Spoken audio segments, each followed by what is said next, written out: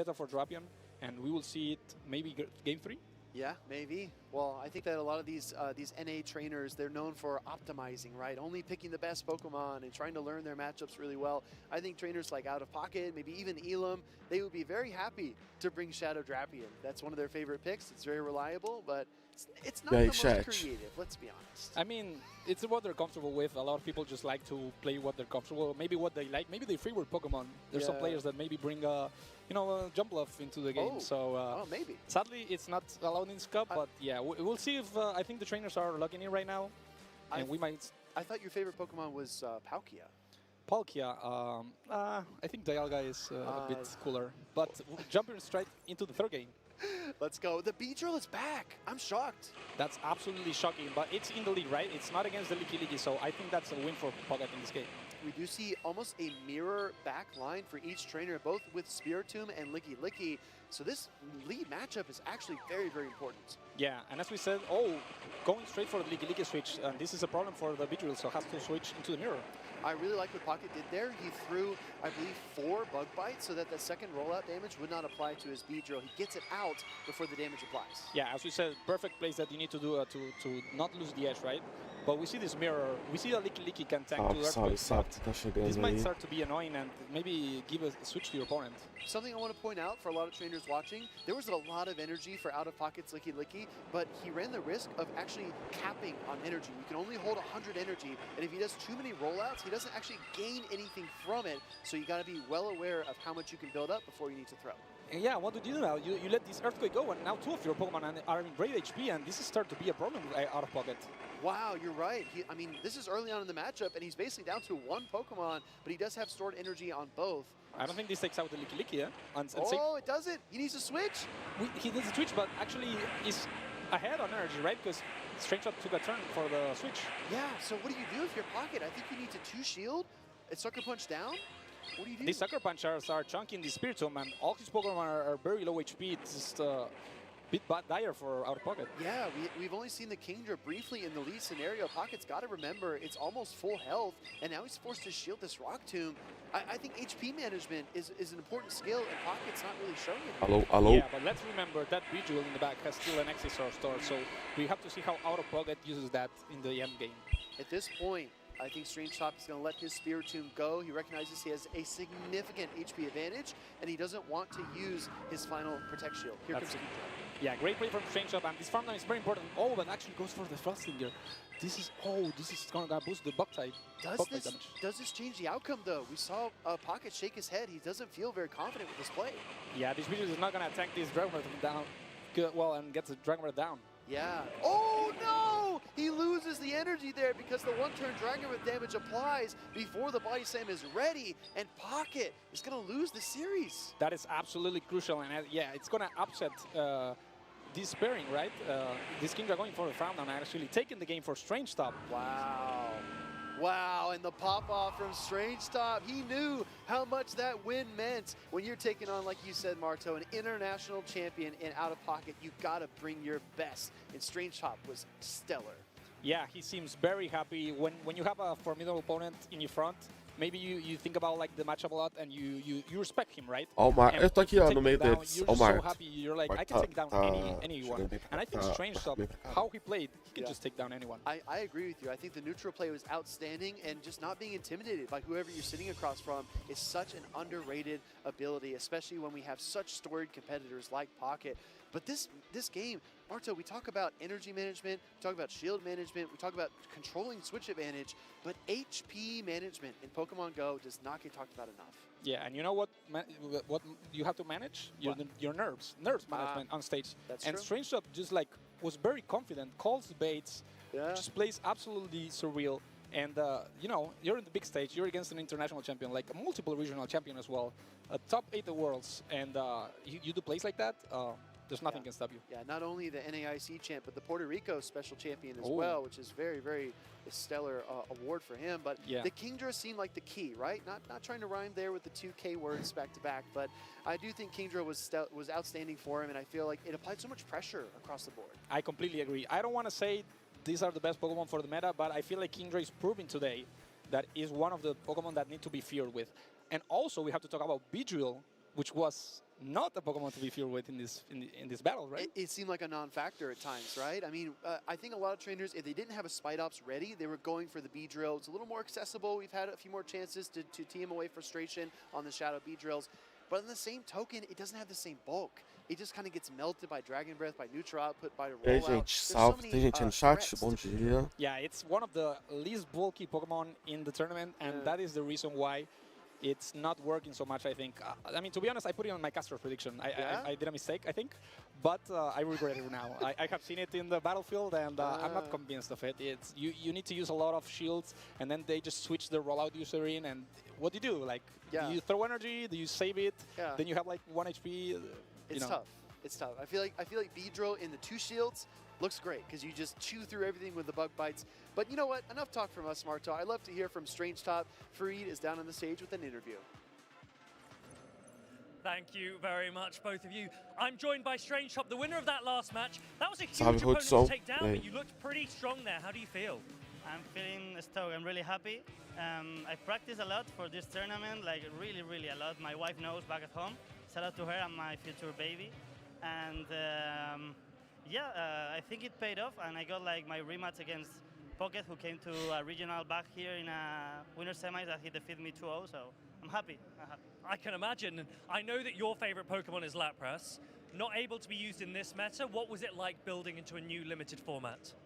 So I started like having a look with my good friend Christian LB7, and we were like thought processing the meta. We came up to the conclusion of 5 picks, and the 6th one was the one that we defer. And after many practices, Só I arrumar came up negócio with a aqui double pra ele tá backbite. falando. And I know that when you're not playing Pokemon, you work as a media technician. You're often behind. What's it like being on this side of the lights? It's quite cool to be like on the stage, on the lights, but I guess I get to live both worlds. I mean, you're doing a great job so far. How are you feeling going into the rest of the tournament? I'm feeling really confident. I already know that I secured day 2, but I need to play one more game, one more match, so 1 game at a time, and let's keep trying to go for day 3. Thank you very much. That was Strange Top looking just how far he can go. Casters, otherwise, back to you. Thank you so much, Fareed. Great to hear from Strange Top. We could feel the energy, right? After he took that win from out of pocket, he kind of stood up and pumped his fist. He felt really happy with himself. Already securing day 2 is crazy. Yeah, he had a big smile in his face, and who wouldn't, right, after that series? And you can see the confidence in him. That's what we talk about, right? He was so confident. He was like, okay, I made day 2. I'm super happy. I just need to play 1 more game, or 2, I think. But he's Well, I think a lot of high performers speak to this. I think it was a quote from Kobe Bryant. He said, if I'm nervous on game day, it means I just didn't prepare enough. And I think that Strange Top, he prepared. That's the first thing he said during the interview. He said, I practiced so much for this tournament. Yeah, that's a great point. Tem But brasileiro there's some jogando players lá, that tá? don't like to practice that much. Dá Because uma if you olhada practice na... a lot, then you put a lot of there's a lot of pressure in tournament, right? Like, oh, I have spent so much time with it, and if I don't perform as I want to, I'll be a bit sad, right? Yeah. So maybe some players try to find the balance, right? A little bit of practice, but not that much. Some players don't even practice, so no pressure. I think the balance is very important. There's one trainer, I always argue with him about this. He's actually your coworker now that you're commentating. Rise to occasion, right? Or you talk to Rise, he said, I only like to do maybe 2 or 3 scrims per Acho que tem muito opponent, brasileiro que só and vai then I jogar kinda mais move on from tarde. that. Tem muita I'm gente the lá. opposite. I'm like, give me 10 Então os battles, grupos give me vão demorar 15 pouco battles. para I want to know this começar matchup inside and a out. rodar. He thinks that if you over scrim, you kind of like, you get mixed signals. You're not going to get the opponent's best. That's his mindset. And talking about mixed signals, we have some mixed team here. We have King OT in the left side, Jeff caiu pra 0-10 losers. DSN on the right side. Exactly. Let's check out these Pokemon. Looks like Frostlass for King Steiner OWT. tá na Also, final da chave Swilus, a dele, very o strong Gats. Dragon and Dark-type Pokemon. Good at walling other Dark types. Yeah, and I don't know if these players have talked with each other, but again, Frostless Swilus core. This is something we're seeing in some rounds. I don't know if it was like the most useful duo, but we're definitely seeing these teams, and very interesting. And that double, as you say. Jeff tá na Losers, mas tá na semifinal da Losers. Oh, we've seen it one other time, but Já I está don't na think final it da came to Losers. the field more than one battle. Double is so interesting because it usually does have Wild Charge as its second attack in this format, and that is what we're going to see here from 0-10 DSN. that wild charge can be so devastating, but you almost need to switch afterwards. So if we're going to see double, I expect it in the lead. Yeah, double looks pretty good, but again, remember, this is a bug type meta, and you have double kick, right? A fighting type, Correct. fast attack, and non-stab. Oh, we go straight into the games. Let's go. We're going to get Spidops lead from King OWT into the Milotic from 0-10. A shiny Milotic, actually. Maybe it does a bit more damage here. Good flex, good flex. yeah. E aí, Zet, pelo que vi, Harjef Caps no dia 2 e Zard Cronato jogando agora. I'm gonna predict Spidops might have the edge here just because of that debuff, right? And stab O but we'll see if TSM pela Losers, well, the o most important Gaps thing, tá na whenever you're final facing da a chave Spidops, dele whether da you're playing the Milotic or Winners. you're playing Kingdra or any other pick, you need to throw your charge attack before the debuffs, and that's exactly what 0-10 was able to do there. Now he's got even more energy, but he swaps into his own Licky Licky. Yeah, so he gets a little bit more energy, but gives these Spidops some more bug bites. So the Spidops can actually throw the launch before the body slam. Correct. And not debuff the... throw the body slam undebuffed. And because of the switch there, 0-10 is locked into this matchup. Out comes the Frostlass. Marto, I've heard so many rumors about Avalanche and Triple Axel being the moveset. This is a Shadow Ball Frostlass. Wow, but this no shield is huge, right? Because this Earthquake, if you shield it, it starts to get pretty annoying. And when did you see a Frostlass answer a Estão Licky Licky? embaixo, Right? hein? That is so bizarre. Well, I think after the debuff, foi right, nesta no lunge grupo from the J. Spidops into the Licky Licky, I Chegando think that agora. King OW2 knew Foi de the baia a Earthquake primeira, would né? not Ele be ganhou a enough. primeira But porque to ele your não teve point, oponente. those rollouts are going to start to hurt. Down goes Licky Licky. Yeah, that's a great point. And actually, the Milotic has O a lot of Zard energy here. tá and he's gonna jogando get agora, rid of tem this, oponente. Frostlass. Yeah, this Aquatail is not the strongest charge Eu acho attack. que o It's only Áureo não 9 começou a turns to jogar it, ainda. But it does hit hard and it does get same type attack bonus. Out comes Spidops again. Yeah, Spidops, and this double kick is being resisted by the Spidops, but it's Tá gonna nada. threaten the shield here. If he doesn't shield, he cannot get the debuff out. But you need to shield as King OWT because your last Pokemon is a normal type. It is the Dunsparce, so you need the Spidops to put in some work. Yeah, this launch is gonna actually help the Dunsparce maybe be in a more neutral Olha, tá no matchup grupo to M. the damage lowering. So this começou a jogar Spidops ainda. is looking to be the key in this game. Yeah, Spidops setting up the rest of the team beautifully here. Out comes the Dunsparce, the normal types on the field. And the switch timer actually has about 10 seconds left for 0-10. So he probably could wild charge, swap, and come back. Yeah, but throwing watchers there, you put yourself in a risk. And actually King OT throwing the drill run first, that might cost him. Because this double is gonna save the energy tá no grupo and switch B. to the Milotic. Interesting play there to go right for the Milotic to absorb the damage here. But that means the double is the final remaining Pokemon for 0-10 DSN. Yeah, now throwing the Wild Charge is gonna permanently debuff you for the rest of the game, and that's what's not. He's not actually not gonna do that. Esse meta é Good call, limitado, né? Então here. é Copa Good to the temática, como Bison se fosse uma first. Copa No temática. shield on this first charge attack from King OWT. I think he realizes you need a wild charge plus a body slam to pick up the KO, but the rollouts are just draining the HP on the double. Yeah, but this double is going down very fast, and there's still 2 Pokemon left. I don't know if double can pull out this game. It's going to be really, really tight. Might go for triple body slam, but there's still a protect shield Porque to o boot. Lickitung é o mais So, usado, né? King OWT, excuse me, actually saving the protect shield. He might just look to bug bite down. Lickitung, Yeah, he could shield there, hit good no shield. I think all roads lead to mais Rome, pro Spidops and aí. this Spidops is gonna take game 1. This is Tem one muita of the gente falando matchups que o that I Spidops ia noticed ser in the Go top Battle League 1, in assim, o this mais format. utilizado de Double is longe. so good against the opposing normal types, but against the Beedrills, No the começo da Venomoths, Copa, the né? Quando a Spidops, Copa foi it's anunciada, so realmente o tough when they're Spidops resistant era, double kicks. You're completely right. Double, you think this is a normal time meta, era um right? Pokémon muito Also bom, porque bug não bite. tem nada que And bate double is diretamente fine, right? But no then double Spidops. kick, Tem nem o is hard resisted by counter, blocks. né? It started being a really bad matchup, and also against the normal types, it's not even that good because it's not same type attack bonus, right? Yeah. And double kick doesn't do that much damage. So even against the rollout user, they could just like throw a body slam, switch out, they're fine. Exactly. Really well played there by King OWT, kind of managing his game really well. And like we talked about before, using his Spidops as the setup Pokemon, leaving it in long enough to get off the lunge and then bailing it out, sending it back Quem tá in na to debuff Twitch, again and just rinse and repeat. Como que Yeah, aparece? again, and this Frost Aparece is being tipo an eu, answer to Lick Licky. como se eu Lick estivesse Licky is co-streamando. And again, we see this Milotic Lick Licky core. Como que aparece aí again, pra being vocês? so Eu não consigo powerful, ver. and, it was not enough to win this game. Maybe the double was not enough, right? Yeah. But you know, that duo is gonna. Ah, consigo so sim, strong. mentira. I would argue the double was like the weak link, right? I think if there was a third Pokemon in its place, maybe the Drapion or the Spidops from 0-10, Aparece I think normal, it não would have been aparece even more nada competitive than it diferente. already was. Yeah, this team looks to be built around maybe 2 tanks and maybe a high octane Pokemon, right? Like Beedrill, Drapion, double, you have to choose your poison, right? Choose what you need in this game. Exactly. And we'll see what he chooses for the second game. Game number 2, normal types taking the field. King OWT's Dunsparce returns, this time against Licky Licky. Yeah, the most exciting matchup of the whole meta right here in the lead is gonna be very fast, high octane for sure. My sarcasm meter is buzzing right now, Marto, but here comes a drill run from the Dunsparce into the Licky Licky. Lots of neutral damage back and forth. The rollout users just firing charge attacks back and forth. Yes, and we need to talk about this. Look what's in the back. Double again. But what can Double do in this game? There's a Frostless and the Spidops. Oh, you're right. Yeah, Double is going to be really tough to use. In comes Double on the switch, though. Fez a troca, o cara juntou muita energia nesse Dunsparce. You can tank an Avalanche probably and then get off Double Wild Charges. Maybe you get a shield for your trouble. Yeah, you're completely right. And look at the moveset Ele from quer this que o oponente solte o golpe primeiro. So has the Shadow Ball maybe for that Licky Licky. I don't think that's what you want to throw into Licky Licky, but it could be useful in the mirror. We're going to see the Wild Charge connect. Aparece que a transmissão principal é o Pokémon GO.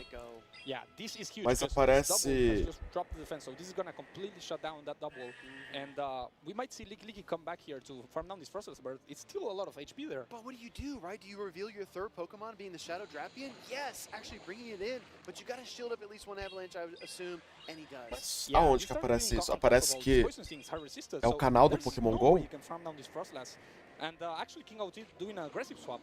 I like this so much. Coming into the Dunsparce, we talked about pacing quite a bit, how Spidops is so slow to the charge stacks. Drapion is the inverse. Drapion gets those charge stacks in only 8 turns or 10 turns, and we see another pivot back into the normal type that we started off with this match. Yeah, we see switches every time in the... Every 40 seconds, right? Yeah. A new swap. Yeah, and again, we see this in the lead, we see it again. A lot of rollout going out, and Spidops in the back for the debuffs. Exactly. Body Slam going to connect here from the Licky Licky into the opposing Dunsparce. Licky Licky will win this normal versus normal matchup. This time. O pessoal do YouTube tá assistindo também? Dá oi aí, YouTube. Só pra ver se tá funcionando direito. What can stop these Spidops? I don't think there's anything. It's just going to chew through the back line here. 0-10. DSN's got to get creative if he wants to win this battle, because the Spidops is so bulky and it's got so much protect shields to hide behind. Yeah, and there's no switch available. King OT knows this is a body slam, that Spider can take it easily, and it's only afraid of the dropping, right? And 2 shields left. This isn't looking like out for DSN. Well, I mean, the Drapion's got a lot of health. Hold on. If he's able to get to triple Aqua Tail here, maybe there is a shot here, but don't forget, there's still the Frostless in the back with a bit of sword energy, so it's still anyone's game. Yes, exactly. The Frostless still has some energy, so there's still a lot of play in this game. This Drapion is going to endure this Rock Tomb, and maybe needs to build up some energy here. Yeah, going to slow down the Drapion's attack potency, but at this HP range, it doesn't matter too much. Do we see the final shield? That's the question. I don't think you see a shield here, because this Frostless can just get to a charge move. Yeah, he remembers the energy, amount of energy in Frostless. Good call. Frostless coming back out, also resisting the poison stings. Powder Snows might actually be enough here as Drapion tries its best. Yeah, never mind. I was completely wrong with the Frostless, but these Powder Snows are buffed, right, in the season, so it's going to be just enough to take this Drapion, and Frostless actually getting a round win. Yeah, King OWT freezing out 0-10 DSN with the Powder Snows to win battle number 2 and advance in the ver o chat do YouTube. Yeah, very well played. Agora sim. A bit shocking, right? Because you see a lot of rollout users in the game, and they still throw that Spidops in, right? E aí, YouTube, manda oi aí só pra ver se o chat tá aparecendo aqui pra mim. Super effective, right? Non-stab, so you can just still throw those bug types and you'll be fine. Yeah. Except if it's Beedrill. Except if it's Beedrill. That Pokemon does not appreciate any kind of rollout damage, no matter who's dishing it out. But incredible gameplay there. Again, a little surprising, the Shadow Ball Avalanche Frostless as opposed to the Triple Axle.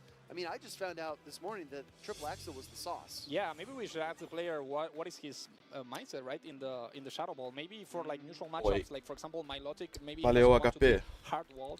Especially Apareceu aqui sim, doing valeu. a great showcase today, so it might be a 5-head play. I think you're on the money there, but something I did want to mention, something I have seen. Bom dia, excelentíssimos. Bom dia. E aí, José, obrigado pelos 62 meses. Valeu. Typing to itself.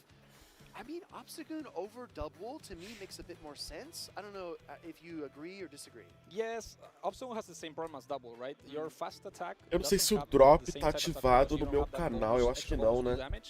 And you're a Dark type. Now, a Dark type in this bug meta, It's a bit tough, right? It's risky.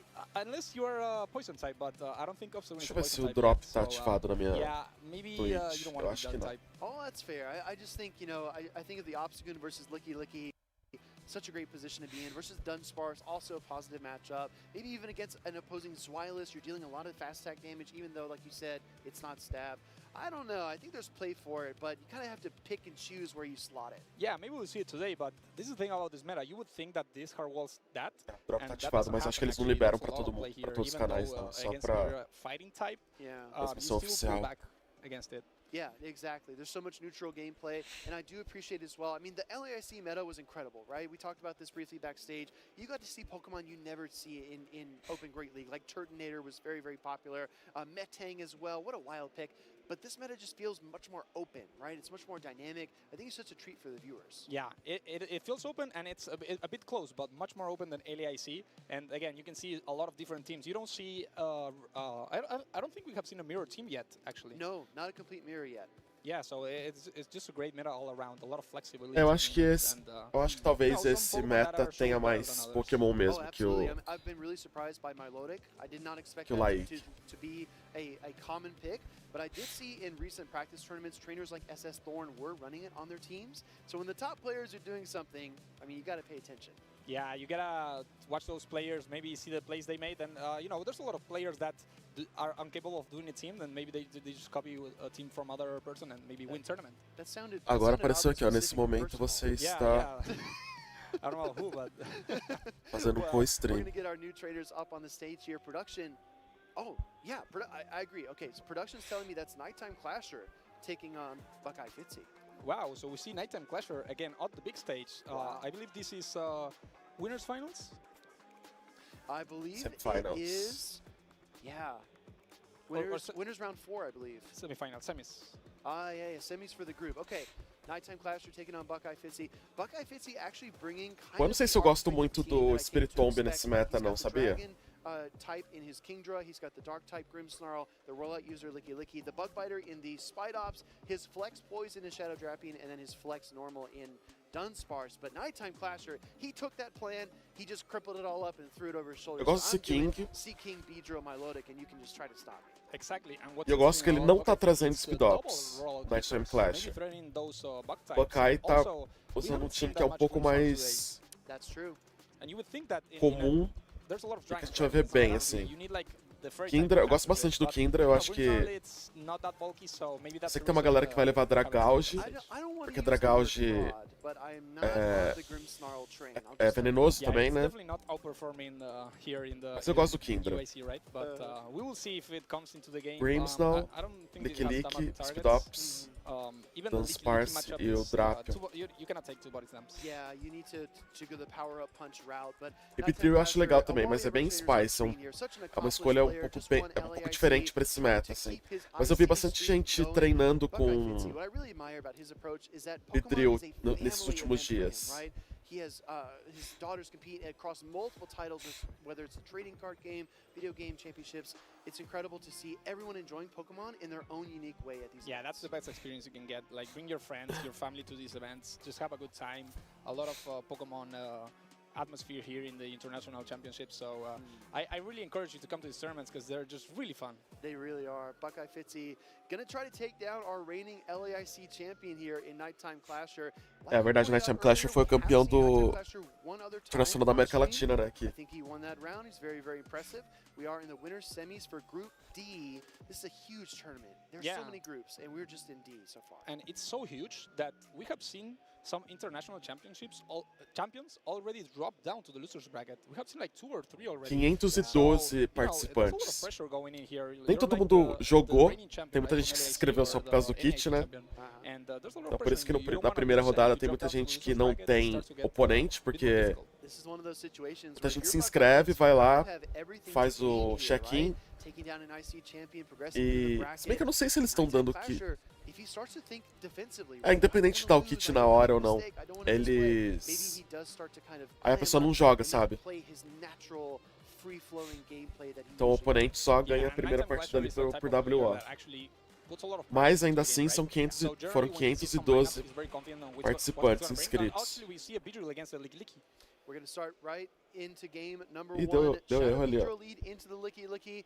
I do believe this was a lead scenario because neither trainer has swapped.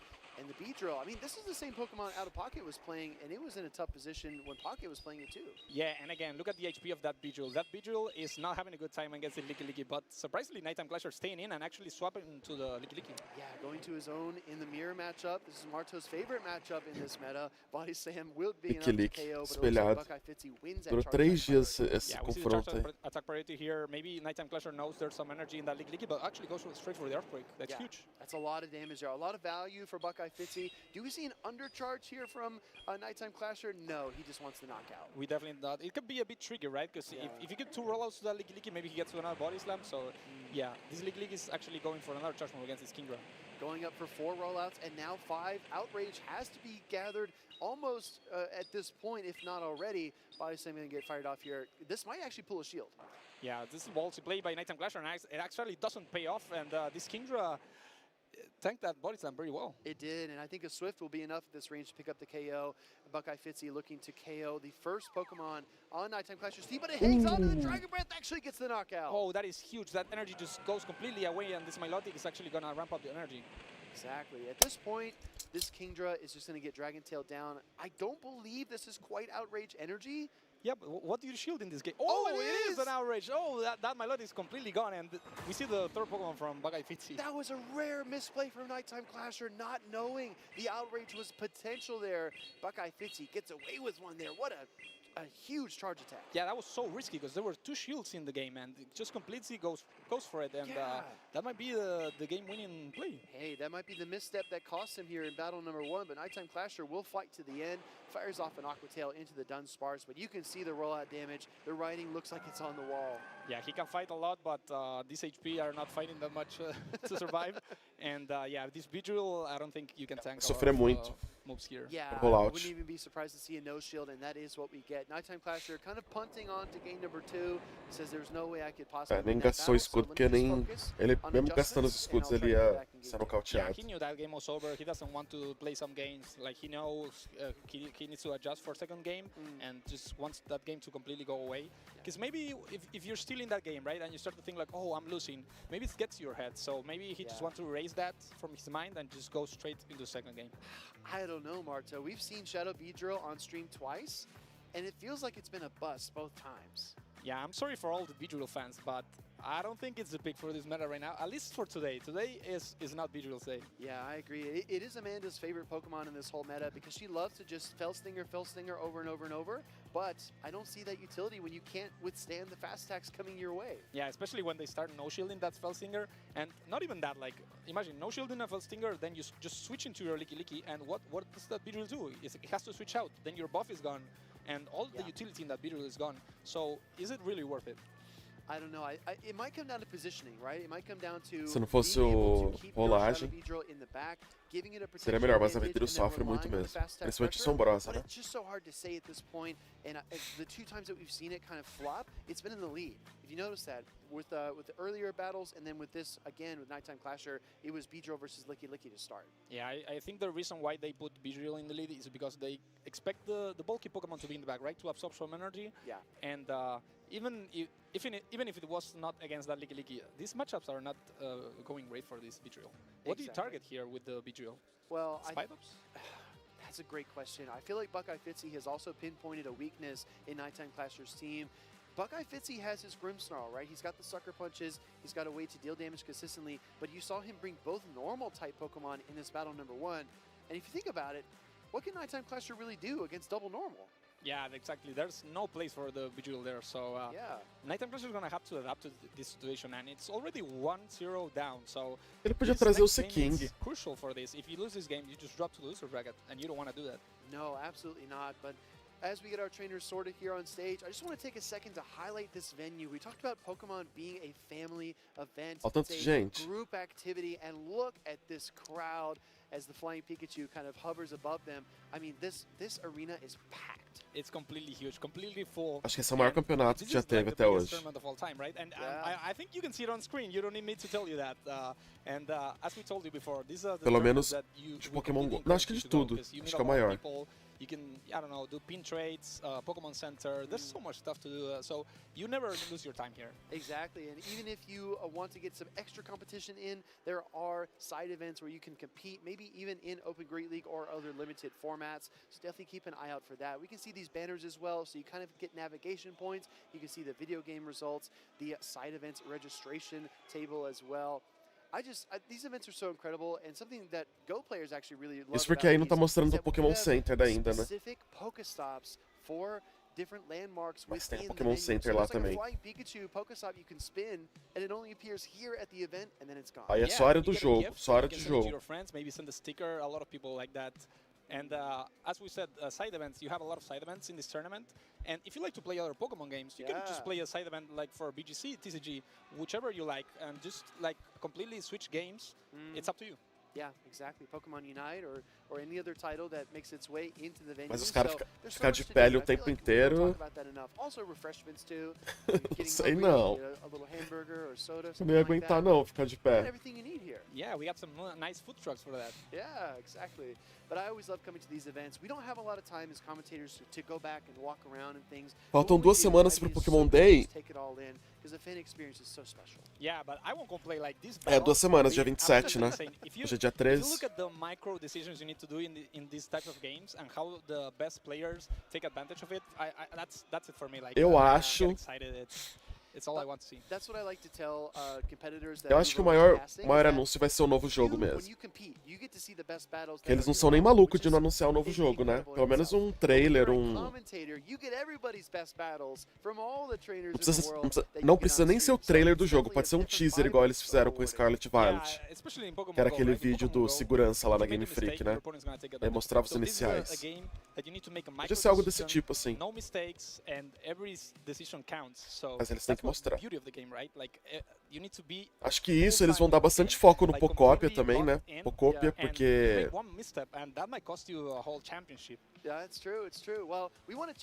Porque vai ser o grande lançamento agora, né? Dia 5 de março. E eles estão fazendo Parece que lá no Japão eles estão fazendo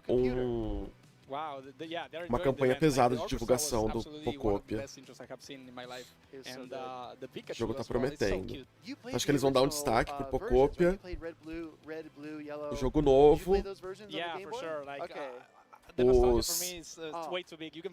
Provavelmente eles vão anunciar os clássicos pro Switch.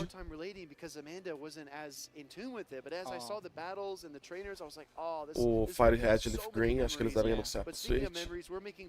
Aí sempre tem tipo uma coleção de TCG. Eu acho que eles devem falar como que vai ser a coleção de 30 anos, né? Eu acho que eles vão falar nada de Pokémon GO. Eu acho que o que eles vão falar de Pokémon GO vai ser o Go Tour, né? Que o Go Tour... O Pokémon Day é dia 27, o Pokémon GO Tour Global é dia 28 e 29. Então eu acho que eles devem... É isso que eles vão falar. Tô doidinho pra ter um morcego inicial.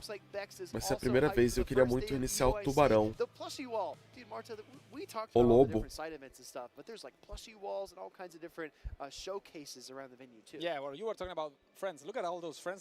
Morcego? Mas o morcego vai ser o quê? Fogo?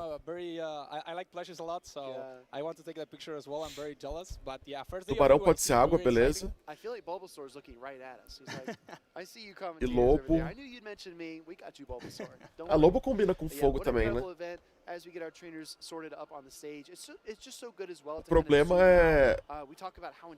O problema é como que eles vão encaixar na tipagem, né? O morcego.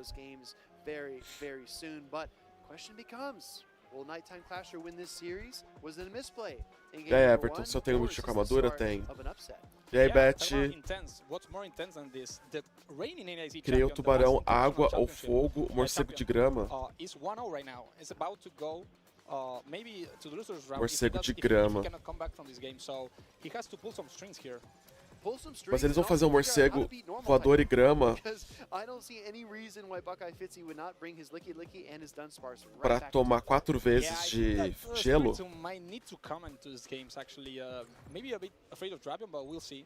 Tem inicial que toma 4 vezes de alguma coisa? Eu falei que era bom ele trazer o skin. Yeah, this is very interesting because, oh, he's gonna actually save the energy, not even debuff this Licky. He doesn't want any of it. I like that call quite Já a bit volto, because pego it ele. means Quem sabe esse that ano, né? 10 anos de useful Pokémon down GO. the stretch. Earthquake coming through, no Quem sabe eles shield. não fazem algum Early on in the evento. matchup, Nighttime Clasher just absorbs it. Yeah, and these are the micro decisions we were talking about, right? Nighttime Clasher knows you only need like 2 Earthquakes to take out this Licky, so he doesn't need the debuff right there, so it might be a mistake to get rid of that energy. You're right. If the debuff is not going to get you a significant benefit, just save that energy and use it where it's more useful. Earthquake is ready, but Buckeye is overcharging. Look at the attention to energy. Yeah, and we see the difference in HP of this Licky, right? Oh, but Torterra. Nighttime Clasher actually gonna Ah, go é for the verdade, first shield Torterra, game. né? Wow, huge shield there to keep his Licky in this matchup. And at this juncture, he might just go for the body slam spam. But here comes Buckeye Fitzy one more time. Yeah, he really is liking this Licky, maybe saving it for the end game here, but we'll see how he takes down this Licky. He's even in body slam rage, maybe. And look at the overcharge from Nighttime Clash. Tem resgate de fogo na Twitch dessa live. Dessa live. Da minha live não. Você tem que assistir o canal oficial da Twitch. O canal oficial da Twitch. Que é essa que a gente tá vendo aqui. É twitch.com/Pokémon GO. Na minha live não tem drop. Throwing the icy wind, but the trick here is that Buckeye Fitzy can just swap out of his Spite Ops if he chooses to, and he calls Mega Septar. É, mas é a Mega, né? A Mega muda o tipo. That's a great call, but this Seeking can still get to a charge move here, and he's gonna actually outpace. Oh no, the lunge goes first. Yeah, lunge was ready first, and I think the Nighttime Clasher wanted to reach for the Mega Horn potentially. Final shield of the game, and Nighttime Clasher Charizard também toma. does not use it here. Yeah, and there's still a Milotic in the back against the Dunsparce, very neutral. Pedra. For the Mega Horn here, knows that the Icy Wind is not gonna knock out, and we'll see Valeu. if Fitzy thinks this is an Icy Wind. Barrão, valeu. Oh my gosh, what a É call verdade, by tem Buckeye Fitzy. I alguns. like that play so much, and on 90% of trainers, it would have worked, but Buckeye Fitzy doesn't fall for it. That is a huge call, but remember, this Licky has 2 body slams loaded, I think. So he's gonna go for the first one, and what do you do here? Do you shield? I don't think Mas eu acho difícil, tá? Morcego grama. Also maybe one rollout away from the second one. Down goes Spite Ops finally. Yeah, doesn't want to give the farm down to this Dunsparce, so switches out to this Milotic. This is a very aggressive play. So at this point, I'm a little surprised to not see Rap get fired off first. I guess Nighttime Clasher's confident he can just Aqua Tail all the way through. Yeah, there's a reason for that. He didn't want to give his opponent an extra Eu vi tempo atrás uma imagem mostrando que, tipo, faltam alguns animais de alguns tipos, né? Então, por exemplo, tem um macaco de fogo, um macaco de planta, mas não tem um macaco de água. Será que eles vão... Very interesting play by Nighttime Clasher here and called by Buckeye Fitzy actually. This is gonna do a bit like Aí o lobo poderia ser fogo também, na sua forma final pega gelo. Não, mas isso não vai acontecer, sabe por quê? Porque os iniciais, nos últimos jogos, eles têm uma...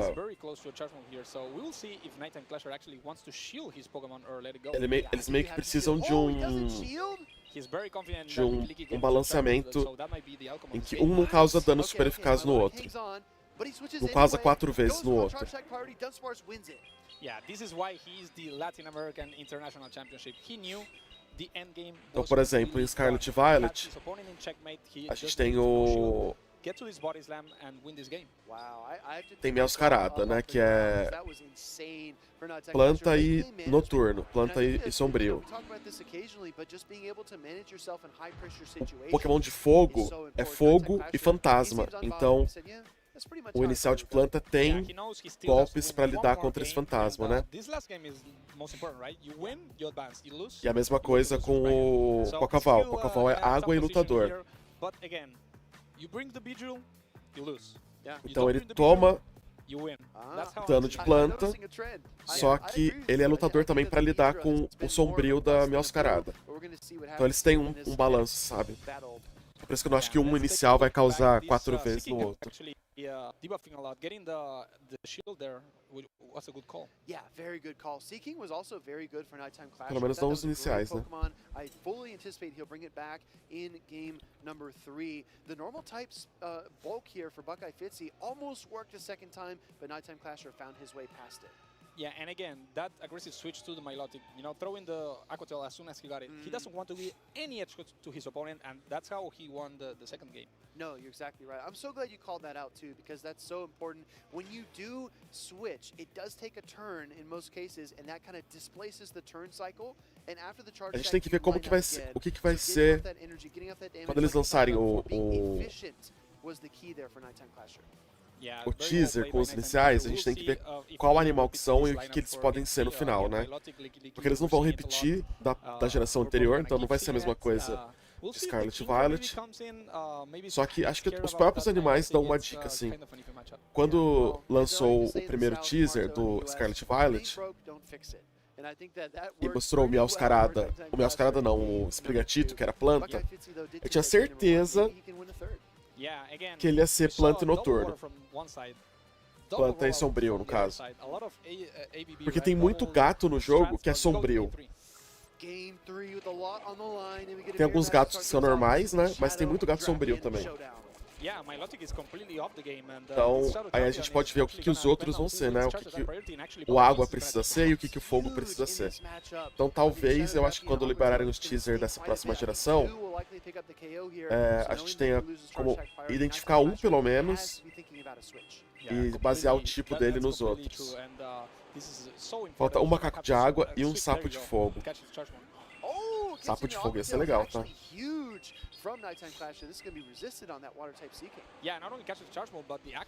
Qual canal precisamos ver pro drop? O canal oficial do Pokémon GO. É twitch.tv/Pokémon GO. Essa live que a gente tá assistindo aqui, a minha live não tem drop. Mas a live que tá rolando Pokémon GO, twitch.tv/Pokémon GO. É a live que tá drop. Falta um gato de água, um crocodilo de grama.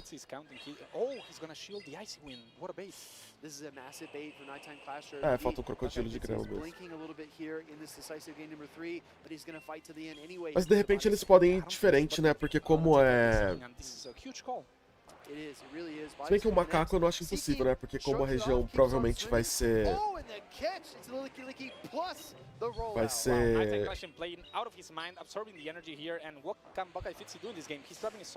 tropical, né? Ilhas e tal. Não é impossível ter um macaco. Essa live é mais importante. Não, você pode ir lá, pegar o drop. Tem que assistir meia hora, é o drop. Break. Assiste lá, pega o drop e depois você volta aqui.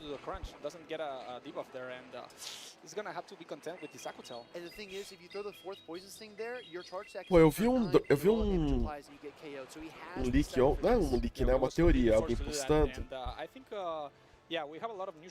E o grama ia ser uma lesma, eu acho. O que você acha?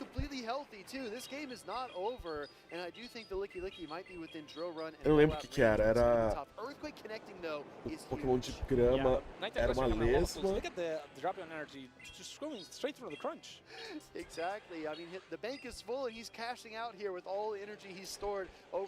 É o Gible nessa geração nova?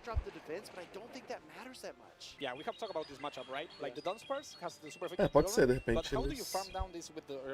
You can't, so this dropping is just being very annoying right now. And another switch!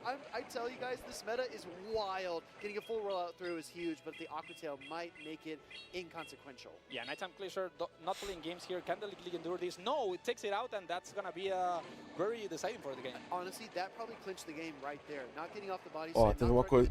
Mas é coisa de Reddit não, do Faça, né? Não dá pra confirmar, não. I think this is like the 5th charge move he has run in this game. Absolutely a lot of Pokémon de planta parece talvez uma lesma. Tá, bem drop dá o que de recompensa?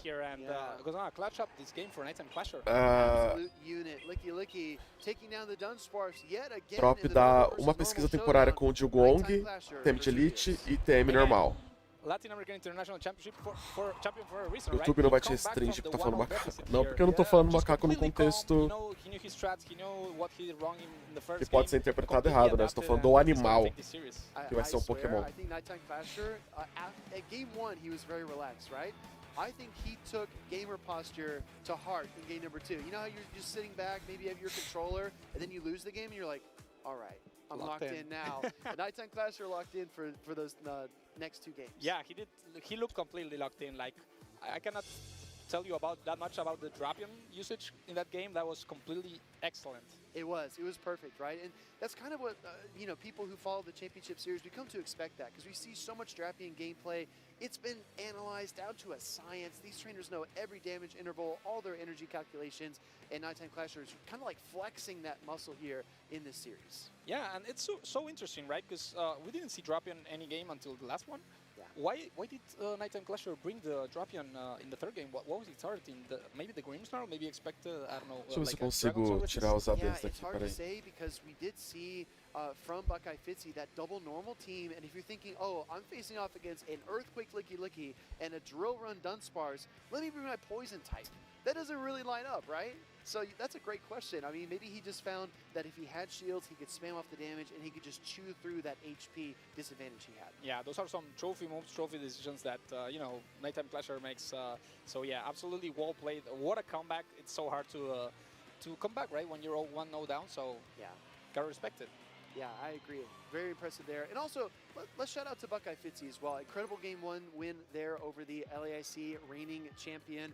Again, it's about not being intimidated. It's about trusting in your practice, trusting in yourself, putting your best foot forward, and just executing the best way you know how. Yeah, and especially, again, if you're one game ahead, maybe some people are going to be relaxed, but maybe others are like, okay, don't throw this opportunity, and you start getting a little bit more nervous, you know, making some questionable decisions maybe in your team building, right? Maybe you're like too relaxed and you say like, oh, okay, I'll just throw some stuff this game, and that backfires and gives your opponent a way to come back, right? Exactly. Don't try to don't as they such, right? Just play your game. Well, Marta, it's been a pleasure and an honor commentating with you. We're going to be right back after this, so we'll see you very soon.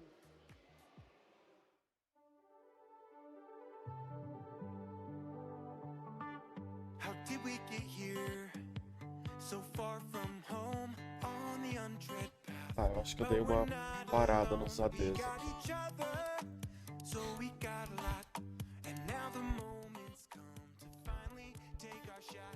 Nesse caso do PVP, não seria melhor usar o da Dunsparce que o próprio Dunsparce? Tem gente usando, não usando os dois no mesmo time, né? Mas tem gente usando o Dunsparce e outras pessoas usando o da Dunsparce. Porque apesar dos carregados serem parecidos, o golpe rápido influencia muito, né? Então tem gente que tá usando o da Dunsparce porque ele tem caldo do dragão como golpe rápido e pode causar um daninho ali nos dragões que estão aparecendo. E tem gente que prefere o rolagem pra bater inseto. Então depende muito da composição do time, mas dá pra usar os dois.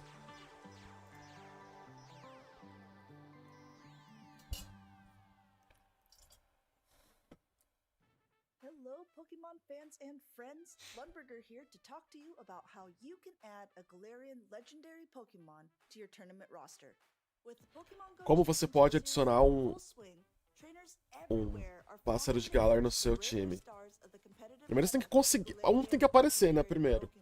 The 2025 competitive season marked the first time Galarian Articuno, Zapdos, and Moltres were eligible for tournaments, and they immediately made their mark, stirring up excitement and esses dias apareceu uns Zapdos aqui pra mim. Só que fugiu. Quickly becoming one of the most popular picks in the Show 6 format. With its dark and flying type, Acho que o Pedro já tá aí de volta, né? Que a gente tava falando dos iniciais. Então, saiu um negócio ontem no 4chan falando que o Pokémon de planta tem uma cauda grande e bulbosa. Em inglês eles estão falando slime, que é tipo alguma coisa escorregadia, sabe? Por isso que falaram uma lesma. Olhos roxos e olhos roxos escuros. Se for uma lesma, deve ser planta e veneno. O de fogo tem sobrancelha verde e espessa, pezinhos escuros, quase como um bebê bravo.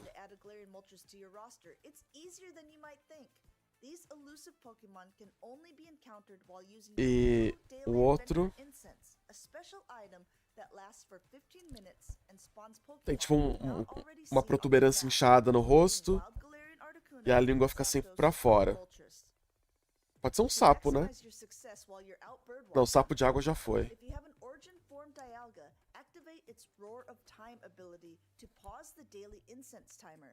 This will give you more time to search for your feathered friends without feeling rushed. The Galarian legendary Pokemon have an extremely high flea rate, so you should always use a Golden Raspberry and an Ultra Ball for your throw, no matter the Pokemon's CP, to increase your chance of a successful capture. For those truly special encounters where letting a rare Pokemon escape is not an option, don't hesitate to use a Master Ball for a guaranteed catch. Though the Master Balls are rare, so are these Pokemon. After catching a Galarian Moltres, Mas you likely want to optimize it to be a eu gosto dos iniciais tendo... Consider arranging a special trade with a friend to aim for the não sendo muito complexo, assim, sabe? HP spread that you are hunting for. Once your prize partner is ready, take it to a competition, cups or challenges to showcase. Já vai ser um Pokémon de água? Pode ser um peixe, pô. Sabe um negócio assim? Pokémon de água é um peixe. Ou, sei lá, um tubarão, ou um golfinho, uma coisa que a gente que remeta à água direto. So grab your daily incense, prepare your team, and get ready to take flight. With one of these powerhouses on your roster, you'll be soaring above the competition in no time. Pelo que tá no código do jogo, o Mimikyu irá mudar de forma, e essa forma irá funcionar tipo um escudo extra. Ou seja, vai ser quebrado no PVP. Depende dos stats que ele vir pro Pokémon GO, né? Deixa eu dar uma olhada assim. E dos golpes. Eu acho que quando... Se for uma mecânica assim mesmo, eles não devem dar golpes tão bons. I am Martijn Versteeg, you also know me as an Adequance, and here I am for the first time actually with Will Dunphy, Speediest Chief 2. I can't believe it's finally happened. You know, I was really looking forward to this day. I know that you're going to be very nice to me. You're not going to make any jokes or any comments, and it's going to be a great cast. You're already setting the stage. 170, a defesa é boa dele. 177 de ataque, 199 de defesa, 146 de PS. It is going to be some of the best games that we're going to see all weekend. The action's only going to get better as we move through, but now that we're kind of into these final slots, we're making our way through the groups, top players are showing why they are referred to as top players. And I just also want to point out that even though, yes, we're going to see some of the players you may have seen. Eu sei o nome da forma, mas é uma que ele fica com a cabeça pro lado. É com o pescoço quebrado. Three consecutive top 3. He got gold, silver, and bronze at International Championships all in a row. Second at Worlds, he got like everything, this guy.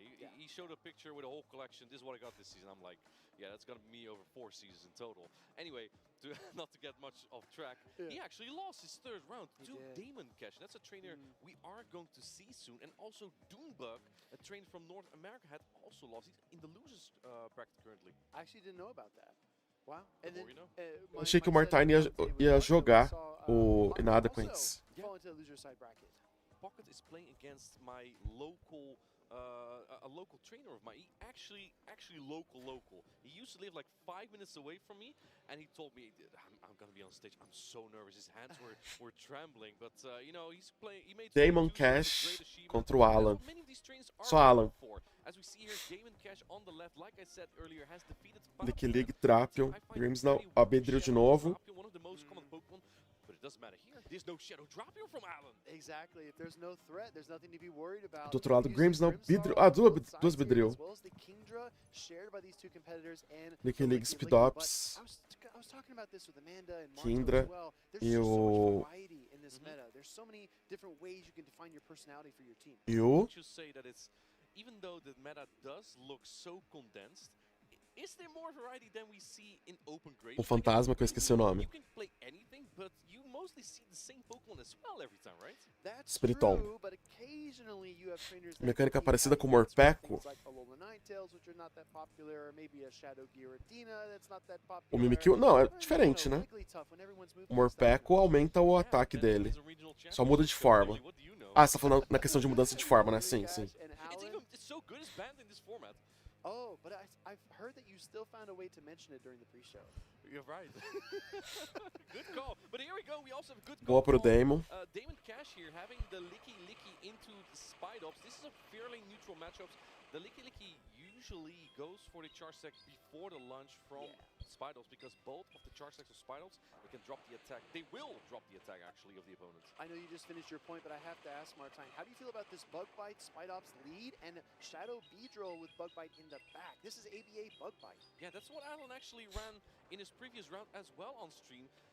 Against Fiantiga, and he actually won that. Tem que ver qual que é o golpe da Beedrill do Alan.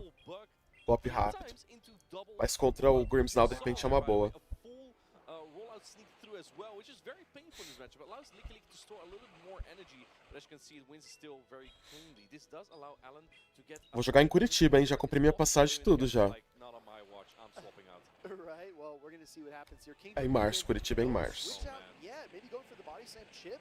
I mean, even after that, though, I feel like you land the body slam and you have to switch after that, right? I think you have to get out of this. The energy from Kingdra is not just good, it's straight up obnoxious. Because otherwise, swapping into the Grimmsnarl, I like that play. In comes the Shadow Beedrill. Ah, tá com bug bite, tá com picada. He didn't even build up to it. No. You don't shield this. Did Alan count properly? Yes, he no shields the power punch. Great call by Alan. This is going to be double resisted. Fighting type damage into Bug and Poison, and Beedrill is just draining. Vai só farmar. Ah não, vai soltar, vai soltar. What is the plan here of Damon Catch? Is he going to call this? Do you want to use Protect Shield for Beedrill? Yes, it's a Felstinger, and now can you get to another power-up punch? It won't deal a lot of damage, but I think the chip damage can be valuable. At this point, é bom que ele cause esse pouco de dano aqui. Is kind of using the protections for the Shadow Beedrill, but I don't know if Shadow Beedrill is going to get much value out of it. Keep in mind, Kingdra still has a good amount of energy. Oh my goodness! Absolutely devoured the Licky. It had a little bit of HP left, could not get to the body slam, and no! It fails on the X-Scissor. That's the first bit of good news for Damon Cash. And now Kingdra comes back in, tá com 2 escudos, ele vai diminuir o ataque do Kingdra. Lembro do Brelon com nó de grama. Lembro que na época dele ele aprendeu esse ataque e um dia específico nunca mais voltou. É o Legacy, né? Acho que foi no lançamento dele, não foi? Acho que era um golpe Legacy de lançamento. Eu tenho, eu acho.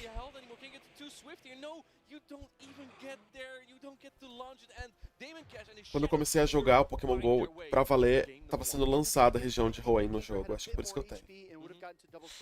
I don't know if the double swift would have been enough. It would have been very close. It's not the same type attack bonus, right? And the same type attack bonus would add a little bit more damage. Kingdra doesn't have that on Swift, and that's what I said about earlier.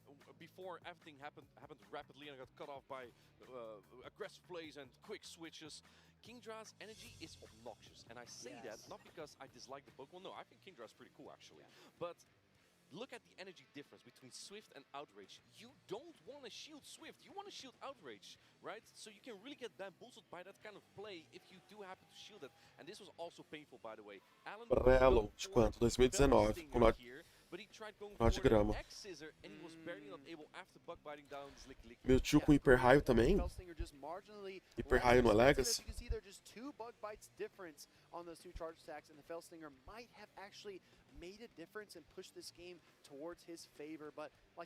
É, dá pra colocar com o tema de Elite. Eu acho que o Brelon não dá pra colocar mais.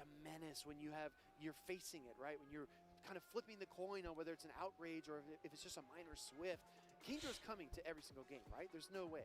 I feel like Kingdra's the kind of Pokemon that just looks better in the hands of your opponent. You're like, tem alguns ataques que não é mais possível pegar. Acho que o Alakazam também tem um, não tem? Psíquico? Acho que é psíquico pro Alakazam. Que não dá pra pegar mais. Marto and I decided that Shadow Beedrill was a bust. It just did not do much for the trainers that used it. But this time, in the hands of Damon, não, dá pra colocar nó de grama no Brelon com tema de Elite, sim.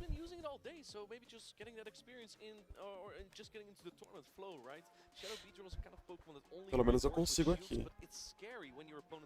Builds up the energy, and I just think he did really well preventing his opponent from getting all the energy. There we go into the Slowpoke's face is revealing the Kingdra versus the Licky. This is a very neutral matchup that I personally really dá pra colocar psíquico também no no Alakazam. Qual que é o golpe do Alakazam que não dá pra colocar então? Esse King tinha 2 Legacy. Ainda tem, né? Esse do PVP é triplo Legacy, não é?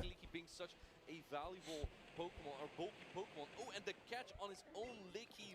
That's a very good play by Damon Cash here. Something that we saw from Nighttime Clasher earlier was that he swapped just a turn sooner than Damon Clash swapped in order to get the rollout through. So in this case, Damon Cash does not get the extra rollout, and he's on equal pacing with the opposing Licky.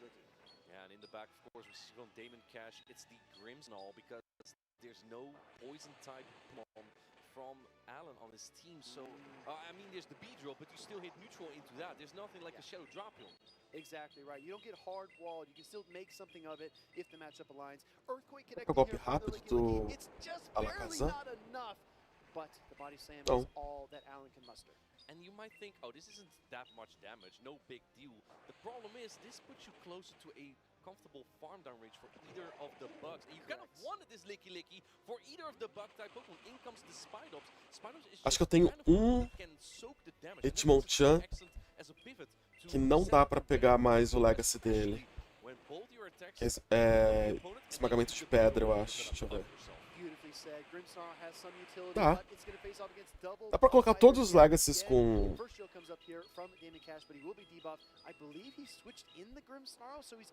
Damage Elite? Do you use Power Punch here? I don't think you can afford to have that no shield. So going for the foul play here, and Alan having the Shadow Beedrill on the back nose to use the protection. And you see on the Pokemon of Damon Cash, there's just not that much health left. Yeah, exactly. Here comes Grimmsnarl versus the Beedrill. You took down one. Como faço pra ganhar recompensa? Você tem que assistir a transmissão oficial do Pokémon GO. Aqui não dá o drop, é só na transmissão oficial. Acha que Ultra Necrozma vem no Tour de Alola de ano que vem? Ou no Go Fest do ano que vem?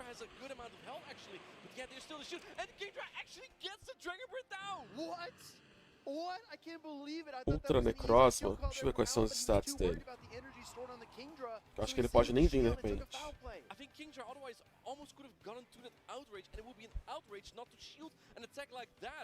E aí, Carol, como estão nossos meninos da Tuzi? O Gabi está na final da chave dele, foi pro dia 2. O Harjef está na final da Losers. Ele perdeu uma, mas vai pro dia 2 também. Ah, deixa eu ver como que tá o Kurlash. O Kurlash ia jogar agora há pouco, deixa eu ver.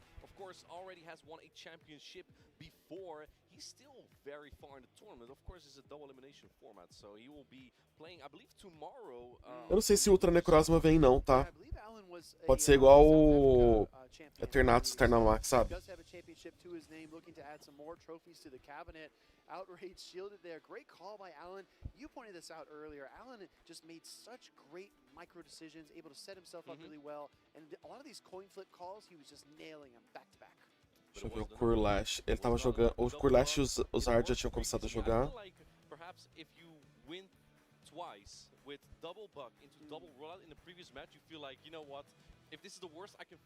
O Kurlash não jogou ainda. Acho que o Zard também não, então. I feel like when you get that big win, it kind of sets the tone. It kind of tells you, wait, I'm in this for real. I am a trainer that could top cut, that could go all the way, and I think a lot of trainers might start to kind of take their eye off the ball there and start to think down the road.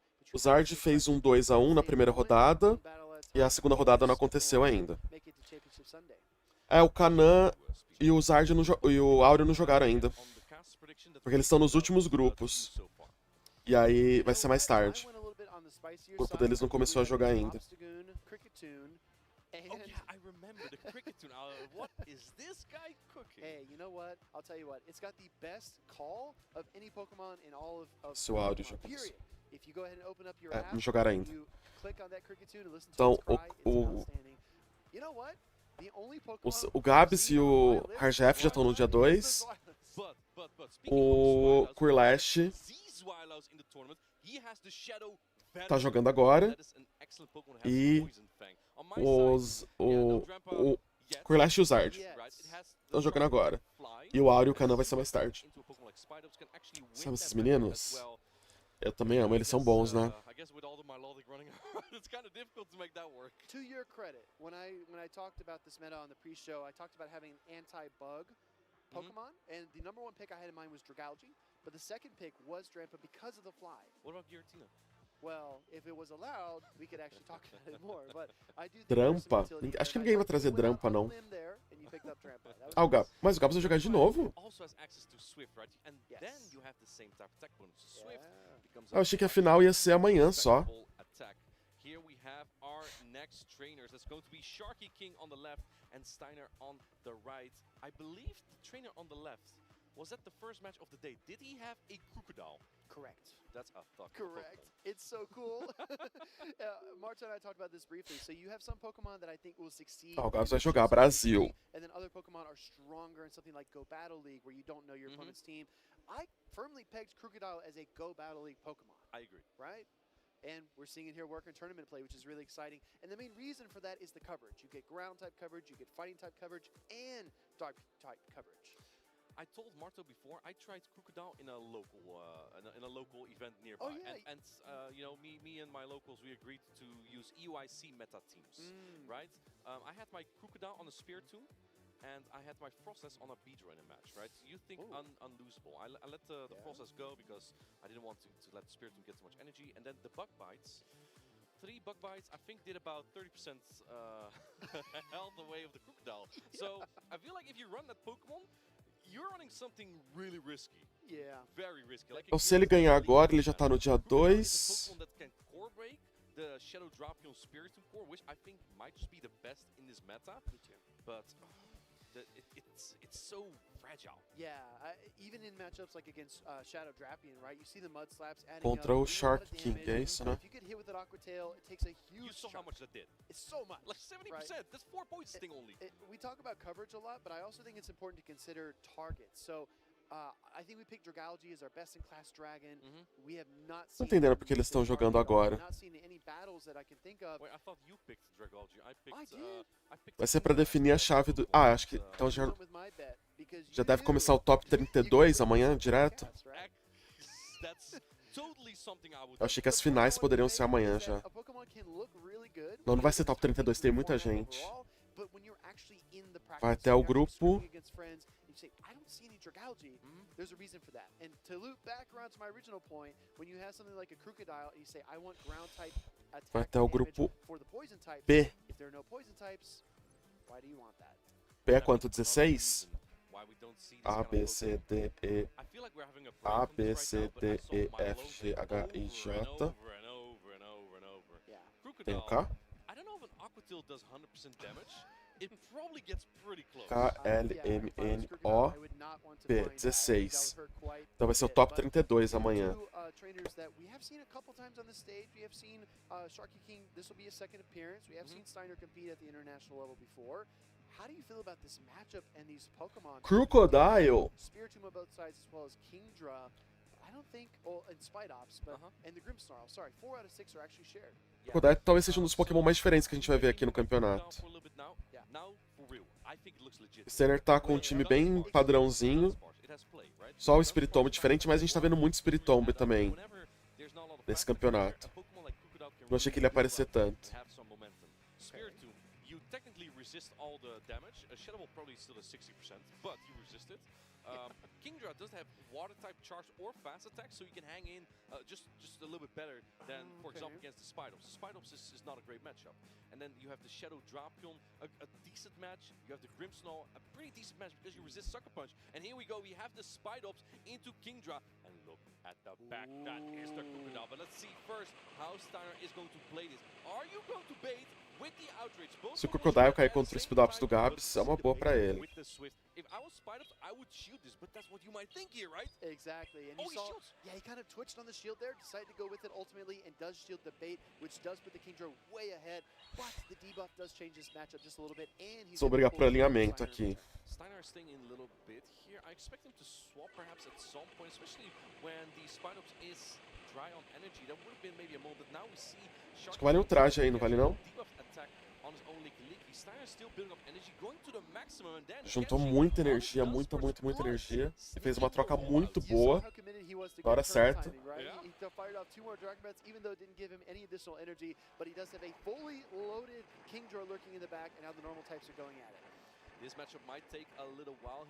É, os dois são muito resistentes, os dois Pokémon têm bastante defesa. Então é um confronto que demora um pouco. É de pouquinho em pouquinho. Shark vai direto pro terremoto.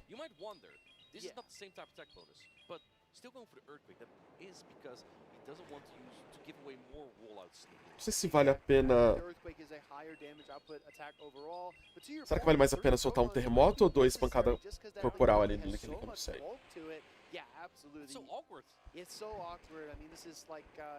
Eu acho que não sei se leva aqui.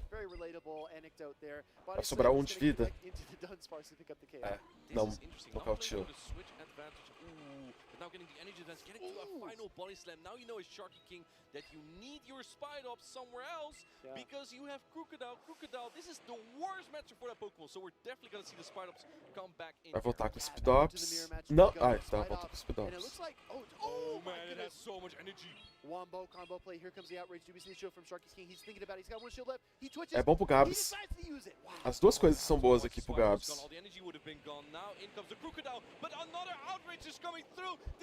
Que ele conseguiu tirar o escudo do Shark.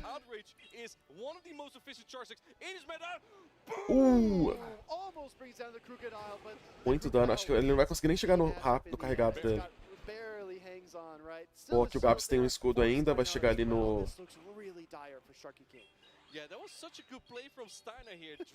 Golpe de pedra.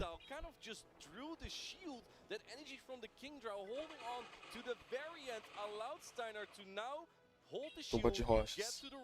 Boa, bem jogado. Ele fez bem em usar o escudo ali no Kindra primeiro, pra tentar brigar pelo alinhamento, porque ele deu uma forçada no Shark, né, a trocar. Bem jogado.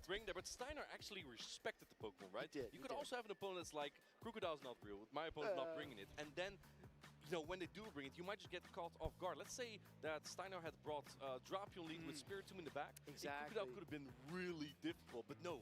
Steiner was like, this Pokemon actually is legit into me. I have to respect it, and he did. That's one of the biggest things about competitive Pokemon, right? You don't have to have a hard counter to something, but you have to respect it enough to find win conditions and play around for it. But Kingdra was so incredible, and it all started here when he was able to bank an entire outrage. You see 2 more Dragon Breaths right. Não sei se ele quer trazer esse Crocodile de novo, porque o Steiner tá com o Speed Ups e tem Grimmsnarl também, né? Ia ser bom contra o... Ia ser bom contra o Spiritomb, mas... Eu acho que o Gabs deve trazer o Spiritomb dele, não.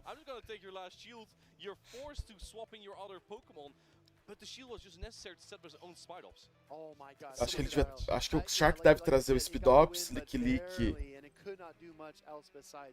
Kindra.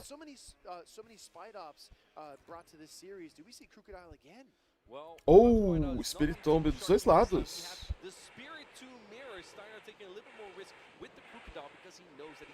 Nossa, é o time espelhado, ó. Os dois estão com o Speed Ups e Kindra. Yeah, that is very interesting. I think that threw me off a little bit when we commentated in the first time around. Does win the charge attack party as well. The Spiritomb is slightly higher attack stat than his opponent. And also for the first time, Martine, I believe this is a full mirror trio from both trainers on stage. And we see the switch into the Kingdra from Pelo Kindra. How does Steiner adapt here? I think you can still build up a little bit more. You're now in Swift range, so why not stay in, make the best out of your Spiritomb? I think you kind of have to shield it as Shark King. If this was a Shadow Ball, it would almost knock out the Kingdra. So Shark King has to respect it now. In comes the Spite Ups, and unfortunately for Shark King, vai de ultraje. Será que o Gabs vai escudar? Bom que tá debuffado, né? No caso, tanto o dano. É, metade, tá. Mas mas vai guardar o escudo, é bom. To get the protection down here, but Steiner has to. Oh, he makes the catch on his Spiritomb. The problem is now you lock in your Spiritomb for a farm down on whatever Steiner wants to bring in. In fact, he even missed a few bubbles on the charge hit because he wants to get even more farm. Look, he lets the Spiritomb sucker punch down so he can get a nice Dragon Red down. Bom, aí ele gasta escudo agora. Ominous Wind comes in clutch here, but it's only não vai gastar. this win, yeah, absolutely. Getting off a charge tag is better than nothing at all, but it's not going to Ah, não é do bola very sombria. much, and there's no chance for a boost here. Agora que eu vi que No não tá de boost bola on the sombria. Omnis win. Sorry, everybody. But there's still a full health Spite Ops for Sharky King, but Steinar is leaning on this Kingdra. He thinks this is his win condition. Yeah, he kind of has to try and make a catch attempt here. Timer's barely not up though.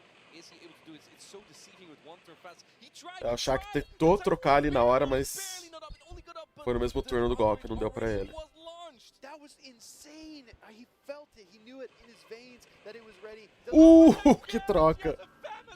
Steinar catching on the Spirit Tomb. Muito bom, jogou muito bem. Nowhere, and Steinar is going on to this next round of the tournament. Wait, another catch. Hold up. It's not a catch. Oh my gosh. Although I do think though that Sharky King prefers to have the Kingdra here to deal some fast damage. Steinar just reacting really quickly here. Now Dragon Breathing down. Despite of Kingdra is king in this meta. The thing with Steinar's Kingdra is that it always Que era esperado, né? turn around, it's got energy. You look the other direction, right. It's got energy. And there was there Grimstone on the team of Sharky King?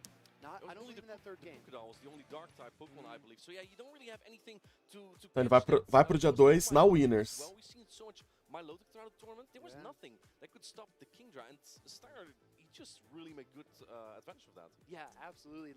Recognizing a Pokemon, I think that's another thing, right? When you pick a Pokemon on your team to be your most valuable pick, and you know that Pokemon can close out the matchup for you, you invest in it. I think, honestly, acho que a gente tem como ver quais são os próximos confrontos aqui, que deve estar na fila de stream, deixa eu ver. I think the commitment is really what drove Steinar here.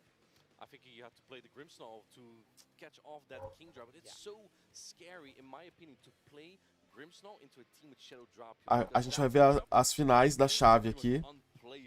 As the Grimmsnarl, Shadow Drop was just everywhere. So Sharky King was just kind of stuck against the Kingdra. Steinar probably knew that Grimmsnarl is a very difficult Pokemon to play into him. Por enquanto, a gente não deve ver nenhum brasileiro jogando.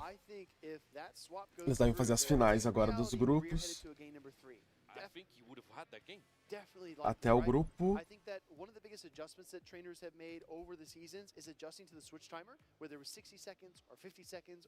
Grupo K. Pode mandar no chat também após. The most important thing about this meta in Spite Ops is the debuffs. Let's say he would have caught that attack, he then would outpace Kingdra to its next charge attack to a lunge. That Outrage then would either do less damage, or you can clear the debuff if you switch out. Deixa eu só pegar o link aqui. And now we saw a catch, so it didn't apply. But if you swap out, it allows the Spite Ops to get a bug bite down, and you can just start over again, because you just have energy again. Exactly, just start farming up. And that's what I talked about earlier on as well, is that Spite Ops is such a good setup Pokemon. It can set up the rest of your team. It's not going to do the flashiest plays, it's not going to be the craziest closer, but it does help you to land the lunge, get out, come back in, bug bite, land the lunge, and just be such a menace towards your opponent. Yeah, congratulations to Steinar, the first out-of-region trainer, I believe, to make it to, because the previous one was Damon Cash from the winner's side, trainer from France, and now trainer from Brazil, making it to day 2 at the Europe International Championship. It's very, very exciting as we move through our bracket. Again, a massive tournament. I actually did the math, Martijn. You watched the pre-show. I know you watched my interview. And yeah. Sometimes you were sending me so many compliments. You asked me to. I did. I begged you to watch it. I was like, please give me feedback. I watched you. I know you did. But I will say that I did the math, and roughly 80% of our registered players are from the EU region. Massive EU player base showing up here. So when we do 80% de jogadores são da Europa. Era esperado, né? APAC or 70 from LATAM, and you see those trainers start to excel. That's really exciting. Right. There's just a way larger player base that you have to compete against, and the APAC, I feel like, is a very special region because 2 of the last World Champions had been won by them. Strange Top contra King.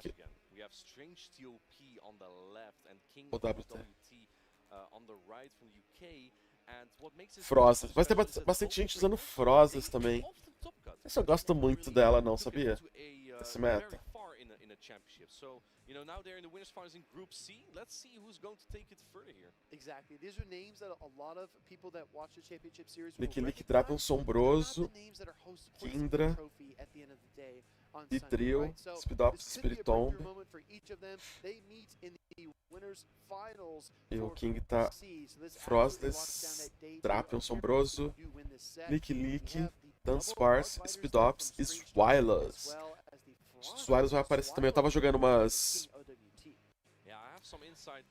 algumas GBL, que tá com esse meta também, né? E apareceram alguns Swilus. Tudo bem que é diferente, sim, o meta da GBL com o meta do... Não. A Copa temática é a mesma, né? Mas eu digo, os Pokémon que os treinadores estão efetivamente usando, eu acho que é um pouco diferente na GBL e no campeonato oficial. Tô no lurk das duas lives. Valeu, Carol. Tô narrando Pokémon Unite no Bruno.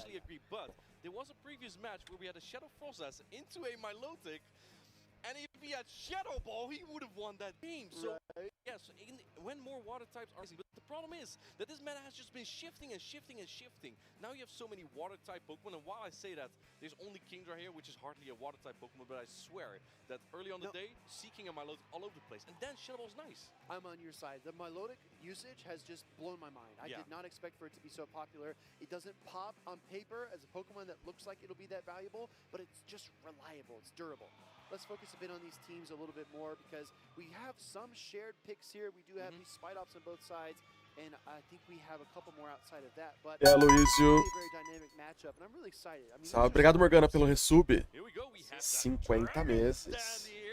We have Kingdra on the left, we have Swilus on the right. Both Pokemon have a normal type charge attack, and now going for the body slam. The immediate shield from Strange UP, not going for the two-head play.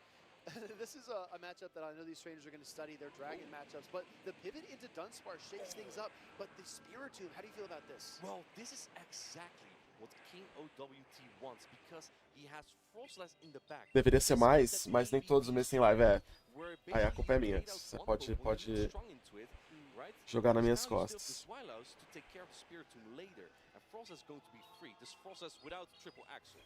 Very, very good call out there. Rock Tomb connecting, but Dunsparce is a bulky normal type Pokemon. It's no danger of being knocked out, and the drill runs are ready to go. We got one and almost a second one locked and loaded. I think this will be enough to KO though, right? Yeah, even though debuffed, I think otherwise one more rollout will do it. Yeah, looks like you need maybe even two. Is that possible? Oh, but go for the Swallows immediately. The Spiritomb now is out of the way. I do find this kind of risky because there could be a bug-type Pokemon getting a lot of farm now, but there is no bug-type Pokemon as you can see here. In comes the Licky. I think King Ele vai deixar o Kingdra pra Frostless. King OWT is on the moon right now because these are all the Pokemon Frostless does not want to see. Exactly. I think team composition-wise and even gameplay-wise, King OWT is really separating himself in this matchup so far. Body Slam coming through. This, I think, will be enough. It will be very close, but there's an important detail, Speedy. Yeah. That Kingdra is loaded on energy still. And we see two shields.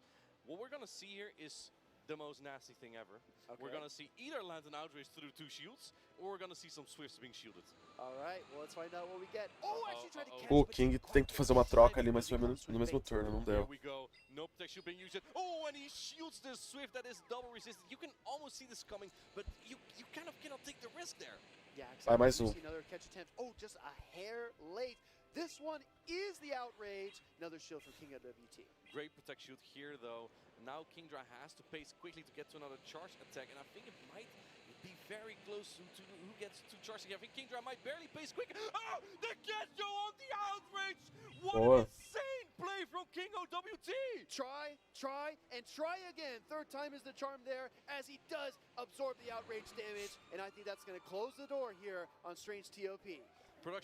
É, eu acho que nessa vida aqui o Licky não aguenta não. Reaction there, because that was just like the memes, you know. It's like perfect. And now he has two Avalanche ready to go. Avalanche is one of the strongest attacks from the Queen of Ice. Frostless takes game number one. Licky can't even get a word in as Frostless slams the door in game number one. And King OWT he's all smiles. You can't help but smile after that. Ele tá feliz com a troca dele. Wow, those are the moments that you watch, you live. Carinha dele.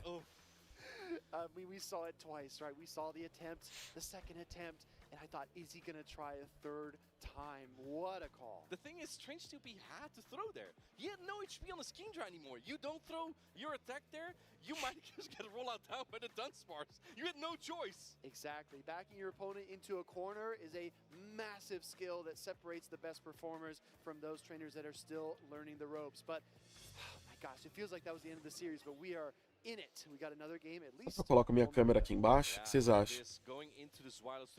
Vocês preferem ver a cara do treinador ou vocês preferem ver o último Pokémon do time dele? Exactly. Frostlass using the final protect shield. It's just the dragon versus the ice, and in comes the swap. Look at his face. Look at his face. I want to see his expression. It's the finger cross that does it for me. Yes. Okay, come on. Yeah. Beautiful. Perfecto on the catch there. What a play. And my goodness, if you are Strange TOP, you got to be thinking, Aí no meio. I need to stay grounded. I need to É só que na hora que tá aparecendo a cara do treinador aqui, entre as partidas eu meio que fico em cima, né? Durante a partida, acho que aqui talvez seja melhor.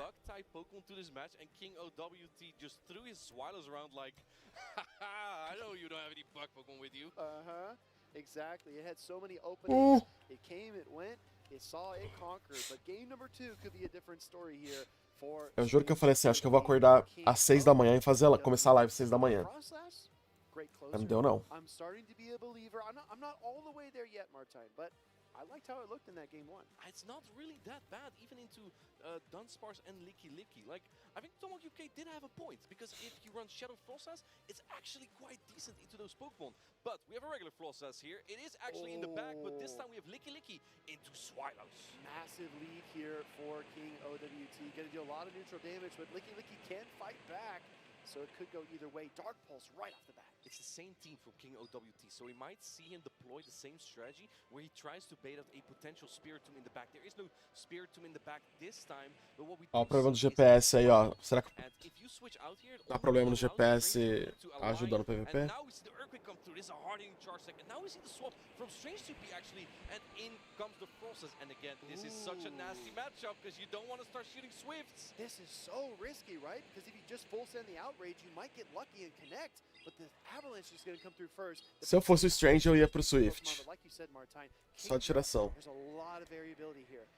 We're about to find out. This is where the mind games come in play. You just use a shield, so it's obvious that you're going to bait. That's what Strange 2P is thinking. Is King OWT also thinking that, no, he uses the protect shield. He's sniffing all the correct plays out. My heart can't take it. I thought the Outrage was going to connect again, but the Avalanche is going to get fired off. Do we see a second shield? Yes. Strange TOP doubling down.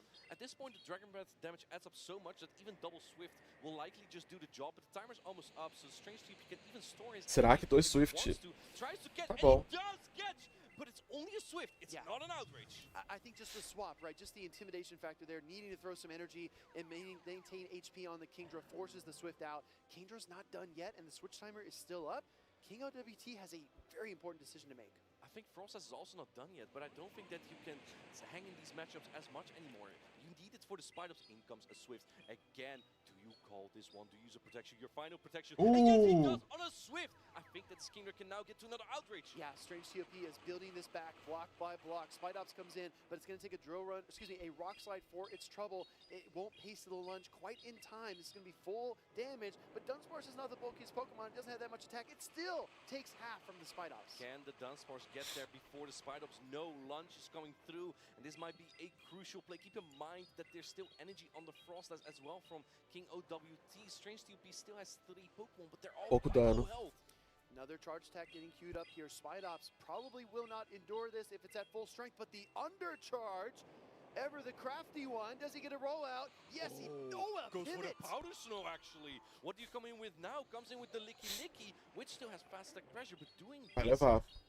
Now you have to bring the Kingdra. Yeah, you have to, right? But the Kingdra versus the Frostlass, the Dragon Breaths are going to add up so quickly. I don't know if Powder Snow is going to be enough to pick up the KO. Do you have enough HP as the Kingdra Será here? que consegue? Powder Snow does more damage now. Swift Ah, ele preferiu soltar o ataque veloz em vez de farmar. Dunsparce doesn't hit very hard with fast attacks, though. Yeah, I don't know. I think Kingdra may be 3 Dragon Breaths away from the next Swift. It's 3. He has it. He throws it. Eu acho que não leva. This has to knock out. If it doesn't knock out, the rollout might just KO Kingdra and Strange TOP. No! Não leva. What? Oh my goodness, this Dunsparce might just be the greatest of them all. Martine, I started clapping. I thought that Swift would have knocked out. I thought Strange TOP was forcing us a game 3 there, but my goodness, Dunsparce. What a close game that one. I did not see that one coming. And like you said, getting as many Dragon Breaths in as possible. Actually, I'm not so sure about that, because at the very end, another rollout snuck through, and that meant that maybe he could have Aqui no meio parece que eu tô no meio deles. E aí, Will, o que você acha?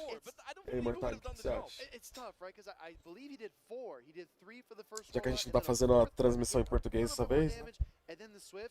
Maybe he can't get to the 4th because the second rollout doesn't apply till turn 6. Yeah, so it's really tough. Look at all the catch from King OWT, right? This is game 2 and game 1. They were even nastier with the outrage on the Dunsparce. What a phenomenal play he's put up here. This day 2 for King OWT, absolutely deserved. I was going to say absolute cinema is what I was going to call this series here. This was I should have said that. Insane, but the record books will show that I said it first. Here comes a lunge into the Dunsparce, and like you called out, the swaps, the timing. This meta is so fascinating. It's so dynamic. The Frostlass switching to clutch up the Avalanche and load it up for this next matchup. Double resisting though the Swift. My gosh, so many twists and turns.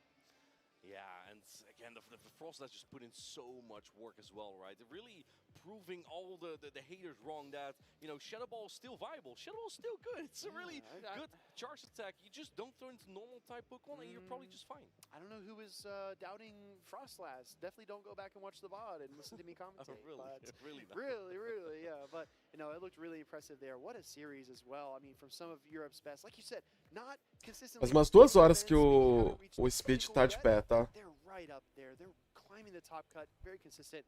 Very, very talented players.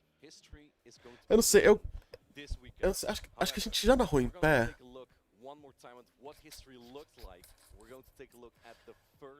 Acho que a gente já narrou em pé.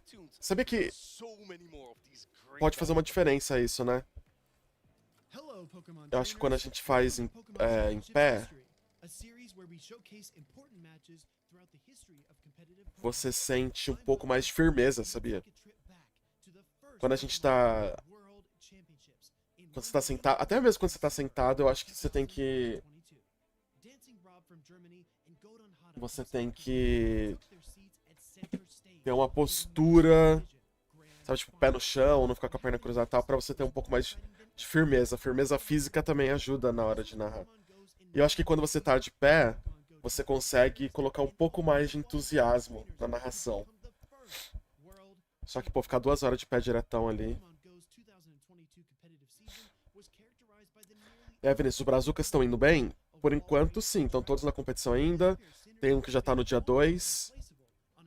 Garantido no dia 2. Deixa eu ver se eles estão fazendo a final. Deixa eu ver como que o Harjef tá.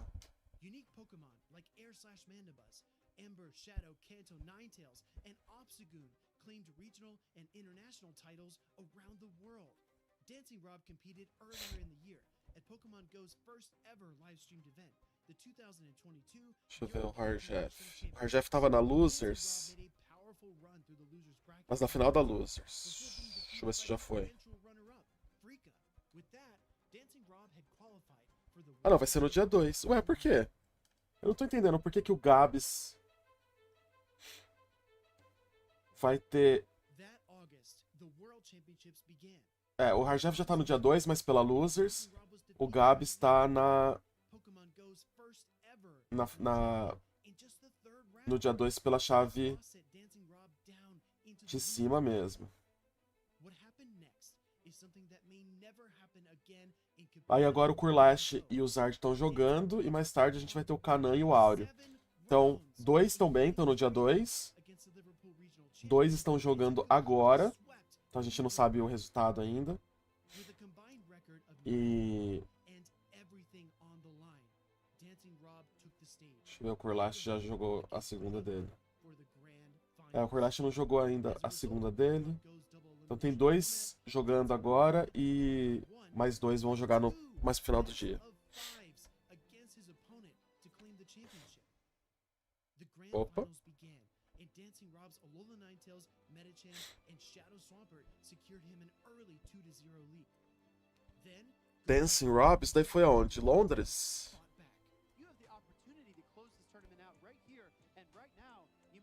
Acho que dá pra ver o...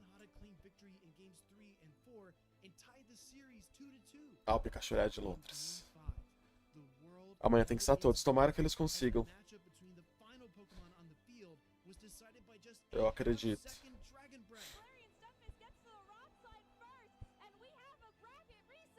Dancing Rob's Galarian Stunfisk reached the rock slide, and Dancing Rob had successfully forced the Grand Finals reset. In Game 1 of the Grand Finals reset, Godon Hada's Shadow Kanto Ninetales met Dancing Rob's Alola Ninetales in the lead. Game 1 belonged to Godon Hada, but Dancing Rob struck back in Game 2. Ah, esse era o Meta Lickitung e Medichan ainda. Even the series yet again with a Game 4 victory. Now tied 2-2. Both trainers were just one game away from É 2022, né, Londres? Pokémon GO World Champion. Years of hard work, dedication, and practice boiled down to one final match. This is my moment. This is my Deixa o tamanho do Turtwig. Championship, this victory, this glory. This is it. This is my time to become the first champion, and we are queued up here for a decisive game number 5. Dancing Rob and Godon Hada's decisive battle began, and Dragon, Steel, Fire, and Ice attacks erupted from the field. Dancing Rob positioned his Alola Ninetales to overcome Godon Hada's Shadow Kanto Ninetales, and the crowd roared as Dancing Rob finally defeated Godon Hada. History was made. Dancing Rob had just become the first ever Pokémon GO World Champion. Dancing Rob is proof that you need hard work, determination, and belief in yourself to become the best. Thank you so much for watching. Boa. And let us know some of your favorite moments in Pokémon. E ele ganhou. Esse cara que apareceu aí ganhando esse campeonato de 2022, ele ganhou e não jogou mais competitivo. Ganhou dele. Ele faz parte do staff do... Não sei se em todos os campeonatos, mas nos internacionais ele faz parte do staff do Pokémon GO. É de quem tá por trás das câmeras, assim, né? A equipe trabalhando por trás da transmissão. Thank you so much, Amanda. It's a pleasure being here with you. And what a long day has been here at the Excel London. There's some players that have played. E o Marcos tá bem, tá? Primeira vez que ele faz narração no campeonato oficial, ele tá indo muito bem. Acho que é mais difícil ainda porque não é a língua principal dele, né? Não é a primeira língua dele. Mas ele tá bem.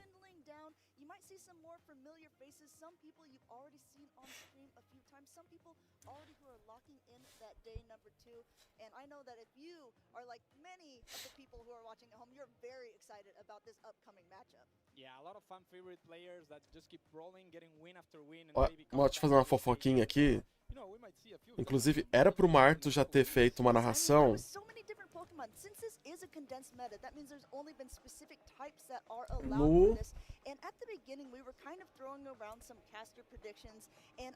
No Internacional da América do Norte, eu acho. Tinha sido anunciado, ele foi pra lá, só que barraram por conta das políticas do presidente americano, né? Falaram assim, é melhor não.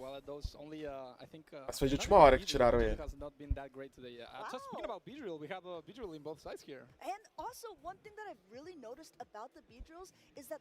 Tava anunciado, tipo, nas redes sociais oficiais do Pokémon GO que ele ia fazer parte da narração e tudo. Mas daí começou a dar uma apertada nas coisas lá nos Estados Unidos. Eles falaram, melhor não. Again, this is a bug type meta, right? And only Pokemon that receives bug are poison type. Nighttime Clash, eu acho que é a terceira vez que aparece na live. Not been used that much, so yeah, I don't think we need Drill Run. Só tá ganhando, né? Meta. And it's also a legacy charge move, so you know, some players might not have the elite charge TMs. But actually, if you're watching the stream, you can get some drops and elite charge TM with it. So. That's absolutely right. Make sure that you are connected. I think it tells you in the chat how you are able to do that. You have the chance to go ahead. Ó, Umbreãozão. Just like the one that Nighttime Clasher, who is on the screen, played at LAIC. He won the last international championship of the season. He's hoping he can do it here, but he's got to get past that bronze medalist, Califia, earlier from Belgium. let's see how they're going to play it out. We have a Seeking in the lead up against the Spiritomb.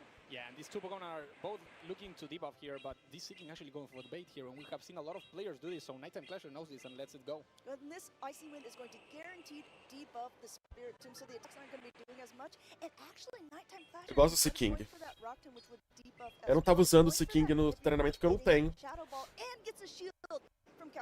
Yeah, that was a very smart play by Tem um Seeking bom no caso, né? Now he's on the front seat, right, taking the energy here and actually going for a catch here and resisted Icy Wind. I tell you what, it was in the driver's seat for a bit, but Nighttime Clasher is saying, "Give me back the wheel." Mas vai estar debuffado, né? Mesmo assim. Umbreon, agora que eu vi que ele tá de Umbreon. Eu falei Umbreonzão por causa da pelúcia que tava ali em cima da mesa. Agora que eu vi que ele trouxe mesmo o Umbreon no time dele.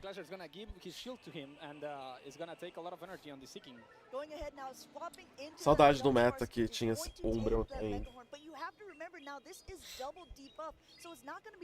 As much damage at all. No because shield on Captain said that is the minimal amount of damage as the rollouts start get rolling. Yeah, laughable damage by the Seeking. Umbreon contra Lick, nossa, essa é a guerra da defesa, né? Mas eu acho que o Umbreon leva melhor. Quick swaps now going into his Licky, which is the #1 used Pokemon of day #1. We've been seeing it all over here, not on Calfia's team. Now this Dunsparce going for yet another charge attack here. Yeah, a lot of aggressive plays, but look at that backline. That Umbreon is lurking in Só the que o Quave tá preso na troca. What Calfia did earlier on, just relying on that bulk of the Umbreon to power through the team. If there's not a bug-type Pokemon on the other team, able to do quite a lot. In comes that Umbreon to just soak up the damage. Earthquake is a heavier hitting. Aí complicou, né? Porque ele tá com o Night Time já tá quase no segundo terremoto. Umbreon taking attack is my favorite thing in the game. Little paw goes up, there it goes. Yeah, actually, if you didn't know, Umbreon is the bulkiest Pokemon in this entire meta, because Chansey is completely banned. So if you want to soak up energy in the Pokemon, it has to be Umbreon. It's got to be, and it's exactly what Calfia is doing there. And it's also being able to pace quite quickly, getting to this foul place, opting to do that over Dark Pulse because it's a little. Tô fazendo nada aqui. Guardar esses escudos. Umbreon still in the green, just going to get knocked down to the yellow here. Yeah, and this is a very important play by Kaified. Does not throw energy, but the Seeking actually gets to the ice. Não leva, o vento congelante não leva. Acho que ele pode tomar e trocar. But it still is enough to get that shield off of him. I wonder if we'll see him throwing. Look at it. He has 2 attacks stored, coming back in with that Dunsparce. Yeah, saving the energy, going a bit close in the Dunsparce there. Maybe wanted the farm down, but definitely cannot get it, and it's gonna get farm down to one of Nighttime Clasher's Pokemon. So let's see what Nighttime Clasher wants to do. Immediately coming back in with Spiritomb, taking out that Dunsparce, and now he's got energy to throw. Agora é complicado esse Rockton. Umbreon is just having to take attack after attack. Doesn't shield the Earthquakes, and now this might even be close to knocking out. Oh, it endures the charge move. That is huge in this matchup because he went for the charge attack priority and is gonna have an actual charge move for the Pokemon coming in. Wow, this is incredible. Yes, it is debuffed, but there is still a little bit extra stored. He throws it right away. Last time Clash tem que usar escudo, mas eu não sei se King tinha golpe. And now the Seeking is coming back in. How much energy does it have? It might be a race to the finish here. Oh my God, that was. Acho que ele podia ter tomado aquele vento congelante, trocado para tirar o debuff do ataque. Wow, Nighttime Clasher. At times it really seemed like he was on the back foot there, but Umbreon coming back in. Umbreon goes down. Nighttime Clasher takes game _1. Yeah, you cannot take that Licky away. It's bulky. It just outputs a million type of charge move. O brasileiro ganhou. Very well played by Nighttime Clasher. I mean, he's on a roll right now. He really is. He's on perhaps a rollout right now. I'm sorry, Marto. You're stuck with me for at least a couple more games. But yes, I think that while we're looking at these two trainers, it's important to note that both of these have a lot of notoriety behind their names because Nighttime Clasher right now, he's leading the global leaderboard because he just won that Latin American International Championship. He's proven that he's very good in condensed metas. But Calfia, on the other hand, had his breakout performance last year at EUIC, getting 3rd place overall. Eu acho que ele podia ter tomado esse vento congelante aí, ter feito a troca, ter farmado esse King. Ia dar melhor pra ele se ele tivesse feito isso. Maybe defending his trophy as well here, so do que ter tomado Rock Tomb no Tomate rocha no Umbreon. But we'll see if Kafka can come back with this Umbreon. Yeah, they were very close matchups, and you have to wonder, looking at the damage output of everything that was going on, the Umbreon took 2 Earthquakes from that Licky Licky. Do you think maybe if Kafka would have used one of his shields during that middle matchup, that it maybe could have changed the outcome? I mean, it's always tough to shield your Umbreon, right? Your bulkiest Pokémon in the entire meta. Ninguém vai shieldar a Umbreon contra Terremoto ali no começo. To your opponent, especially shielding a Licky Licky, right? Licky Licky is also a Pokemon you don't want to shield, but let's go ahead into the second game. Wow, these guys are locked in. They are ready to go, ready to show everyone what this is about. Drapion normally looks like it can be a pretty decent Frostlass court, but one thing I want to point out earlier, we talked about Bijo running solo bug type. Kelpia's Frostlass is also Será running que vai deixar passar? Escutou? Wow, and almost calls the crunch, but shields the Aqua Tail. This matchup is actually pretty decent for Frostlass because the power Tá com pinote triplo aumenta o ataque dele, né? Então aqui seria melhor mesmo. So this is not that great for the Drapion. Yeah, not only that, these triple axles are going to boost it even more there. You heard the sound, you Ah, ele vai gastar o segundo escudo agora, quer ver? Attack damage now going for yet another Aqua Tail here. Does Calpio know? Using both shields up in this first part of the matchup. You see him shake his head. This is not what he wanted to do, and this might not be the time where he actually wants to throw ice type attacks, but he's going to go ahead and throw. Não tem como não escudar, é muito difícil, né? Talvez o primeiro ali, beleza, mas o segundo vai ser muito difícil escudar. Started to get a bit tough. Actually, this Megacorn is resisted, so we will see if Frostlass can endure this. This is a Shadow. Keep in mind, Shadow Pokemon take that 20% more damage. Frostlass doesn't have a lot to it, but it looks like able to hang Consegue on. continuar, boa. Another avalanche here. No Protect Shields remaining on either side. So we're going to see, I think, a lot of aggressive plays and swaps throughout it through these high-level players. Yeah, that's monumental damage. Que é o último, é Dance Sparks contra Licky Licky. Oh, that's 1 HP in a dream. Whoa, like we said, no Protect Shields. Nighttime Flash are able to get to yet another Mega Horn. This will do mega damage to that Seeking, puts it way down into the red. Pelo menos ele conseguiu levar, né? Ele pode debuffar esse... Acho que ele pode ir Mega Horn. As this Licky comes in, going straight for that Mega Horn right away. Yeah, looks like Nighttime Flasher Seeking is in love with him because he survived with 1 HP and is doing so much in this battle. Well, yeah, I guess, I mean, when you're playing with a champion like this, you're saying, okay, I'm going to try to do everything I can. É bom que daí o Licky Licky já tá na metade da vida. We just need one more game to advance on. This body slam will knock out Calpio Seeking, and we'll see what he brings in himself. Dunsparce, an immediate pivot into that drop. Será que ele consegue trocar? Yeah, troca. Ah, não, o Dunsparce tá com a vida inteira. It's gonna try to do a lot of work, but I don't know if he could do it. I mean, he's going for the crunch. It has a possibility to debuff. Doesn't get it there, it looks like, but this drill run will be enough to knock out the Drapion. Calpio wants to try to gain up a little bit more energy because these rollouts aren't going to be doing much to what's coming back in. It's going to be that charge attack damage. Licky Licky already out of body slam, but not. Precisa de dois. Esse coração não leva o Licky Licky. We have a catch available here, and this is Licky Licky gonna go for Earthquake or for the body slams here. He waits a turn and goes for the Earthquake. They both, you can see that there has to go for the Difícil aqui, hein, prever.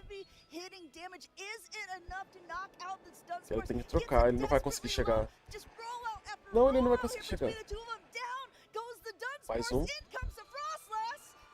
Quem vai ganhar? Frost.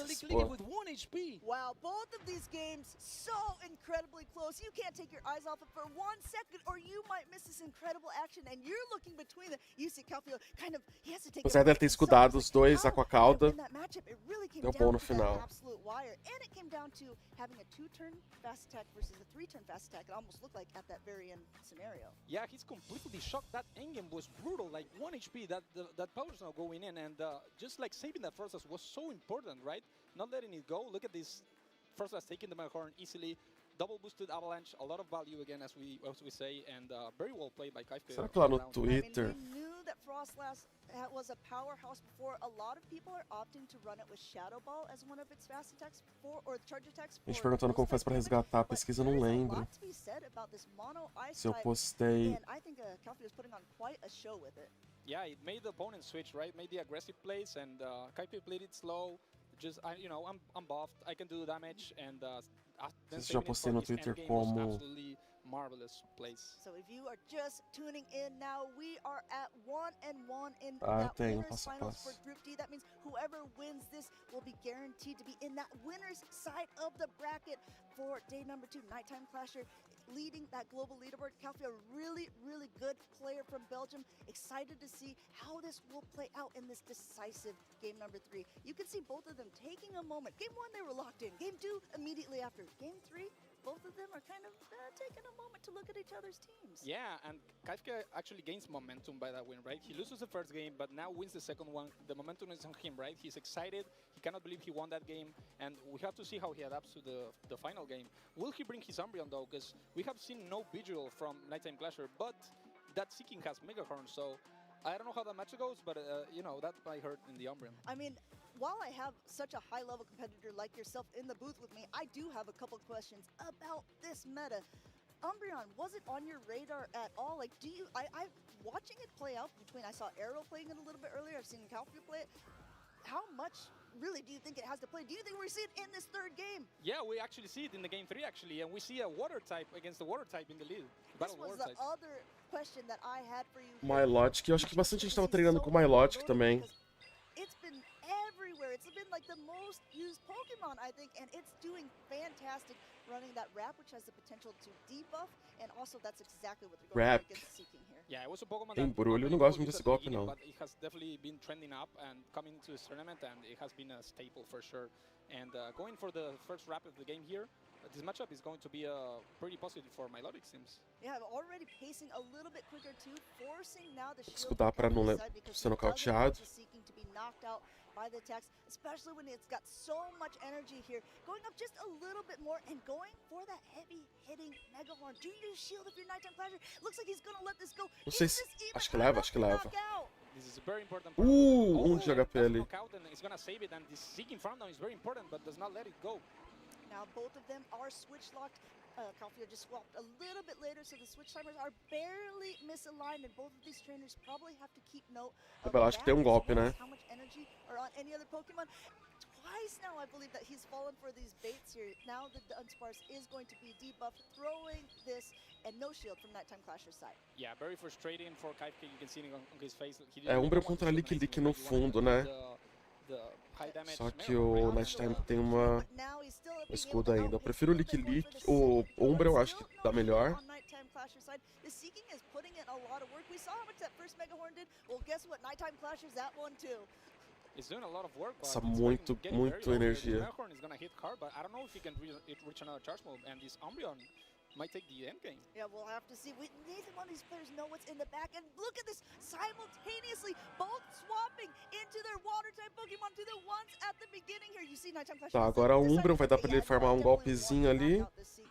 Dois rápidos, eu acho. That was a genius decision by Kaifke, because he knew Nighttime Clasher was going to go for the combo play. He just predicted it, and he's going to get more farm now with this Umbreon. This is perfect. 2 Snarls to knock out that Milotic. In comes the Lickitung, and this is O problema é o escudo do Nighttime. already an Umbreon with a little bit of an energy advantage, throwing now the foul play. Now Umbreon, like Ele you pode said, tentar pegar golpe, tentar pegar terremoto. in the Great League, so that means it's never going to win a charge attack priority between a Lickitung here. So we'll have to see when they want to time to play out their attacks. This Earthquake is now going to hit. Yeah, and this endgame is going to be very tricky, right? Because Nighttime Clasher still has a shield left, but that Dunsparce is close to a charge move. Nighttime Clasher is going to need to catch, and catches the charge move. Wow, it's like you're using Future Sight for yourself, because that's exactly what he did, negating a lot of the energy that the Umbreon already built up. That Seeking goes down, but that just means there's only the Lickitung left on Nighttime Clasher's side. And I mean, I think if you're... O Wave tá com medo de fazer a troca, de tentar pegar golpe. A little bit less so, now knowing how much energy has been expended and seeing that you are down into the Last resort? Go for the last resort. Very interesting play here by Kaifke. This Lick is energy dry, so this Dunsparce might be able to get to a charge move. No, actually, it stays with the Umbreon. Still wants to get another last resort. And if he has a Drill Run in the back, he might be able to win this game. Yeah, I think Nighttime Clasher also recognizing, okay, what do I shield up here? I need to shield up the more impactful one. He just used that. He's charging up a ton of extra energy. He wants to make sure he's got a little... Dunsparce dele tá com golpe? Não é possível. Acho que tá, né? Porque ele tá seguro ali. this body slam. The real question is, will he be able to knock out that Dunsparce in the back as well? Oh, he didn't have the charge move. Actually, Nighttime Clasher is going to take the game, double up in the body slam and taking out both Pokemon. Calm and collected. Nighttime Clasher just collecting those body slams. One for the Umbreon. Ele tinha que ter feito a troca. Dunsparce, game 3 for him. He's advancing on. Wow, what a performance by the reigning LAIC champion. Top 1 in the leaderboards. Absolutely insane battles. I think those one Ficou com medo de trocar. É difícil jogar contra um cara que é muito bom, né? Como o Nighttime, tem nome e tal. Mas às vezes você ir pelo óbvio é melhor, né? Maybe not since the very beginning of the Pokemon GO Championship Series, but I just think that is a true testament to someone who has the capability, the knowledge, and also should be an encouragement for every one of you at home watching, saying, would I like to play in this type of tournament before? He was using spicy things at the beginning. He was using Pokemon he really liked. Deixa eu pegar o almoço pra mim, gente, já volto. So well that he is currently leading the top of our leaderboards, and wow, what an incredible story. Yeah, now he uses meta better than anyone else, right? And you can see here the double water strategy working out for him. Even with this catch, he was so far ahead that takes this game, and very well played by Nighttime Clasher. Yeah, he's one of those trainers that I think at the beginning people were like, yeah, he's good, but now everyone's like, ooh, wow, no, he's great. Yeah, he's definitely always a contender for these tournaments, right? And again, as we said before, like international champions, right? You expect a lot of them, but a lot of them have fallen down to the losers bracket. And Nighttime Clasher is the one remaining on the winners bracket, so advances to day 2. Yeah. Completely unbeaten. Yeah, absolutely. We were talking about that backstage. We were like, wow, there's been quite a few upsets. And that's what I like about these big tournaments like this. Like, we just saw a Sharky King, the very first matchup that we saw earlier on in the day, and he was playing against Steiner in the winner finals as well. This is a trainer who he had only gone to 2 events before, both also in the UK. And look how far he came. This 3rd tournament ever, he was already in the winners finals. That is absolutely incredible for a trainer who hasn't gotten out and gotten as much experience. Yeah, absolute stellar performance, right? Taking down big names. And again, you could be a big name, right? But then maybe an underdog comes in and you can still beat some big names here. And you can see in this tournament as well, a lot of upsets, a lot of groups, a lot of games we have yet. So it's been absolutely incredible. I think that's one good thing about a condensed meta like this is if you learn your 6 Pokemon, you don't maybe have to learn against the hundreds of Pokemon that could be potentially played in the Open Great League. You maybe have to focus on, okay, I know that maybe 15 Pokemon, maybe 20 Pokemon. If I can learn these matchups and I can really be the best Drapion player, if I can be the best Licky Licky player, that's going to put you so far ahead in a tournament like this. Yeah, I completely agree. And again, this meta, it's really flexible, right? So there's not gonna be a opponent that's gonna come and you have a Pokemon that just beats like 5 Pokemon of your team. You have a lot of plays to do. So that's what's great about this meta, and that's what I love it. Yeah. And let us know in like maybe an X post, or let us know online what you think. What is your favorite Pokemon that you've seen? What's your favorite play? Who are you rooting for to win this whole thing? We've been getting some of these social posts, and you can go ahead and we're gonna actually show some of them because we're encouraging more people use that hashtag Pokemon EUIC to see a chance to be posted yourself. But look at this. What a flex. What a beautiful Pokemon. This Ponyard could actually become a King Gambit, or if you like it, you could use it on the Great League actually. Ponyard is a pretty decent Pokemon at it. I think of this, yeah, I mean, maybe you're a shiny collector, maybe you are a gift collector, but a lot of these trainers are going for many different aspects here at EUIC. And also look at this, trainers. Pokemon GO will be at the Excel London during the Pokemon European International Championships. Come by and say hello. Definitely have to go do that. That is going to be something that is so cool. They're outside in the Pokemon GO truck. And if you do that, make sure to use that hashtag because we definitely want to see it on the broadcast. O caminhão tá lá, né? A lot of stuff to do here at the International Championship, and we can see Jim here. Look at that entrance. That is absolutely beautiful. Every time you go inside the Excel, it looks amazing. I was going to say, that's absolute fire, but it's also absolute dragon if you think about it. Pokemon players, it's game day at EUIC, and y'all are what you make of this little hobby so amazing. That is so true. Yeah, esse caminhão foi uma ideia. E aí, Caio, meu Pokémon GO tá com tela preta. Tem gente comentando que é o novo sistema de segurança não é compatível com alguns Androids, sabe algo? Não. Deixa eu ver se eu desculpa.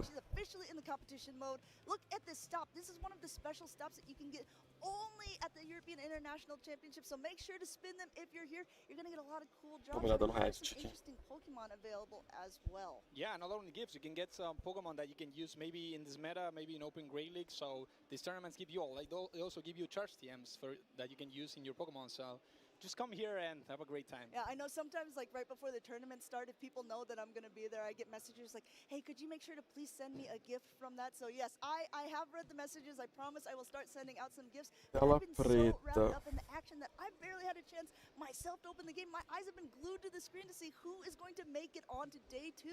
Yeah, it's very hard to do everything, right? The battles in itself are just so distracting because they're just great.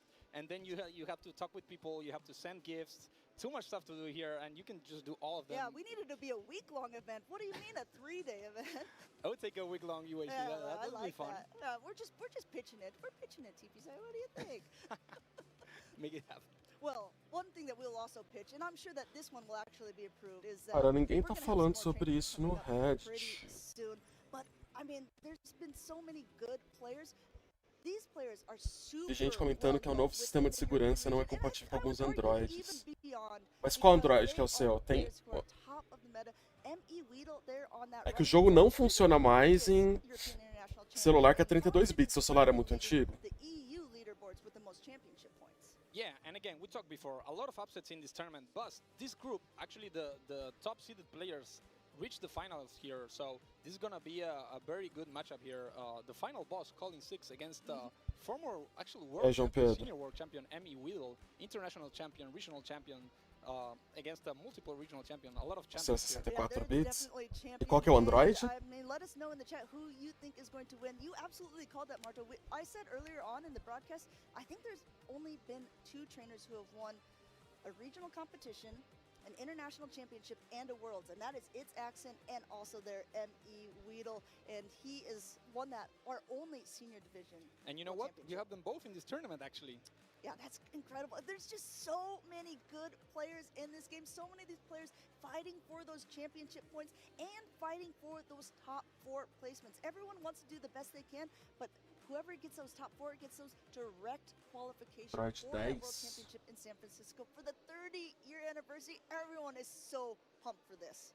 Yeah, and let's talk about these teams here, right? They seem to be pretty standard. Actually, on Colin's side, we don't see any Spide-Ups. We see a Beetle again as the bug-type choice, and Milotic again coming back to the field. And I also want to point out, every single Beedrill that I have seen so far has been running this solo bug type, but we don't see it on the field here at this moment. We see that Dunsparce up against that Milotic. Não tem ninguém falando sobre isso na internet. And let's see how these two no, play it out. Yeah, again, 2 bulky Pokemon in the lead. They're gonna take some time here to finish this matchup, but yeah, actually going for the charge attack priority here, which Milotic takes it. And going ahead, throwing the Aqua Tail. Now this doesn't Você já tentou trocar... A última coisa que o suporte postou aqui sobre tela preta foi em 2025 ainda, em outubro. Tenta trocar a sua internet. Tipo, se você tá no Wi-Fi, tenta usar os dados móveis. Se você tá nos dados móveis, tenta usar o Wi-Fi para conectar. Aí você fecha o jogo, abre de novo. Still no protect shield, but look how low that Dunsparce is. Now trying to catch it on the drop down, but it looks like Emmy Weedle banking all of this energy, coming in now with his Dunsparce of his own. Yeah, and this is a very interesting matchup because if Drapion can get some energy advantage here, he could actually take this matchup, but Colin actually going over 100 energy. Yeah, you saw Emmy Weedle look up himself like, wait, what? Why didn't he throw it yet? I guess I'll throw first. I guess I'll get that shield. We saw that red shield, which means it would have been super effective damage, putting that Drapion so low. No protect shield on Emmy Weedle's side. This crunch will still do a decent amount of damage, but it doesn't threaten the knockout in the same way. Yeah, and you can see Dunsparce actually threading the needle here, getting two Pokémon GO shields parou de funcionar no Android. Peraí, antes de você ir, Diego, deixa eu ver. Qual foi o Android que parou de funcionar? Era o 10, era? Now throwing yet another crunch, and still no protection from Emmy Weedle's side. I think he's content to just let this Dunsparce go down, but you have to wonder it's probably going to be that Melodic coming back in, right? Yeah. Spiritomb doesn't want to have these crunches at all. Yeah, Dunsparce has done it work. Android. Melodic actually going for a charge attack priority here, and this is actually huge because Emmy Weedle has a shield here, and it's going to output some damage on this Drapion. Yeah, definitely, and I mean, at this stage, when there's no protect shield left for Colin's side, he might try to do some quick pivoting out, but I mean, he has so much energy. Still start on the end. That's exactly what we see, a simultaneous Spiritomb on Spiritomb damage here, and it looks like Weedle's maybe slightly different. No, it looks like they're going straight for that charge attack priority, and it is won by Colin. Yeah, Weedle really hoped to win the charge attack priority there, and you can see in his face, he was definitely not expecting to lose that, so this might actually change the Era só se era 64, se era... I know a lot of times trainers 32, mas você falou que o seu é 32. Suporte foi descontinuado por Android 8. Mas acho que tem alguma notícia mais recente. Yeah, Weedle would have loved to have that shield here, but this Dunsparce is actually farming down the Spiritomb. Wow, so much energy on the side of Colin 6. He had so much on the drop in, he has so much on this Dunsparce now. Será drop hoje e amanhã? Não, é o mesmo. Só só. Wow, what a play for Colin 6, saving up double rerun here and actually gonna take the first game. Taking game number 1 against a previous champion. That Spiritomb mirror match kind of almost sealed the deal there. Knowing that he had to lost that charge attack priority was such a risky play, especially because Spiritombs are everywhere, right? Do you opt to build one with a higher attack, or do you opt to that will win charge attack priority, or do you want one with a little more bulk that can last longer in a matchup? Well, Spiritomb is actually a very special Pokemon, so there's not that many windows to get it, so it's very hard to try to get the Spiritomb you want. Maybe it's just the Spiritomb that you can get. Yeah, but I know what players don't want is a Spiritomb without shields, and that's what happened this game. But actually, Colin winning the charge attack priority there was huge. Maybe Weedle could have taken a lower risk route there and not tie in there, but you never know in these types of matchups unless you practice with each other, right? And we have to remember that these two are teammates and friends who have potentially played Eu não against acho que é isso, não. Maybe Colin has recently gotten a new Spiritomb that has maybe a little bit higher of attack and given a little bit of a surprise to this former champion. Acho que não é isso não, Diego. Era só o Android 32 bits. Alguns antigos não funcionam mais mesmo, mas eu acho que é o Android 8. The Drapion, you would think that the Dunsparce taking 2 shields out of the Drapion was maybe game over or was very hard, but the Drapion just kept throwing charge attacks, and Colin actually won that game, even though he went 2 shields down to 0. Yeah, even though he went over 100 energy too, right? You can only keep as much energy as you see those. Tenta trocar de internet, às vezes funciona. Aí, Diego. But now we're gonna hop right into game number 2. We have a dragon against that pseudo dragon. Once again, leading that Milotic here. Now those dragon tails are Vou aproveitar para comer. at the Kingdra. Colin staying in. Looks like he's gonna go for that outrage. Yeah, this is the battle of the kind of dragons. I would say maybe water type, but Kingdra's water type is not that used here. But yeah, Kingdra can just take this wrap. We'll see if Colin goes for bait. It's very highly likely, so goes for it. Looks like he charged up a little bit extra here. Weedle throws up the shield there because an outrage would do so much damage, but it is just a swift, and now we'll have to see an immediate pivot out into that drop-in, just like game number 1. Immediate pivot by Weedle. This is looking oddly familiar. We'll have to see if it will play out the same. Yeah, very aggressive plays by Colin 6, but it seems to be there's a bit of a hiccup in the game. This might be affect the outcome. Yeah, we'll have to see. You see both of these trainers kind of talking to each other a little bit. Definitely wants to still use the shield in the middle section. This time Colin opting for 1 Poison Sting and then throwing, but going for yet another drill run, getting that second shield again from Colin's side. Yeah, a bit of a struggle there coming in. I think the players are talking with each other to resolve the fair way for us, and yeah, I think we will see a rematch. I think we saw Colin concede there a little bit in the middle. I think we'll maybe see a discussion between them and the judges at this point. Yes. É um restaurante aqui perto de casa que toda sexta-feira eles fazem pirão de peixe. A gente compra marmita toda sexta. Toda sexta não. Toda sexta ninguém aguenta, né? Mas de vez em quando. Performances by both players, right? Talking it out in the middle of the game, right? We both know it got affected. Let's just start again, new game, and we'll see how they adapt. And that's actually true. Even if you're not on stream, if you've been playing, even if you're attending an event, if you think that something is potentially going wrong in your game, maybe your charge attack didn't go off, maybe you think that you're not getting the energy you're supposed to, go ahead and flag a judge for that, because that's what they're there for. And we want to make sure that the tournaments not only. Uma loucura com cartão de crédito. Eu comprei 1.500 passes. Vale a minha nossa senhora. And these players also want the fair game between each other. Tá tendo caixa não? Each other, and again, Pô, eu fico de olho quase todo dia pra ver se aparece aquela caixa boa, com 100 passes. Nada.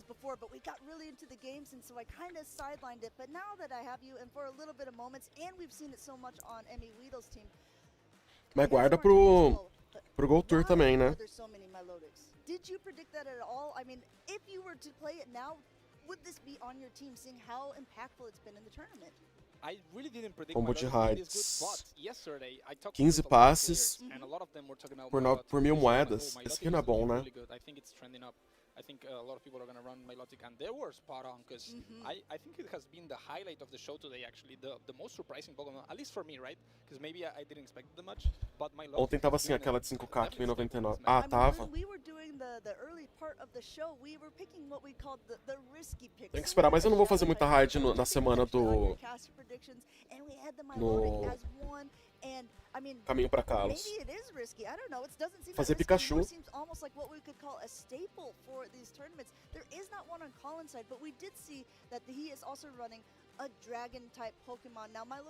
Fazer Pikachu e vou fazer as megas novas no final de semana. Acho que só.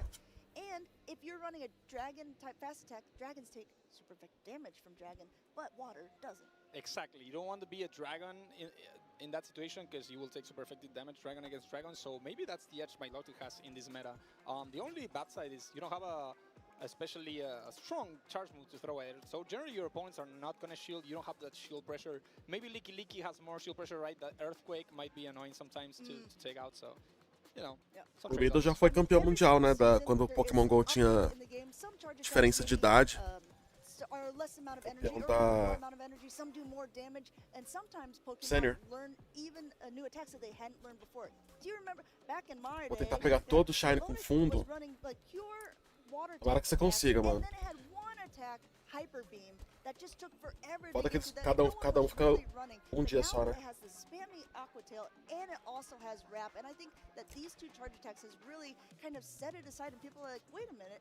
I think this could be viable. Yeah, exactly. If you play back in the day, you would have never predicted Milotic to be this good, but it kept getting buffed and buffed, right? Eu não ligo tanto pra fundo, não. Eu vou tentar pegar o Pikachu porque eles devem demorar pra voltar.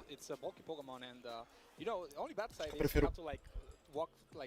Mas não é nem pelo fundo, é pelo Shine. Eu quero pegar o Pikachu Shine. Se vier com fundo, ótimo. Mas eu não ligo muito pra fundo, não.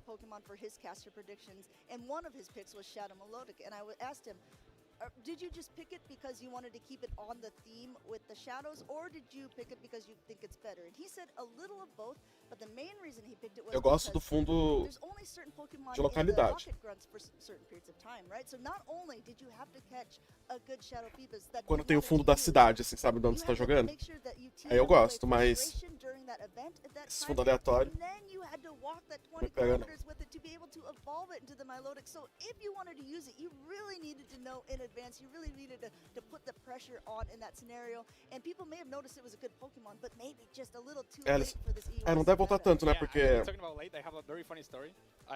o Tour de Kalos vai ter só os de Kalos. Talvez eles votem tipo assim num Go Fast ou outro e tal, mas no geral acho que não.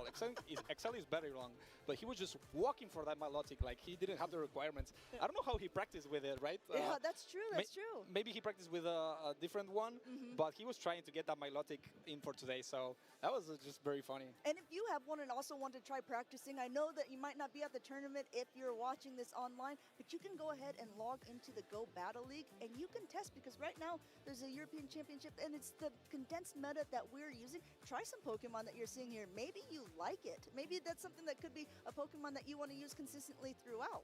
Yeah, maybe be prepared for the Shadow Milotic, or maybe the Dragalge, which we have definitely seen today. And if you're wanting to know what Pokemon are available, let's go ahead and take a look at the meta that is going to be used. These e are mesmo the top 12 Pokemon ao of top day 12. Just a reminder, League Trap ou um segundo? Pokemon Go. So Licky in that top spot with 57.8%. Speed Ops, era esperado. That means well over half of the people registered for this tournament. Spiritomber eu não achei que ia estar tão alto. Yeah, very dominant Pokemon. I think when the meta was Dunsparce eu achei que sim. but then Licky took away, and actually Spideup's not even number 2, it's number 3. So that Shadow Drapion proved to be a really great Pokemon in this meta. Kingdra as well. These are Então, o que eu ia falar assim, às vezes até os Pokémon com fundo de cidade eu não acho tão bonito. Aí eu não dou uma pirada não. 20% usage, but I don't know, I have seen like 100% win rate from that Milotic today. It's always fun to see day one usage, which is everyone who has registered for the tournament, and then as the days begin to progress, the reason why we might see more Milotic is because it's been used by a lot of top trainers or trainers who are consistently making it onto that. O de São Paulo ficou legal, eu achei. Com a ponte estaiada, mas tem alguns que nem dá pra você perceber que é a cidade ou não. Eu acho que deve ser por direitos autorais, alguma coisa assim, porque, por exemplo, o do Rio, o Flamengo que teve no Rio não tinha, tipo, o fundo do Cristo Redentor, né? Eu acho que seria mais icônico, assim. O de São Paulo não era uma aspa, era ponte estaiada, então eu acho que deve ter algumas questões de direitos autorais, de poder ou não usar alguma localidade ou uma foto específica. He was the first trainer in Europe to win 2 events in one season, and he's just consistently been top cutting, getting a lot of second place finishes. I believe he won another, but he's still looking to continue to improve, to continue to prove himself as well. Yeah, so calm, so stoic, and he's definitely ready for the second game that we're actually heading into. And if he can win this, he's guaranteed to move on. We see that drop in that he was gaining so much energy with, and now Milotic still once again in the lead for Emmy Weedle here. It looks like, and he's going for the Aqua Tail straight away. You think that's a play? Yeah, I'm very curious about this matchup actually, because this Milotic is actually going to outpace this Drapion to the Grunch, and you don't want to throw an Aqua Tail against a Milotic. Tira bastante dano, um dano considerável. So Calling 6 actually going for perfect timing here and going for the crunch. You see him charging up a little bit of extra energy before throwing here. No protection. Na sua opinião, esse evento do caminho para Kalos foi uma boa ideia? Todo ano tem, né? Todo ano antes do tour tem tipo a preparação pro tour. Então, ano passado foi o tour de Unova, teve uma semana antes também. Que daí aparecem as raids de alguns Pokémon de Unova, né? Porque nem todos vão aparecer no tour. Eu acho que é um evento legal. Eu acho que é um evento legal porque... Bom, eu acho que é um evento legal. Esse daqui desse ano foi exagerado. Sabe, é uma... Acho que é uma forçação de barra um pouco grande, sabe? Cada dia é um lendário de uma região diferente. Aí o lendário tem fundo. Aí o Pikachu diferente. 4 Pikachu diferentes em alguns casos. Os 4 Pikachu tem fundo, sabe? Tipo, é meio... Achei exagerado o evento. Eu acho que esse evento de preparação pro tour é legal, mas o desse ano é exagerado. Salve, Oscar.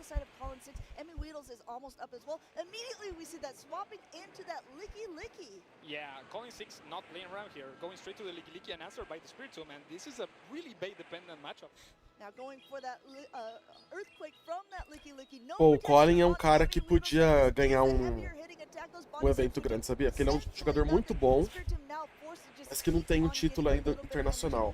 Definitely want to throw the rock tomb there if you're that Spiritomb, because since it's a normal type Pokemon, that Shadow Ball would basically do nothing. Claro que quando tem brasileiro na parada, eu vou torcer pros brasileiros. Mas se não tivesse, eu acho que ia torcer pra ele.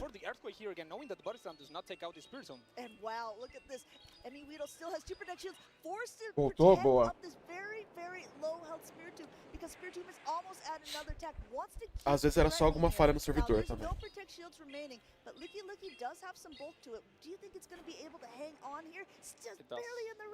Yeah, it does, and these Pokemon are just very low HP. Can these Dunsparce actually get the farm down here? This is a huge farm down. Once again, Dunsparce just coming out with a ton of energy, but there's no Protect Shields remaining, and Emmy Weedle has a ton, saying last time I was knocked out by a drill run, now it's your turn. Dunsparce going down. Yeah, Calling 6 I think predicted them. Oh, Nilotic and Emmy Weedle going for a charge move here. Maybe a mistake by Calling 6. Colin letting that drop in go. Look how much energy was on it. Doesn't matter at this point at all. Maybe hoping that Licky will still be able to get to that body slam in time and knock it out. Yeah, I don't think this is gonna be enough for Calling Six, and Miwoodle's actually gonna come back in the second game. You see him breathe a sigh of relief, saying, "I am still in these winners finals. This shield will be able to throw up. This rollout will be able to knock down, and now we will go." Primeiro campeonato que eu participei, que foi o Regional de São Paulo, a minha meta era ganhar pelo menos uma partida, que eu ganhei. Ganhei uma e perdi duas, logo em seguida, aí fui eliminado. No de Curitiba, a minha meta vai ser ganhar 2 partidas. Não vou tentar ficar no top 16, nada, porque é muito difícil. Ainda mais que não tem tanto jogador assim. Acho que eu tinha visto a última vez, tinham sido 80 treinadores que se inscreveram. Então minha meta vai ser ganhar 2. Aí quem sabe no de Campinas chegar tipo no final da Chaves. Isso é muito difícil, é muito competitivo, é muito... Como fala? Concorrido. Yeah, that's a very great point. Sometimes you overthink these games, right? You're like, okay, my opponent's gonna do this, and maybe sometimes you don't need to overpredict, right? You just need to predict some. But in this game, yeah, he lost too much energy, like, and he got to a charge move at the end, so maybe he could have gotten some shields there before. But I have to admit, I'm very glad. I like both of these trainers, and I want to see some more of them. And who doesn't like to see a decisive game number 3 between high-level trainers like this? I feel like every time I feel like... O Internato será que volta algum dia? Volta. Dia volta, né? Pode ser que demore, mas volta. Top of the top players, so there's always something you can learn from them, especially. And you can maybe use these strategies in your GBO battles, right? So maybe watch these games and take a lesson or two. I mean, while we were talking about it, I don't know if we want to, since there are only certain types of Pokemon that can be used, which is bug type, do you still think that Spidops is that top pick for the bug, knowing how many Beedrills we've also seen? Or are there any other picks that you're like, you know what, this actually could have been viable, but I haven't seen it yet?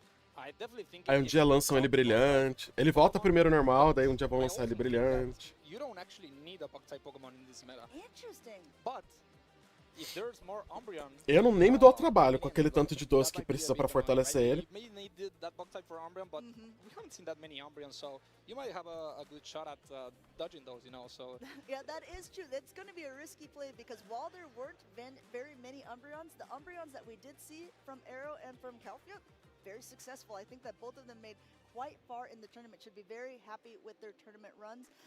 Again, this is the largest tournament, I believe, that we've had for Pokemon Go, so there's quite a few players. I know a lot of people are watching at home and being like, oh, where's my favorite player? How are they doing in the tournament? I mean, you're going to have to keep scrolling through the bracket because there are so many different groups to go through. Yeah, we still have so many games to go. This is very exciting, and we're like halfway through, so yeah, we are still having the game 3 from here, and it just keep going on. Yeah, I think if people are tuning in, they're like, yeah, oh my goodness, this is the winners final, Group E, the day's probably almost Eu queria done. muito Like, Mewtwo Armored. Group E, like we're just getting started here. Mas vai ser difícil voltar, hein? Não acho impossível, não, mas vai demorar. O volume da transmissão deles tá bom para vocês? Tá muito alto. I could just deletrate every letter, but yeah, you can see we still have a lot of games, and we will see how these players actually go into the third game, because you know that Drapion is very good for calling, but he needs to manage it perfectly. Yeah, so I see the Drapion on Emmy Weedle's side as well. I don't think that we've really seen them play up against each other yet, but we do know from that first game with Collins 6 and Emmy Weedle that Collins Ótimo, beleza. does win that charge attack priority. And when two trainers are playing against each other, they take notes of these types Lari, of obrigado pelo follow. They want to make sure that they O seu can volume get tá... information from that first game that can be O seu volume pra mim tá ótimo. O deles tá muito baixo. Ah, tá. Então, peraí, deixa eu só diminuir um pouco aqui.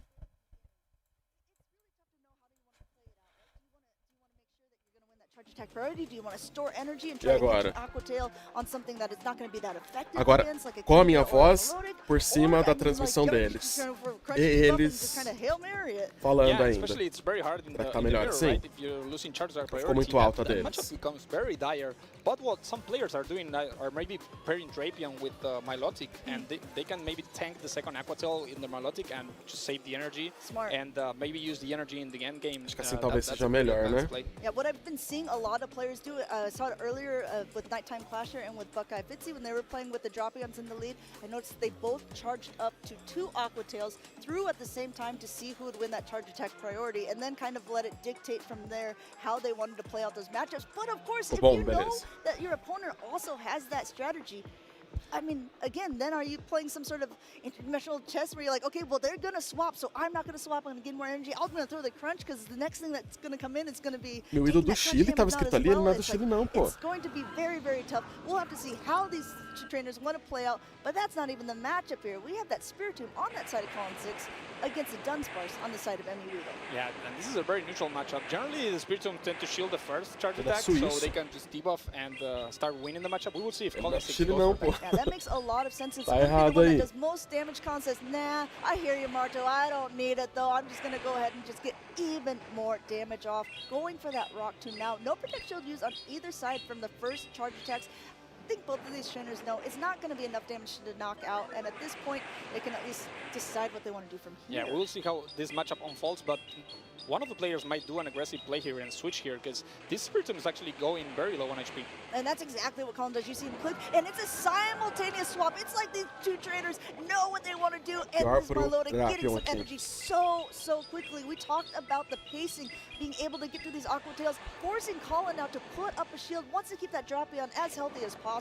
Yeah, first protection of the game going out, and again, this Milotic actually outpaces this Drapion. They both switch at the same time, but Milotic is still gonna get to the Aquatails first, and that's why Colin 6 is shield in the first one. That crunch goes through, no debuff, and as you can see, if you're watching those bubbles, still able to outpace here because that crunch takes just a little bit more. Does Colin want to use his second shield in this matchup? It doesn't let it in. It's gonna go, but it's, I mean, like, it's a decent amount of damage, but it's not enough to knock out.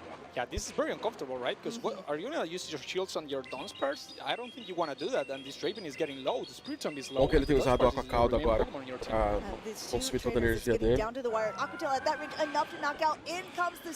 Eu consegui trocar o Armored com uma troca sortuda. Ele ficou com 93. O Armored é mais pro PVP, né? Ele não é pra raid. Actually forced to do that because just lets him farm down, and you don't want to do that. And Emmy Weedle going for the Icy Wind here. Interesting play, not going for the Megacorn. Yeah, the Icy Wind is guaranteed to debuff, so it's saying maybe, okay, I don't want to take as much damage because I don't want to shield. There is the switch timer that is up on the side of Emmy Weedle as well. Does he use his shield here for this matchup? Looks like he is content to let it go. Maybe that's why he threw the Icy Wind first. Yeah, the Icy Wind being really helpful here, and Emmy Weedle actually letting Colin throw the second charge move. This is getting interesting. I get very interested in why trainers are doing what they're doing, but clearly they know what they're doing here, still staying in this matchup. Se eu soubesse que tanta gente ia querer ele assim, eu tinha feito muito mais quando ele tava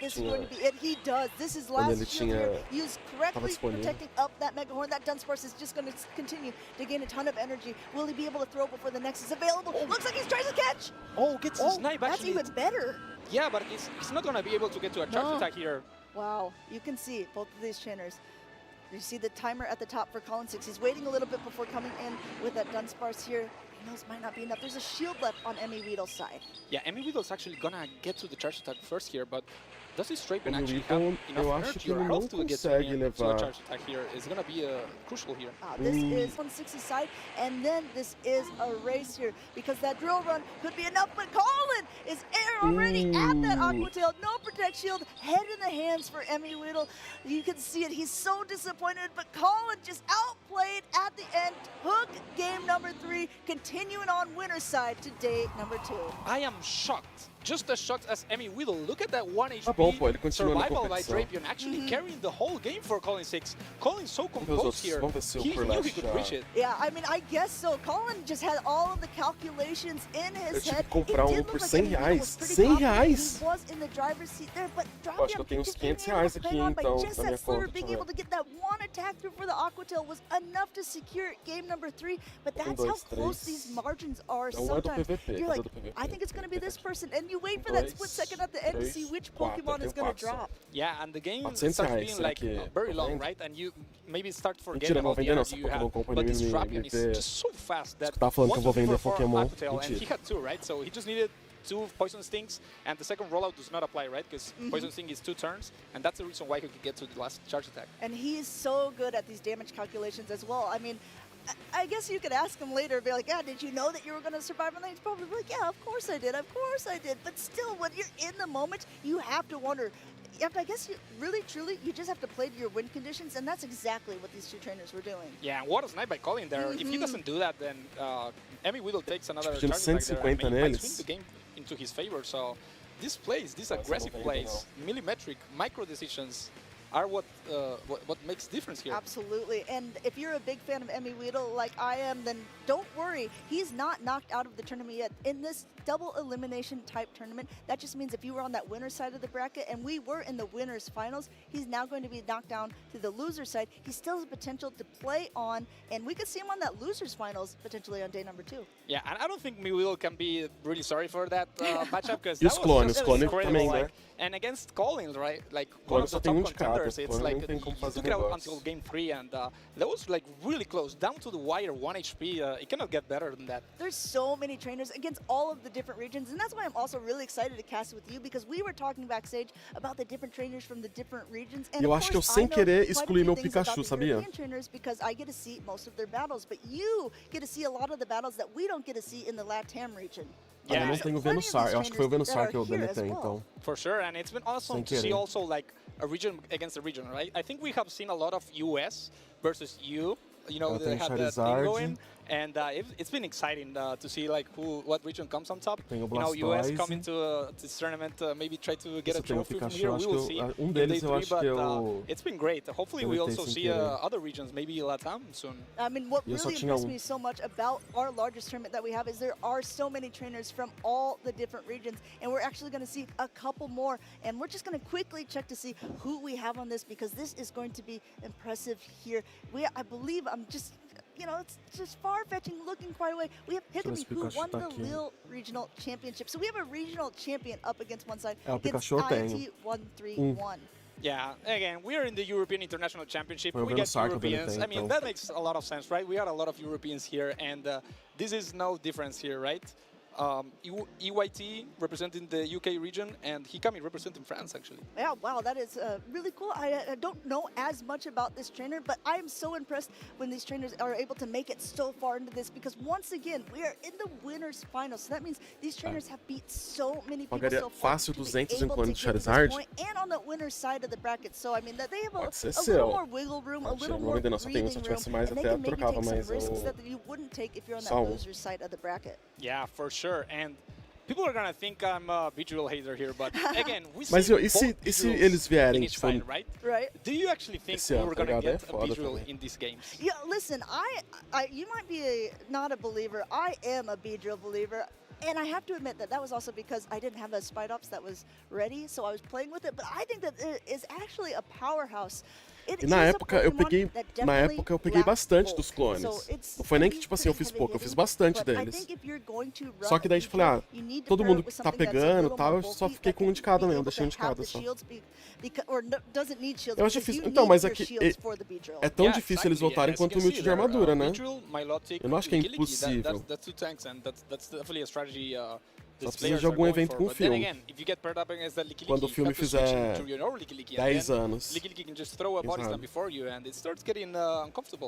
does. I tell you what, when I was doing some practice tournaments and stuff, and I was noticing a lot of people like to play some doubles. So we saw earlier on there was like double users, double bug users, double dragon sometimes too. I mean, do you see a lot of viability in você tem que assistir a transmissão oficial lá na Twitch do Pokémon GO. Não é no meu canal, no canal do Pokémon GO. Tem que assistir pelo menos meia hora lá. I think both of them can work actually. We have seen double water, we have seen double rollout, but then we see these teams, right? You know, rollout user, a Spiritomb, Drapion, Milotic, like water type, right? Then a Dragon. It's like maybe a Stereotype, and yeah, there's a lot of strategies you can go here. Like that everything works here. I'm just looking up a little bit about EUIT because I'm so impressed with this trainer. he's only competed in one tournament before, and that was the 2023 EUIC. Depois você bota With aí, not olha. that great of a standing, but look at him now. So many championship points already guaranteed for him, and he ran a shadow beat drill then as well. Wow. So it's very fun. It's like, okay, if it's not broke, don't fix it. I'm going to bring it back to EUIC another time. Yeah, Eu he's gosto a beat muito drill do expert, Kingdra but aqui. does not want to bring it in this game, and we have a Licky against the Kingdra in the league. We have a shiny Licky Licky, a little bit of a brag here from Hikami's side, but going ahead and just charging up a ton of energy here, and both of them throwing about at the same time. Deixa eu ver se o Kingdra Kulash going já- to throw first. This is a bait, and does Hikami campeonato want to todos show? só vão ter He does 12 think it's an Poké? outrage, gets that first bait, Não, os which 12 is são os really, really 12 good mais for the side of usados, né? ICY. Yeah, É great bait porque here, and also esse he can meta confirm é um here. meta This is a very fechado, interesting né? play 'cause he maybe wants to get the shield back, but É um he's not getting it. meta Not getting it, temático. and the Kingdra already has Então, a como ele lot é of energy here, temático, a gente vai ver actually muito opting to Pokémon throw the parecido quick porque right são os before he melhores gets by. Pokémon I do like this placing. Okay, I performando didn't get the nesse shield at first. meta. I definitely É, will get it mas now, aqueles and that's exactly 12, what o happens. top This is 12 huge. Look at the Kingdra, he's still é healthy. de He has almost utilização 100 nos times, energy, mas and, tem algumas it's coisas dominating this diferentes, match né? A gente viu actually. Umbreon. Really, really great counting Beedrill, there eu for acho UIT Beedrill as tá- well. tem muito Going time, in, mas eu não making sure esperava right Beedrill before the com body tanto slam time was assim. available. No protect shield used here. Licky Licky, the most popular day one Pokemon, goes down, and I think we're going to see that Melodic come in. Deixa eu Oh, colar, actually, wow! I'm actually really surprised, but this is a great play by Hikami. We'll have to see how he wants to play this out. Yeah, and this Kingdra is being a menace here. He took out the Licky, and he's actually going to get the last shield of the game and still has energy left. Wow, out one after another. Swift Bait getting a shield with it. Second one going through. Dunsparce coming Corlash, in for já this, começou o but time there's dele. already O- an icy wind a chave thrown. deles This will começou a now rodar keep up mais. the Dunsparce for the entire time that it is Corlash, in this matchup. Yeah, perdeu Dunsparce can uma. take this for days. I don't think EYT is A primeira worried about dele não this, tinha and he's oponente, actually foi gonna WO, catch a the segunda ele ganhou de Dragon Attack 2-0. Getting the Dragon Tail in. Yeah, getting that Dragon Tail through Agora is ele vai big. ter que Gets a esperar na little bit of energy, Losers. gets a little E bit o of a head Zard start here. I'm actually kind of surprised Hikami didn't come into the Kingdra with it, but maybe he didn't want O to Zard already take fez some of that damage. But 2-1, 2-0, 2-1, 2-1. Keep in mind it is debuffed. Tá na final da so chave it's not dele, o going to Zard, be doing boa. as much damage. Yes, it is debuff, but how you take out these Dunsparce? This Tá na Wrap final da is chave not gonna dele. take out these Dunsparce. Eu acho You're que o gonna need Canan another e o charge move. Áureo não And, começaram this Dunsparce is ainda. getting very close to another one. EYT Ah, not já even começaram, bothering ó, o to Áureo shield ganhou it de up, saying, okay, I 2-0. know it's not going to knock out at this Tá point. esperando a And it's still próxima a race. rodada. Melodic will win that charge attack priority. That's E o exactly Canan? how Hikami plays it. He knows how to count. He knows exactly when the Acho next que é o attack's último going to be. grupo. Wants to try to keep the Melodic with a little bit of extra energy for what's coming in, because we saw how fast it can spam off those Aqua Tails. Immediate pivot out now into that Seeking. não He's começou already ainda a at the chave dele. Megaform, but there's no projectiles left on Hikami's side. Yeah, Hikami getting aggressive here, actually going for a bait and successfully getting the last shield of the game. UIT finally getting a taste of his own medicine after getting both shields off of baits. Now has to use his last one on one as well, but is able to reach that Rock Tomb, but not before that next Icy Wind goes through. Yeah, this is a charge attack priority, but remember that Kingdra still has a Swift in the back. So this Rock Tomb is definitely going to take out the Seeking, and in the final game, it's going to come down to this Kingdra. This is going to be so big for their... this Rock Tomb will be enough to knock out the Seeking. Doesn't even matter. This Melodic comes back in here, and now we have to... Looks like Hikami immediately throwing this Aqua Tail, maybe hoping that the Dragon Tail damage will be enough on the Kingdra, just trying to play any possibility out that he can.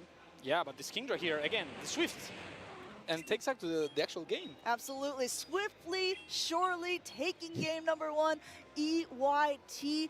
Go here at EUIC, and look at this, taking game number one off of a regional champion from France. Yeah, I just can't believe what Kingdra did there. Took out a bulky Licky, a big one, shiny one, and then proceeded to just take the shield back, save the energy for the end game, and just finish off the game. Like, that Kingdra just went wild. That Kingdra was definitely the most valuable Pokemon of that. Not only that, he got both of the shields off of Swift Bait, so that Kingdra just had a ton of energy to go around, and like, I think he just so calmly played it as well. Said, okay, yeah, I know I've got Swift later. I'm just going to save it in the back, and let's play out the rest of this matchup. I think EYT played that absolutely phenomenally. Yeah, that's the power of Kingdra, right? If you start getting those baits, it turns out to be a complete monster, right?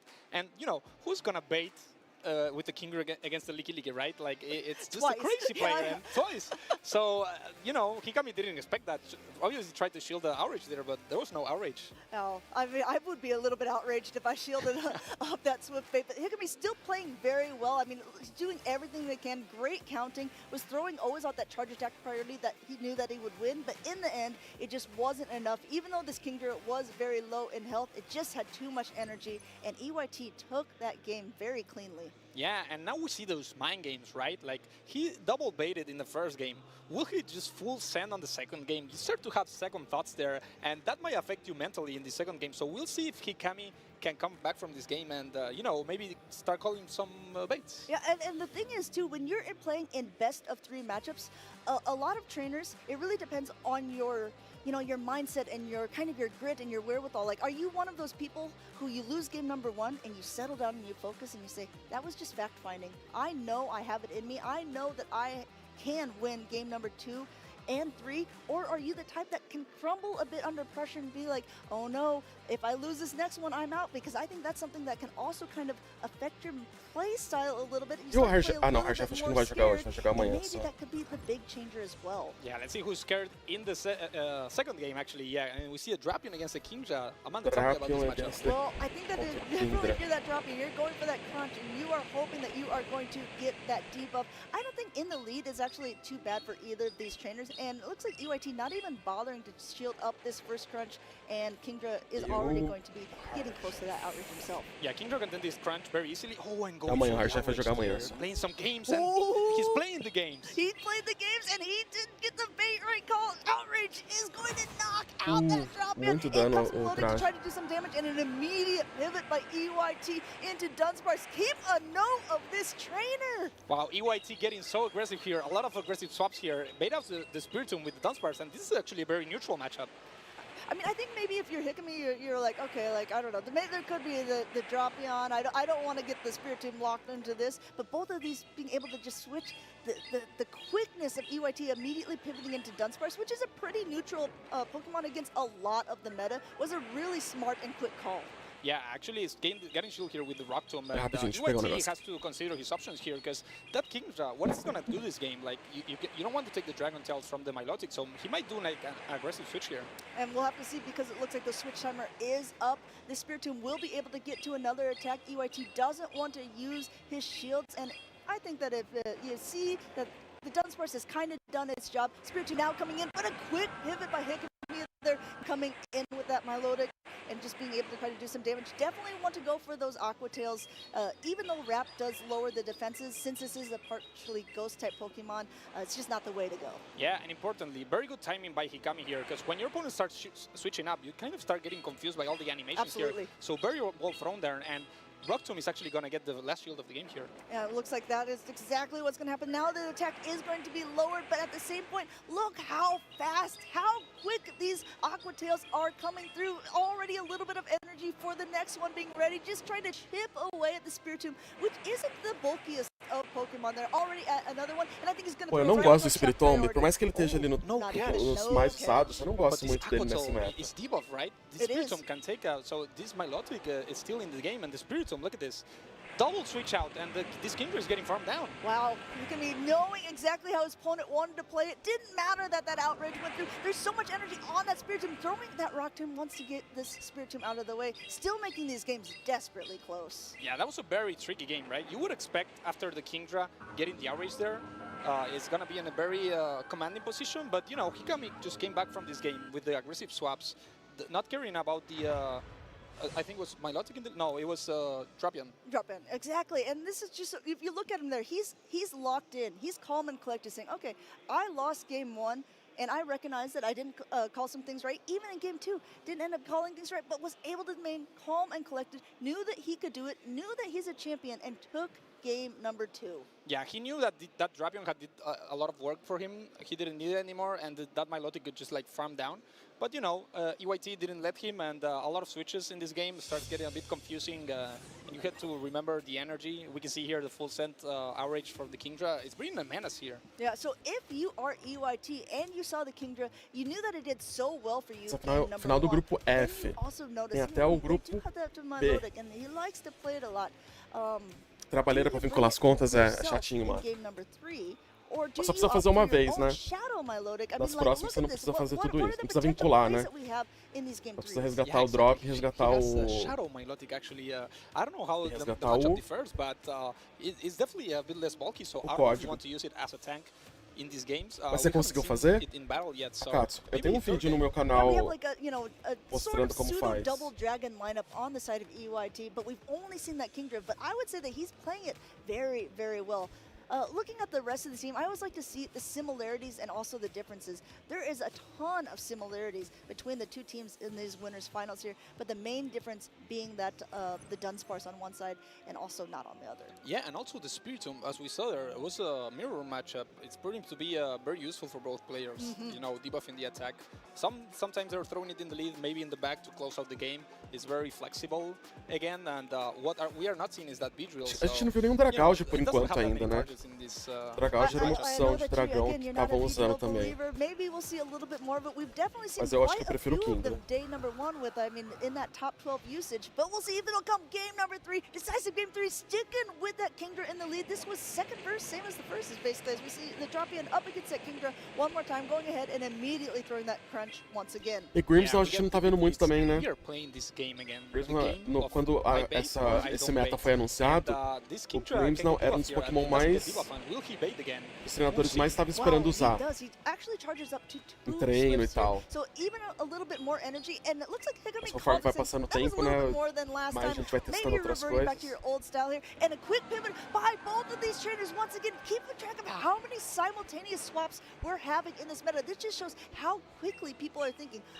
Going for the wrap for the first attack here. It's a little more energy, but I like this play because it lowers the defenses of the Dunsparce. Yes, but this makes the pacing very similar, right? They both got with 4 fast attacks. So we will see if this matchup plays differently than with Alcatel. No shields used by either trainer for that first part of the matchup. Both of them are switch locked. Keep in mind for pretty much exactly the same time here. Both of them going just a little bit over. This is such an interesting play. Both of them, I think, went over. EYT was like, well, I know I'm going to lose charge attack priority, so he kept going. But so did Hikami there, and just now has a lot of energy on his Milotic, but not a lot of health. Yeah, he actually wants to have an Actel remaining for the next Pokemon coming in, but this Actel I don't think is going to take out the Dunsparce. It's a very bulky Pokemon, and can get sniped by the Kingdra maybe. Oh, maybe it looks like they're right at the end there. He's forced to throw his second one because he doesn't want to get knocked out. That would be energy wasted, but at this point that Milotic is so low. Maybe hoping to play for a switch advantage at this point, I guess. And we'll see if Hikami gets the recipe here. No, it's not able to swap, and this Dropion gets a Poison Stick advantage. A Poison Sting advantage is so dangerous, especially when you have a low health Dropion of your own and a Spiritomb on the other side. Yeah, and this is not great for Spiritomb. When shields are up, it starts getting tricky. Ele clicou errado porque ele colocou o Pokémon e colocou a mão na cara. Now he does have 2 shields, but the first one is used on yet another bait. Not going for the crunch, which would have been super effective there. But now EYT has to put up a shield of his own because he needs his Dropion. He recognizes how important this Dropion is for the remainder of this matchup. Yeah, very nice bait. The Spiritomb always wants to shield the charge move right because he wants to debuff you, and now going for the crunch. Very important. Will Hikami shield this? This could be also a bait. We have to remember that his Dropion is a little bit debuffed. Does get that last shield there. I think that is very appropriate. You don't want to even risk it. But now the next one tries to catch, goes for the combination play actually, throws the Aqua Tail of his own. EYT might have to shield this up because his Dropion is getting very low. This is a great play. How do you farm down this Dropion? You need to switch to the Kingdra. No, he's not switching to the Kingdra. He's getting more energy. Maybe going for a catch here? No. Throwing the Aqua Tail, and this is getting very close. This is getting so close. Does he know how much energy is left on that Spiritomb? Will he be able to reach a crunch in time, plus do a little bit of extra damage? Looks like he goes for a fast attack instead, and now Hikami is able to take out this Dropion. Wow, prediction over prediction, but Hikami just goes straight for it, doesn't want to play any games here, and he's actually going to take out this series if this Kingdra does not get to the Outrage. Outrage not reached in time. Hikami takes a deep sigh of relief as he's able to take game number 3. What incredibly close matchups those were. That was so hype. I also need to take a bit of a breath because I was just going crazy over that. The Kingdra, the Dropion, so many switches, so many energy management right there. And it looks like the players want to check something that maybe that happened in the game. But, I mean, I tell you what, with such a fast-paced game like that, I don't blame them for taking a moment because those matches were so close. At any point, I felt like the momentum was shifting. Só esse negócio do fundo que tá passando muito rápido. Truly, I thought that could have been quando passa um pouco mais devagar. Yeah, and look at the difference plays. Like the Kingdra in the lead. First, it started baiting, then full send, then baits again. And Hikami calling that is what made him able to come back from this game. And those type of calls are very hard, right? You're in the stage, you're in the European International Championship stage. Your life in the tournament is on the line, right? You don't want to go to the losers bracket. You want to go to tomorrow, day 2, in the winners bracket. You know, you win a couple games, maybe you get a trophy, and there's a lot of pressure going into these games. Yeah, there's pressure. There is a lot to play for. I mean, you're playing you're playing to play, right? You're playing because you love this game and you think that you have a chance, especially at this level. Anyone, I would say, in that winners finals definitely has a chance to become a champion. But you're also playing for the championship points, the chance to be able to play at Worlds. But you're also playing for that prestige. You want to be known as a champion. Essa camisa é o mesmo time do Mil Idol. And already, I would say, Hikami is well known to be a good player. He won a tournament earlier this year. EYT, this is his second tournament that he's played in. EUIC. EUIC even, Só que é and do he's Venusaur. doing Não sei se vai dar pra ver porque minha tela tá tão pequena. well. Yeah, he's Meu é do putting up Venusaur, a Mega good fight, Venusaur. so very impressive Aí things lá, from o EYT. Internacional é o again, Mega you're playing for Charizard Championship Y, eu acho. for the World Championship, but you're also playing for travel awards, Absolutely. booster packs, prize money, trophies. There's so much at stake here at the European International Championships, and the International Championships are the one that gives the most amount of points, so that might swing the travel award for you. It's very important. That's true, and we have to remember that in a typical scenario, if you win a tournament, you get that direct qualification for Worlds, but in a big tournament, at a big stage like this, the top 4 trainers get that. So there's points, but there's so much more to play for. Marto, you called it earlier on, this match will be under review. And I just want to kind of talk about the Pokemon that are used. I brought this up with Will, and I brought this up with Inadequance, but I just kind of want to get your opinion on a meta that has so many charge attacks that can change the effect of a game. So, I mean, there are ones that we have, like with Dropion, that have a potential, but Crunch has a potential to debuff. But there are other ones, so many in this specific meta, that are guaranteed to either debuff yourself or debuff your opponent. And with the 45 switch timer, like, is this maybe like one of our most dynamic metas yet? I think for sure. I think it's one of the best metas we've had. And É da hora yeah, assistir as you lá, say, tá? a lot of Pokemon with value, right? You O debuff the Internacional da attack, América and we're Latina, seeing que é bem here, legal assistir da what happened in the game. plateia. Let's see if there was maybe a hiccup there. Maybe he missed the charge move or wasn't able to get to it. Maybe that's what we're seeing here on the review, but... So yeah, we do know for sure that Dropion had the energy to be able to throw an attack. It looked like, if you saw the animation, that it went for an extra fast attack, and maybe that's what EYT is kind of going ahead and saying. I'm just going to check really quick the stutter lag between Dropion and the Spiritomb endgame. So that's what we're just going to make sure. The judges are going to take a look at it to see if this could have been something that could have changed the end matchup of the game, because shields down, Dropion against Spiritomb. Nos outros, será que nos outros yeah, and we have amazing jogos judges, eles right? estão de We pé trust in our também? judges. We are very thankful for them. So O Unite we'll eu just sei leave que eles this fazem to de the pé. professionals, right? That are our judges, and we'll see what the call is. Se bem que no TCG e no TGC não, vai, não tem por que ficar de pé. Ah, eles estão de pé sim. Não durante as partidas, né? Mas fora das partidas eles estão todo mundo de pé. Foi padrão então de todo mundo. But we are definitely going to defer to the judges who are really well established in this. They know what they're doing, and very happy to have them on stage. Yeah, and we need to explain, right? The judges need some time for this, because they need to look at very slowly at what happened in the game, the inputs. This is a very fast-paced game, so every single millisecond counts. So they need to check every single millisecond. They need to slow down the game, check what happened, check if it was a user error or maybe an internet issue. So we will see what's the final decision here. Yeah. And I mean, it's definitely happened. I mean, to me before, it's happened in tournaments where you think that you do something, like you think that you press a charge attack, and later on you look and you can see the tap, and it's like actually just right outside, and it's like, okay, I guess I really did press the fast attack. So this is something that we can definitely agree that takes a little bit of time to look through. Yeah, sometimes the nerves start coming in, and so much stuff happens in the battle, right? And maybe you think you did something that you didn't do. There's so much happening that maybe you forget. A lot of pressure, right? So it is normal. Yeah, and especially with big tournament hopes like this on the line. As a reminder, we're in that winner's side of the bracket in EUIC. Eu resgatei minha pesquisa, deixa eu resgatar minha pesquisa na Twitch, round, que eu não so this was resgatei a ainda não. decisive game number 3. If it stands, Hikami will be able to go on to date number 2 on that winner's side, and EYT will drop down to the loser's side of the bracket. If the judges decide that it is going to be rematch viable, that's exactly what will happen. There are no definite wins here. There will be a rematch, and completely new Pokemon can be used in that sort of scenario. Okay, we're seeing a rematch here, and again, this is just Group F. We have until Group P.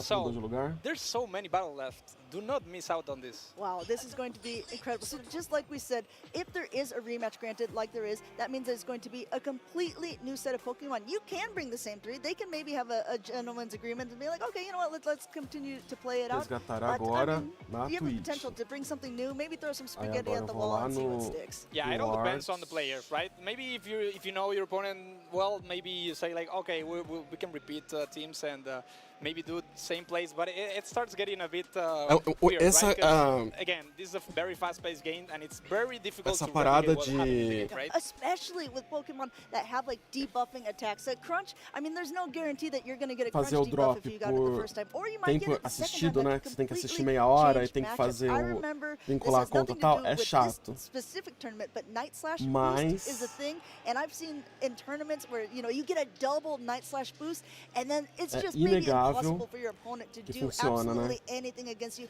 There is some things in the game that cannot be helped, cannot be replicated, and I think that's what makes it a little bit fair to have just a complete rematch. Yeah, completely swings the game. And for example, in this meta, you have Crunch, right? Crunch has 20% chance to lower the defense of your opponent. It feels like 100% when an opponent is playing against me. It used to feel actually 1 year ago, but right now you don't get that many debuffs. But when you do, for example, in that Kingdra matchup, maybe you get the debuff and you just Poison Sting down, come up with like 100 energy if your opponent is not very aggressive with the switches, and just like roll through the game. Yeah, that's definitely possible. And I mean, like we said before, mas tem mais gente assistindo gol do que TCG. That's guaranteed to lower the defenses, lunges, rock throws, there's just so many different attacks, and with the switch timers being only 4 to 5 seconds, you have a lot more. Se não fosse o drop, eu acho que não teria 6.000 pessoas assistindo, não. Yeah, I myself don't know how to rap, but this Milotic definitely seems to know, right? We'll give it a try, maybe. We got some time, Arto. This could be your rap debut. Oh, I don't know about that. That would be a clip of all time.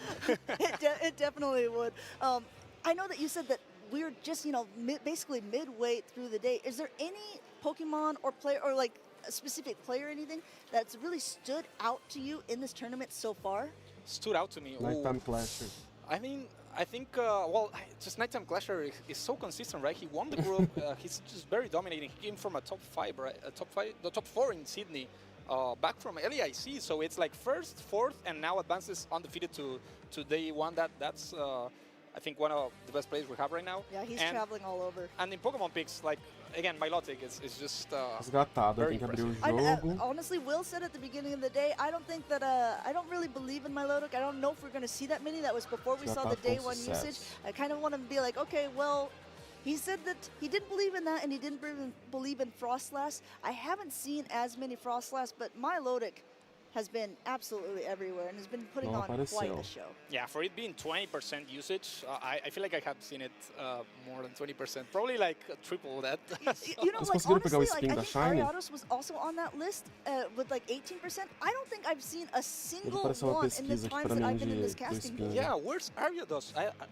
Not a single one here. Beedrill looks to be like the most dominant bug and poison type, but I don't think it has much success, at least in the battles. And Ariados might be better here in this meta, but we haven't seen it. It could be. Now it looks like the appeal is going to go to the apareceu head pegar judge now, Pokémon de gelo, looks like 5 the Pokémon de matchup água. was, they decided it was Tá going tendo to Pokémon be de a gelo? rematch, and Hikame was deciding, I don't think that should be the play, so it is going to the head judge for reapproval. So just hang with us for a little bit longer. And once again, this is the winner's final, so whoever wins this next matchup is guaranteed to go on to day 2.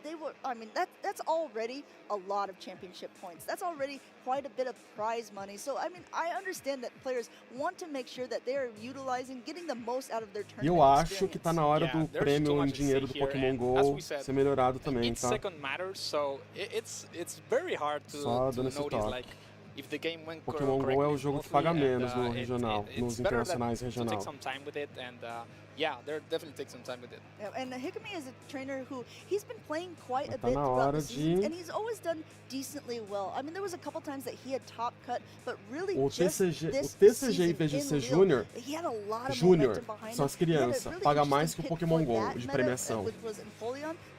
Pokémon GO no internacional é $5.000 o prêmio. no TCG Júnior é 7 mil. 7 mil doll. Tudo bem que 5 mil doll é um prêmio muito bom, né? Só pra jogar Pokémon GO, pô.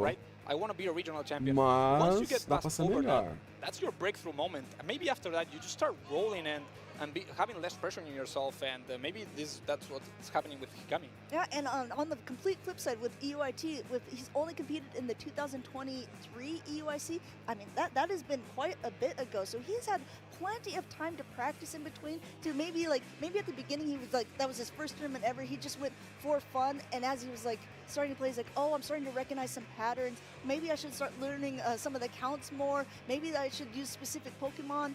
And look how much has gone. Eu preciso limpar minha mochila pro Go Tour. To that winners finals there, recognizing when something potentially didn't go the way it should in the tournament. Minha mochila tá and cheia if he's de able Pokémon. to get this rematch and win, that puts him in day 2 as like, it just blows my mind as a competitor who's only competed in one tournament before this. Yeah, what a performance. Exactly, perfectly said. Like, this is his second tournament.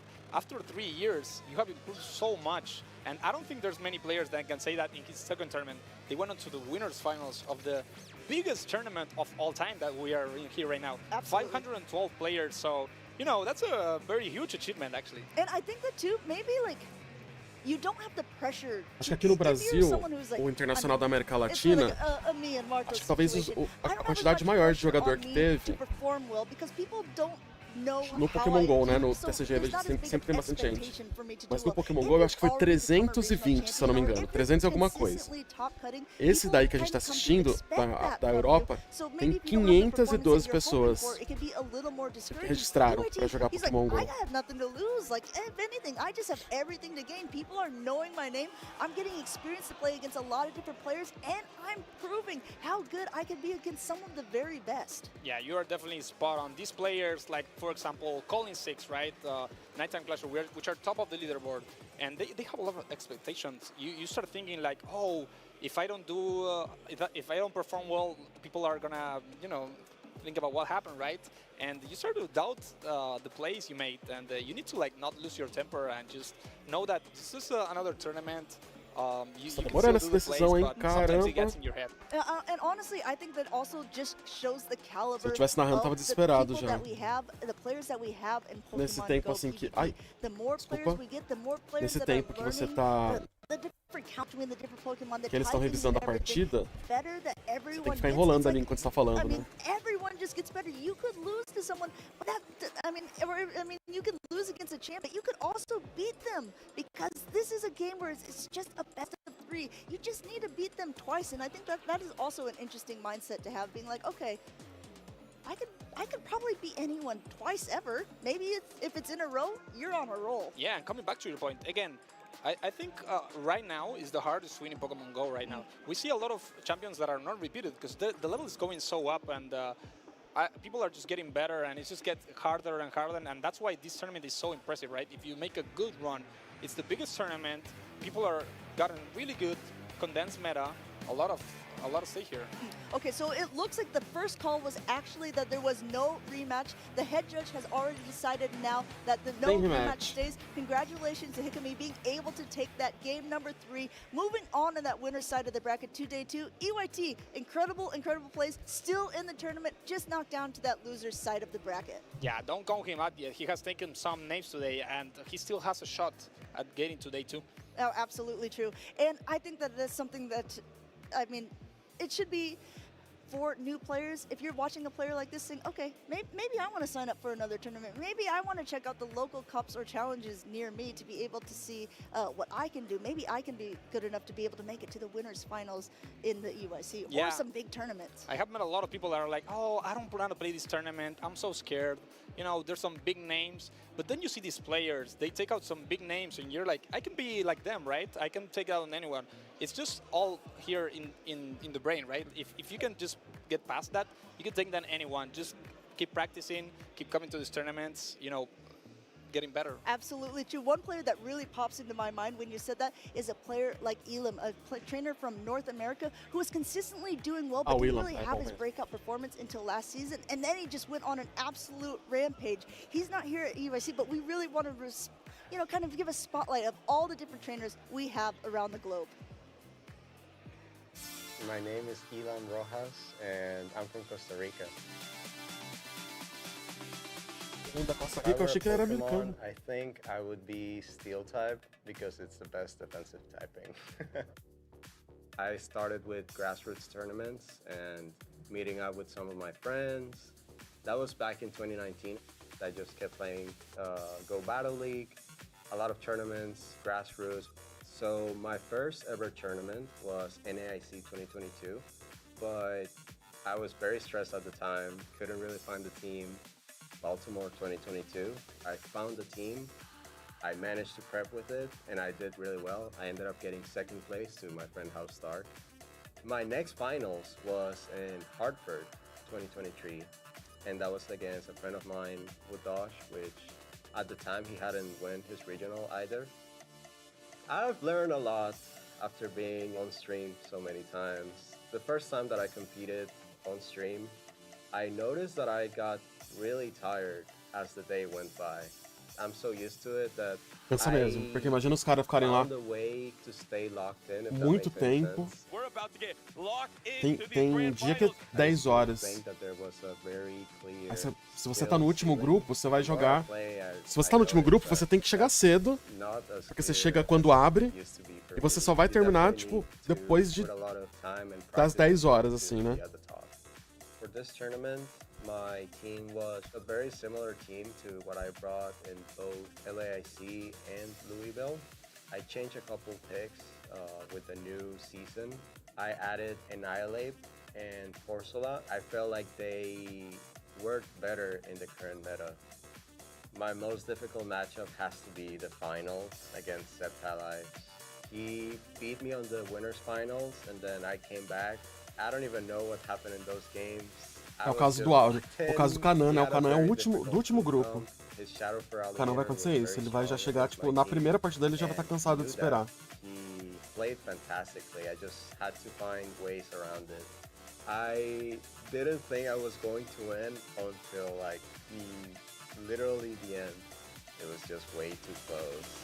And Elam claims his prize. He will be the Toronto Regional Grand Champion. I'm feeling out of this world. It's been a long time, many tries, a lot of practice. I just feel fantastic right now. If I didn't win this regional, I would need to take a long break. I love competing. I'm a very competitive person. I know how good I am at the game, but my friends, meeting them at the events, hanging out with them, that's most of the reason why I keep going to these regionals. For this season, my initial goal was, of course, winning a regional. Now that I'm qualified for Worlds, I guess I need to win an IC. Other players should consider me a threat because I'm on the top of my game. I'm just a very well-rounded player. If I ever were to win Worlds, I would probably seriously consider retiring. Marto Galdo, one of the most accomplished players in the world. I started in competitive Pokemon in 2018 when PvP was first introduced. I started playing with my friend and then some grassroots tournaments. So my start of Pokemon is Grookey, even though I haven't played the Galar games. It reminds me of myself a bit, so I just love it. My earliest memory was when I went to a tournament just to get a Meltan box, and my friends convinced me to play the tournament, and after that it was just emotion and getting excited for battles. I couldn't stop. I think I've learned to be composed. I think I have a lot of experience in stage, so that generally is an advantage against my opponents. Going to this event, I had a team that I felt kind of comfortable with. It has some holes and some weaknesses, but me knowing those weaknesses made the opponent's team more predictable. I think that was the most important key aspect. The thing I want to improve the most right now is to predict what my opponent is running and what should I do, because sometimes you need to bait out something or you need to play a certain strategy, and I feel like I could improve that. due to the magnitude of the tournament being international. Finals had a bit more pressure. I started getting nervous and played a bit less confident than I generally do. Every year, I think it's harder to win in Pokemon Go. Everyone is improving, so the competition is getting more fierce, and that's why I feel like I have less chances to win. This finals was pretty rough, and I thought I was gonna lose at the end. My Summerl survived that with very low HP. At the end, it was crazy. Esse é do Internacional que o Marto ganhou. Immortal has just reached Azumarill status. He might be the greatest of all time. It means the world. I never expected to win it. It feels so real. This win is very important because I sometimes doubt myself. So esse campeonato que ele ganhou do Internacional ele mereceu, viu? Jogou muito. This is the third time I have qualified to Worlds this season, and I think we're only like 2 months in. When I qualified to the Grand Finals, I started crying and I threw myself into the floor, and it's a moment I will never forget. I think the most epic finalist to face in Worlds would be Yekai. Yekai sent me to the losers bracket right at the end of Worlds. I think I kind of choked in the last game. I could have won that game, and I still am a bit sad about that. That would be epic to have the revenge. Worlds is always very fun and very fierce, and also I want to go to Disney. Marto Gold is your 2025 Latin America International Champion.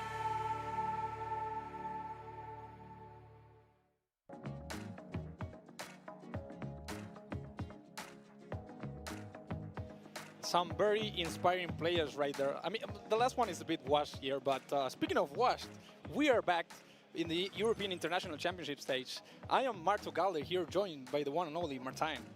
Martin, é os Martinhos.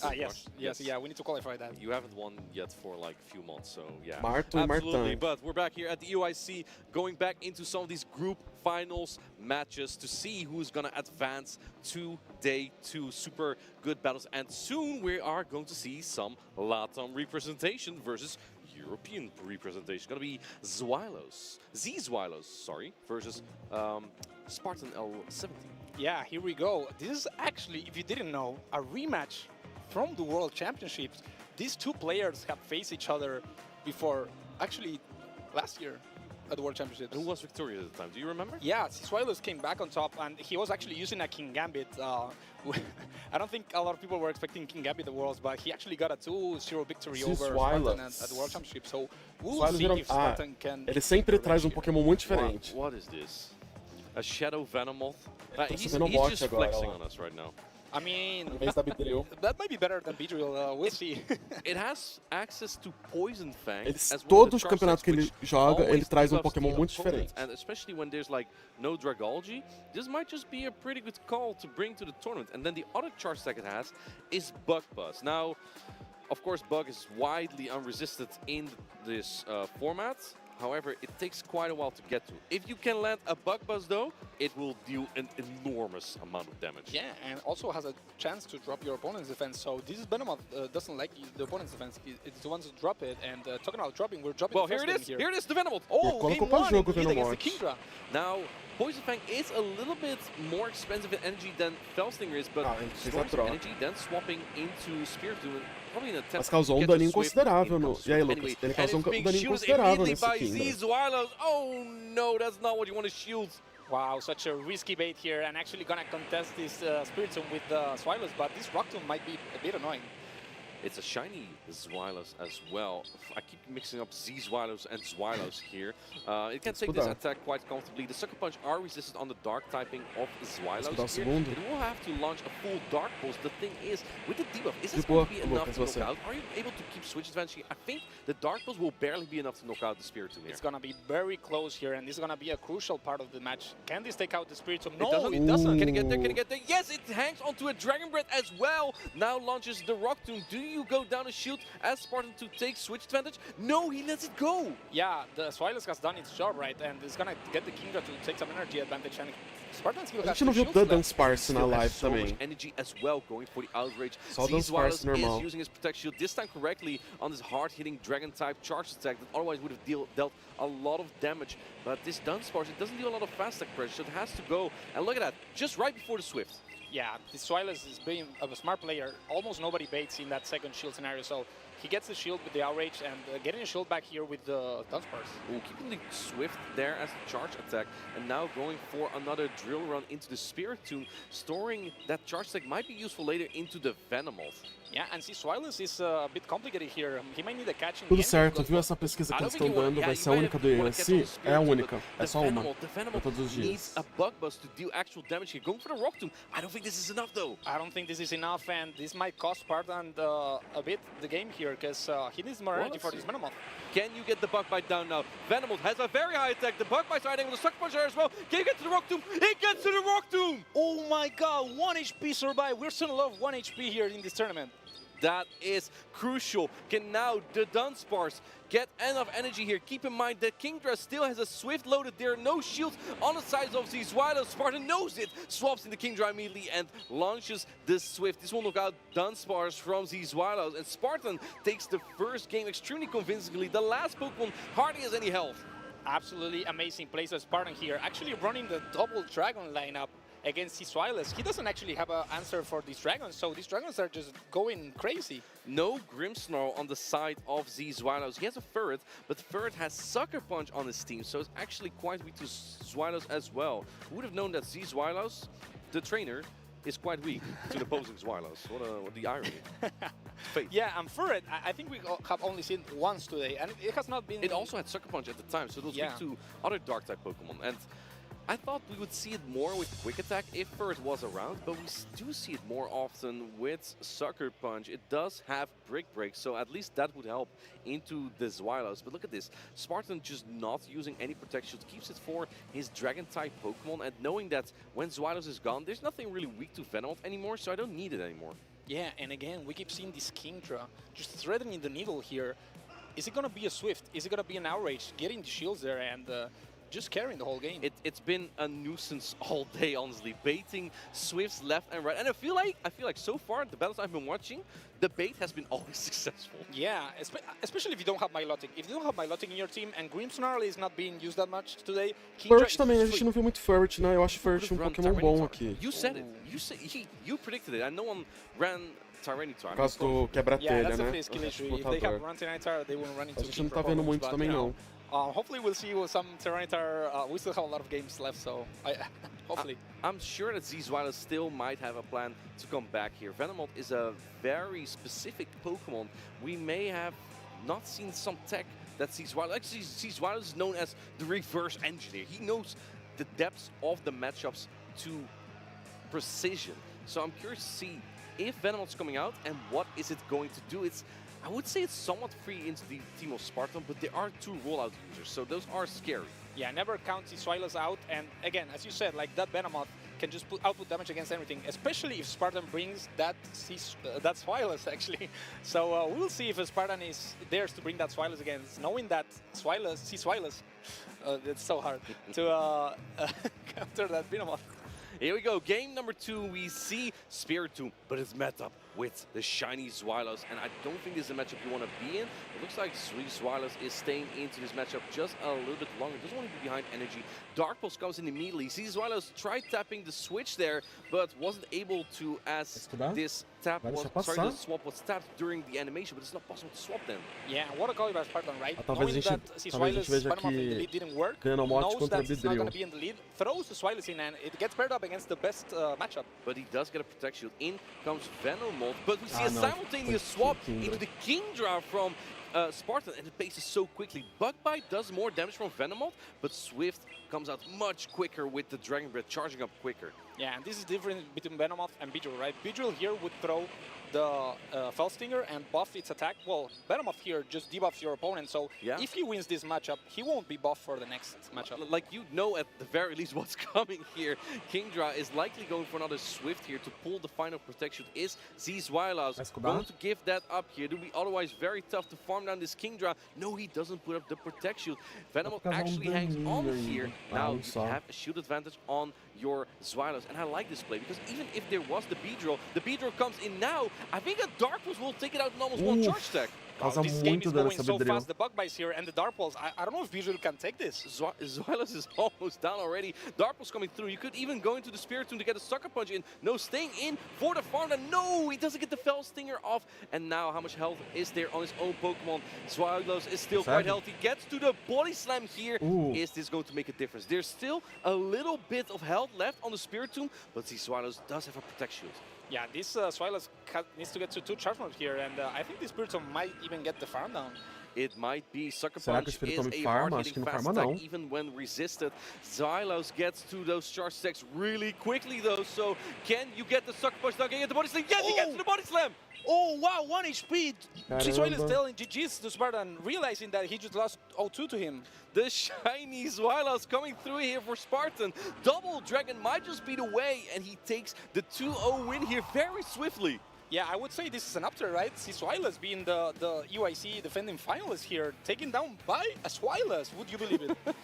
Yeah, we've heard that Pokemon name a lot today, but it's not over for him just yet. He still goes to the loser side of the bracket, and of course, big congratulations to Spartan. He's been so consistent this season. I believe in the last 2 regional championships that he had played, he got back-to-back silver medals.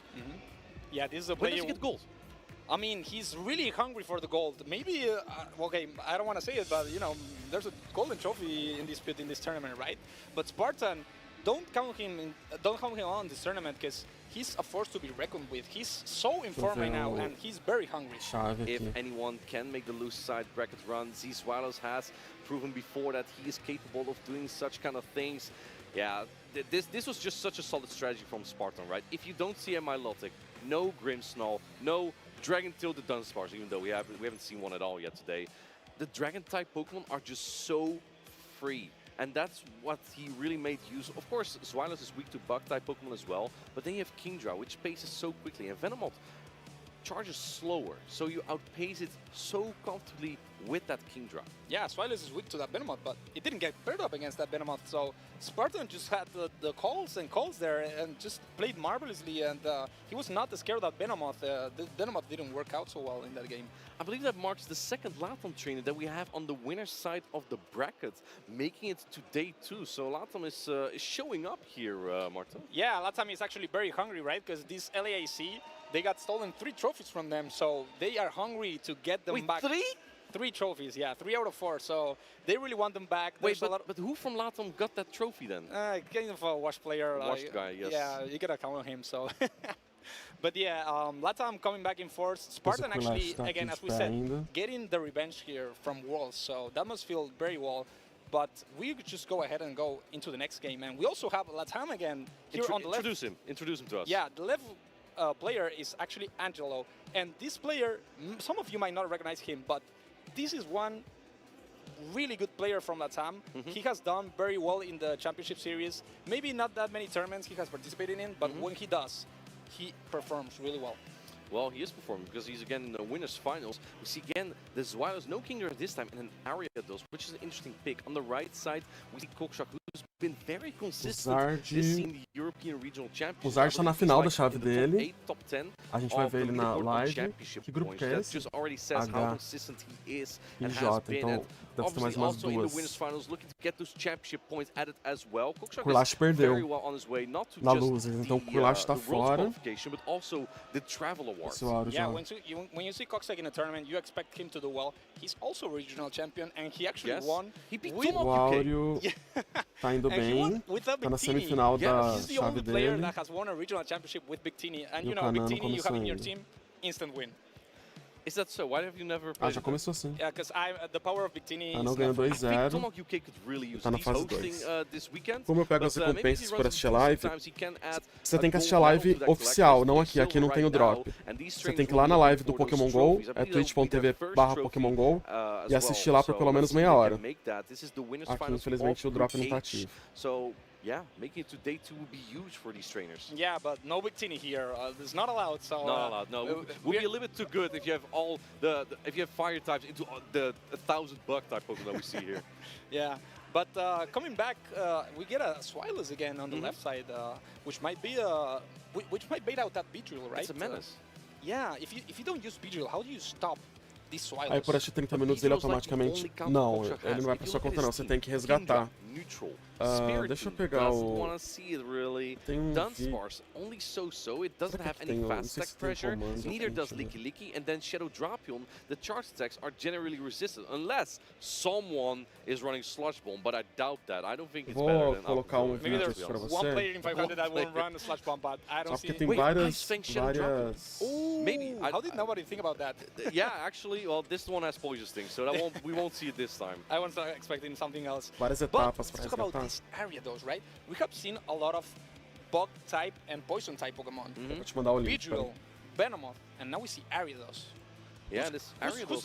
Who's the better one? It has Lunch and Megahorn, but the big difference between Ariados and Beedrill Aqui eu is the mostro passo a fast passo attack para vocês de como fazer esse because resgate. Ariados does not have Bug Bite, it has Poison Sting. It relies more on charge attack energy. But the thing is, you have Lunch. And Lunch, just like with Spidops, will debuff the opponent's attack, so it could set up for a farm down. The thing is, this is a meta where you usually don't really need switch advantage, so the odds are pretty high that your opponent is like, I'm not letting you farm me down, I'm just gonna swap out of this. Yeah, but debuff is so useful, right? You kind of artificially buff your Pokemon, right? You're like artificially bulkier, and that's the advantage that Ariados has. So we'll see if we see it in these games. It's going to be interesting. Yeah, let's see how Cockshock is going to adapt here to the Ariados, a very unique Pokemon that he may not have faced yet before. And yeah, Angelo, I hope we get to see it. It's a Pokemon that usually runs Trailblaze, and Trailblaze is not really an attack that you use here. I have very usando important information. duplo This Swilot is inseto, é running isso? Dragon Pulse. Dragon Pulse, that's a little bit more energy than Dark Pulse, but also hits harder. Here we Aliados see e the Shadow Dogs. Drapion come out from Angelo, and we do see that Ariados in the back.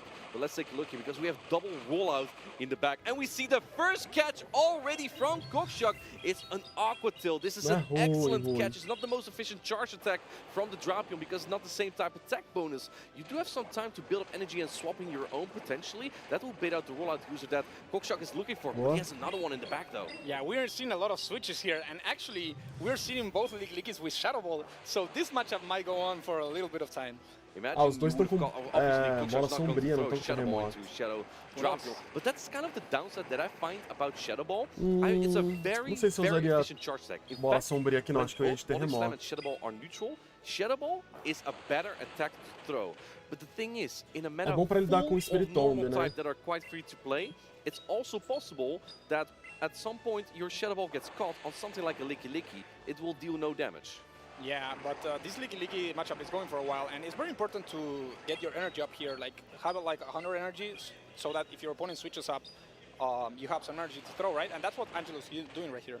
I would not be surprised if Angelo would swap out at some point, but it looks like he's launching another Body Slam. He's one rollout off another one here. Going for the undercharge. Do we see a switch or a potential farm down? And Cockshock is letting that farm down happen. Comes out with a Body Slam. I think you might even be able to get to a Shadow Ball in whatever comes in, but you don't want to throw it into Dunsparce. And it looks like that Angelo was being careful. He was looking to throw a Shadow Ball, but that's sort of Dunsparce was like, hold on a second. Yeah, very nice reactions by Angelo. Very nice plays by Cockshock, but actually getting aggressive here and throwing the Drapion in. There's so much energy here.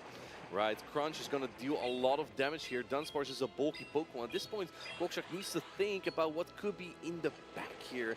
Yeah, it's going to be a little bit tough to predict what will be here. Going for the drone to take the shield, but your rollout fast attack damage still won't do as much. So Shadow Drapion can just hang in here for a bit. Yeah, and it's very important because, this really going to go aggressive here and throw it against the Drapion. But there's an Ariados in the back. It's going to resist everything from this Beedrill. Yeah, it's not the most bulky Pokemon though, so I think honestly he's still after, and we see the defense drop. That will actually be very helpful for that Ariados. Now it's finally revealed, not throwing a charge attack just yet, going for the X's, and this is where it would have been nice to have Drill Run. Yeah, and that debuff might be huge because the Megahorn might take out the... Wow, that actually does a lot of damage. That's half of HP of the Ariados gone, and going for the lunge immediately. Wants to make sure that this Ariados hangs on just a little bit more. Perhaps Angelo knows the damage range just a little bit better than we do. The poisoning down's a little bit tough here. You still have protection than Angelo though. Yeah, Angelo has to make a decision here. Wait. This Executor is going to take... I thought he was going to call the Fell Stinger. I mean, that's a very tough call, but the Dunsparce has so much HP left. Right, 2 attacks won't be enough yet. I think miscounted or attempted to catch there. Now go for the body slam. Deixa no banho rapidinho, antes do Zard jogar. Does Angelo have a lunge loaded? He's gonna need that charge. I don't think this is lunge range even if he will get there. Wow, but this rollout is stacking up. Might be in the launch range. We will see. Oh, yeah, doesn't have the just barely one of the launch. Dunsparce coming through here. It just deals super effective damage to way too much in this meta. Kokshak knows that. He takes advantage and he takes game number 1. Yeah, what a game. Well, that was really close. If he did one extra fast move with his Gyarados, maybe gotten the catch there. The final, the game was decided like in the final. I think Kokshak just really sniffed out. My opponent's the win condition is to go for a catch here. I'm not gonna throw right away. You know what I love the most about Kokshak? He just always looks confused, as if he doesn't know what he's doing. But he knows really well what he's doing, because he's winning very, very often in the championship series. And this catch, by the way, right? I love this, because you probably know as Beedrill user, my opponent is going to bait, because Beedrill's fragile, so I'm going to catch that bait on Licky Licky, and it will deal almost no damage. And not only that, you expect Beedrill to have a good matchup against Drapion, right? Resisting the so you don't expect the switch. You don't expect the catch. And he doesn't. He suddenly does it, and that's an unexpected play. I think that really set Kokshak apart in this match right here. And then having, I mean, he also kind of had the backline as an advantage there, because he had double rollout users, and Ariados was in the back there. While Ariados, when 2 shields are in play for both Pokemon, can deal with rollout users when shields are down, it's not going to be so good, because it really relies on the lunge debuffs. Yeah, Angelo has to think if Ariados is actually the play here. And surprisingly, Beedrill wins the game here. Absolutely incredible. Why is that incredible? That we've seen Beedrill all day. I don't think we have seen Beedrill win that many games. So yeah, Beedrill, I mean, it's a tough Pokemon to use because it's so fragile and it's so easy to just stack energy all over the place. I'm not surprised that we didn't see the Zweilos though. I think Kokshak is always expecting Zweilos, and that's why the Beedrill came out. Yeah, he expected his opponent to expect, so he didn't bring the Zweilos, and yeah, the Beedrill came in. It's the expect show here. Yeah, so we'll see what both players expect in the second game here, how they adapt. They might be ready to go into the second game. Angelo wants to be the 3rd Latam trainer to get through there on the winner's side, on the winner's finals here. Yeah, both trainers still discussing just a little bit more and then deciding what to bring in. How do you adapt to this? When you see 2 rollout users on the other side, does that make the bug-type Pokemon appealing to bring? E aí, Leonardo, são 5 BR competindo no gol? Can tank maybe the Não, energy são of 6. Beedrill, because he's expecting it, right? But maybe a rollout user is just a better answer. O Gabs, Steiner. Yeah, the Shadow Ball, also the moveset is o Kurlash, well, o Zard, here we go. This is definitely o Kanan something e you o don't want Aura. to throw Shadow Ball. And this is where Spiritomb goes for Rock Tomb, but perhaps we see Kokshak go for another catch. He has double rollout users in the back, so he has bulk to spare. No catch this time. We see the crunch being locked, and Kokshak puts up the protection immediately. What this means for the matchup is that when both Pokemon use 1 Protect Shield, Spiritomb will actually win. Yeah, that's the reason why Kokshak is going for the shield here. And look at that Ariados in the back. What is Ariados going to do this game? We'll find out. I think that Kokshak really has this matchup pretty in a good advantage here. Of course, he has the double rollout users, but just winning the 1-shield scenario here is actually incredible, because the Spiritomb will barely be able to get to the Rock Tomb before the next crunch. Yeah, and Angelo needs to go for a catch here, but if you catch, you're going to get debuffed by the Rock Tomb, so is that really a catch? Oh, actually, Kokshak go over the catch. He went for the catch or just preserve the energy, and now a rollout sneaks through. Crunch is coming through as well. This is a debuff crunch, so it will do a little bit more damage, but the chip damage might just be necessary. The problem is that Angelo kind of has to, simply because he doesn't have an answer to a rollout user in the back. It's only his own Licky Licky. Yeah, when you see a rollout user, you just throw your rollout user, you know, chip and dip strategy. And actually, it's going to be very important how Angelo manages the energy here, how much energy he gets out of this mirror matchup, and maybe if Kokshak gets a little bit aggressive. Let's find out. Another body slam's coming through. This matchup is going to take a little while, but it's a great opportunity for both trainers to just gather energy. You see Angelo preserving a lot here. That is because he might sniff out the Dunsparce in the back. That means he needs to preserve this Licky Licky, save the energy, potentially swap back out at some point. We see Kokshak instead swap out and going for the Rock Tomb instead now. This Rock Tomb, I don't think secures a knockout. However, will bring the Licky Licky very low. Licky Licky would have to expend a whole Shadow Ball, but no, preserves the attack instead. And now the Octo comes through. Yeah, he needs to expend all the energy in the driving here. Oh, the shield though. He doesn't want to give up the Spiritomb, he just wants to get a farm down here. Now all Protect shields are down for Cockshock. Angelo still has one. There's some energy on this. Oh, but now going for the Shadow Ball. Now all the energy is gone from the Spiritomb. Wait, the undercharge. What a play from Angelo. Oh, wants to get an uncharge, but there's still an Ariados in the back. You have a shield up, but a Licky and a Dunsparce, and it's going to get a lot of energy here. The problem is that Dunsparce now gets an energy head start, and that's exactly what you don't want as the Ariados. Ariados, I think, is going to need a lunge, maybe a Mega Horn afterwards. And look at that, Cockshock still has his own Licky in the back as well. Yeah, these rollouts are starting to add up, and the Rock Slide, you definitely don't want to take this. And I think Cockshock is one fast attack away from the second Rock Slide. This is definitely the moment to use that final Protect shield, but not before. Can you throw the lunge? No, he doesn't throw the lunge. Now the Rock Slide isn't debuffed. I guess that makes in some way sense, because you know that one Rock Slide won't be enough to knock out regardless. But look at that, you're almost knocked out here. Going for the, oh, I guess he predicted that the Licky would come in. Expends the lunge. Angelo knows that that may have been his win condition, getting the lunge off, and now we see the switch. Going for the Shadow Ball. He's going for style points. Cockshock is taking game number 2. Very well played by Cockshock, making the plays, making the moves, and securing his day 2 here. On the winner's side as well, it's not over yet for Angelo. Incredible performance so far, getting here in the winners finals with that spicy Ariados. But Cockshock just a little bit ahead in the game here with the double rollout use. He kind of just sniffed out, okay, my opponent brought this spicy Pokemon. I think they rely on it. I'm just going to counter that Pokemon as much as possible, and that really worked. Yeah, like Cockshock here bringing the double rollout, right? Like, what's your opponent gonna do? Like, he knows the Ariados was in the back, and was like, oh, you bring the Ariados in the back? I'm gonna get double rollout users, and your Ariados completely useless. And Spiritomb. Spiritomb also resists Poison Sting, so it's also, and it has Rock too. He had 3 Pokemon that dealt super effective into Bug-type Pokemon, so Ariados just kind of had a hard time there.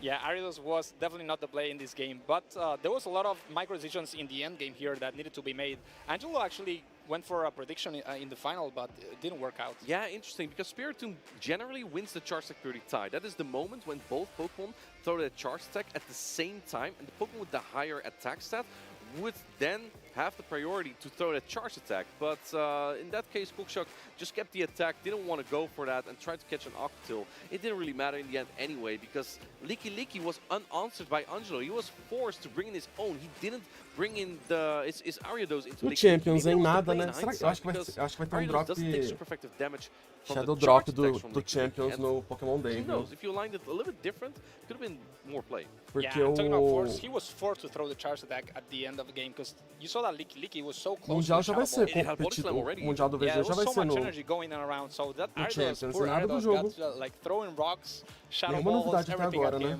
He didn't have a good time. I'm just thinking, right? Eu acho que vai ser drop Shadow Drop. Imagine, right?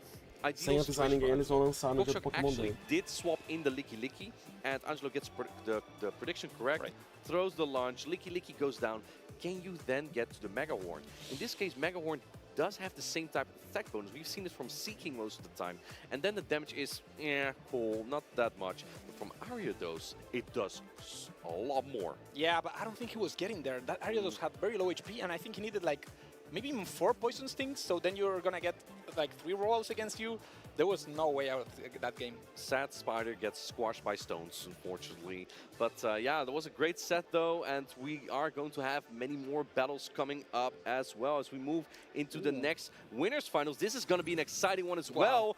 I think most trainers will know the trainer on the left there, on the camera's mirror, so I'm going to point here. Rise to occasion, content creator, commentator, and very good competitor. And on the right side, Chris from Spain, a trainer who's come very far often at European regional championships. Yeah, we gotta talk about these players. Rice has actually a record for winning a regional every single season. He's the only player that has that. Rice que é esse que tá na esquerda. And Chris on the other side has been on a roll this season. Ele ganhou o campeonato regional em todas as temporadas. He has been. He was messaging me. Todas as temporadas competitivas, desde 2022, ele ganhou o campeonato regional. And I was like, brother, you're top 4. You you're good. The Travel Award, for those unaware, is a prize package that you can earn by having many championship points and get to the top of the leaderboard in a certain period. There's one for every international championship. There's also one for the World Championships. And both these trainers, they have gotten that previously. If it was for this event or a previous event, they're familiar with that. So that's why it's important to, even if you don't win an entire event, just the championship points, getting like top 16 is already huge towards those prizes. Yeah, and that's very important, right? Because we get a lot of ICs, right? And we each has a travel award. So maybe you think you have played enough tournaments for the season. No, a travel award comes in and you need to fight again for those points. Also go to your local tournaments. So that's what keeps you in the game, right? And you need to keep rolling and performing. You can snowball that. Basically, if you get that travel award, that prize package to get to, for example, the North America International Championships in New Orleans in June, you know, and then you do well there and you can go to the next LAIC, you know, that's kind of how that works in the championship series. But let's focus back on this match here. We see two very meta teams here. I'm starting to think, like, maybe it's the time of the day.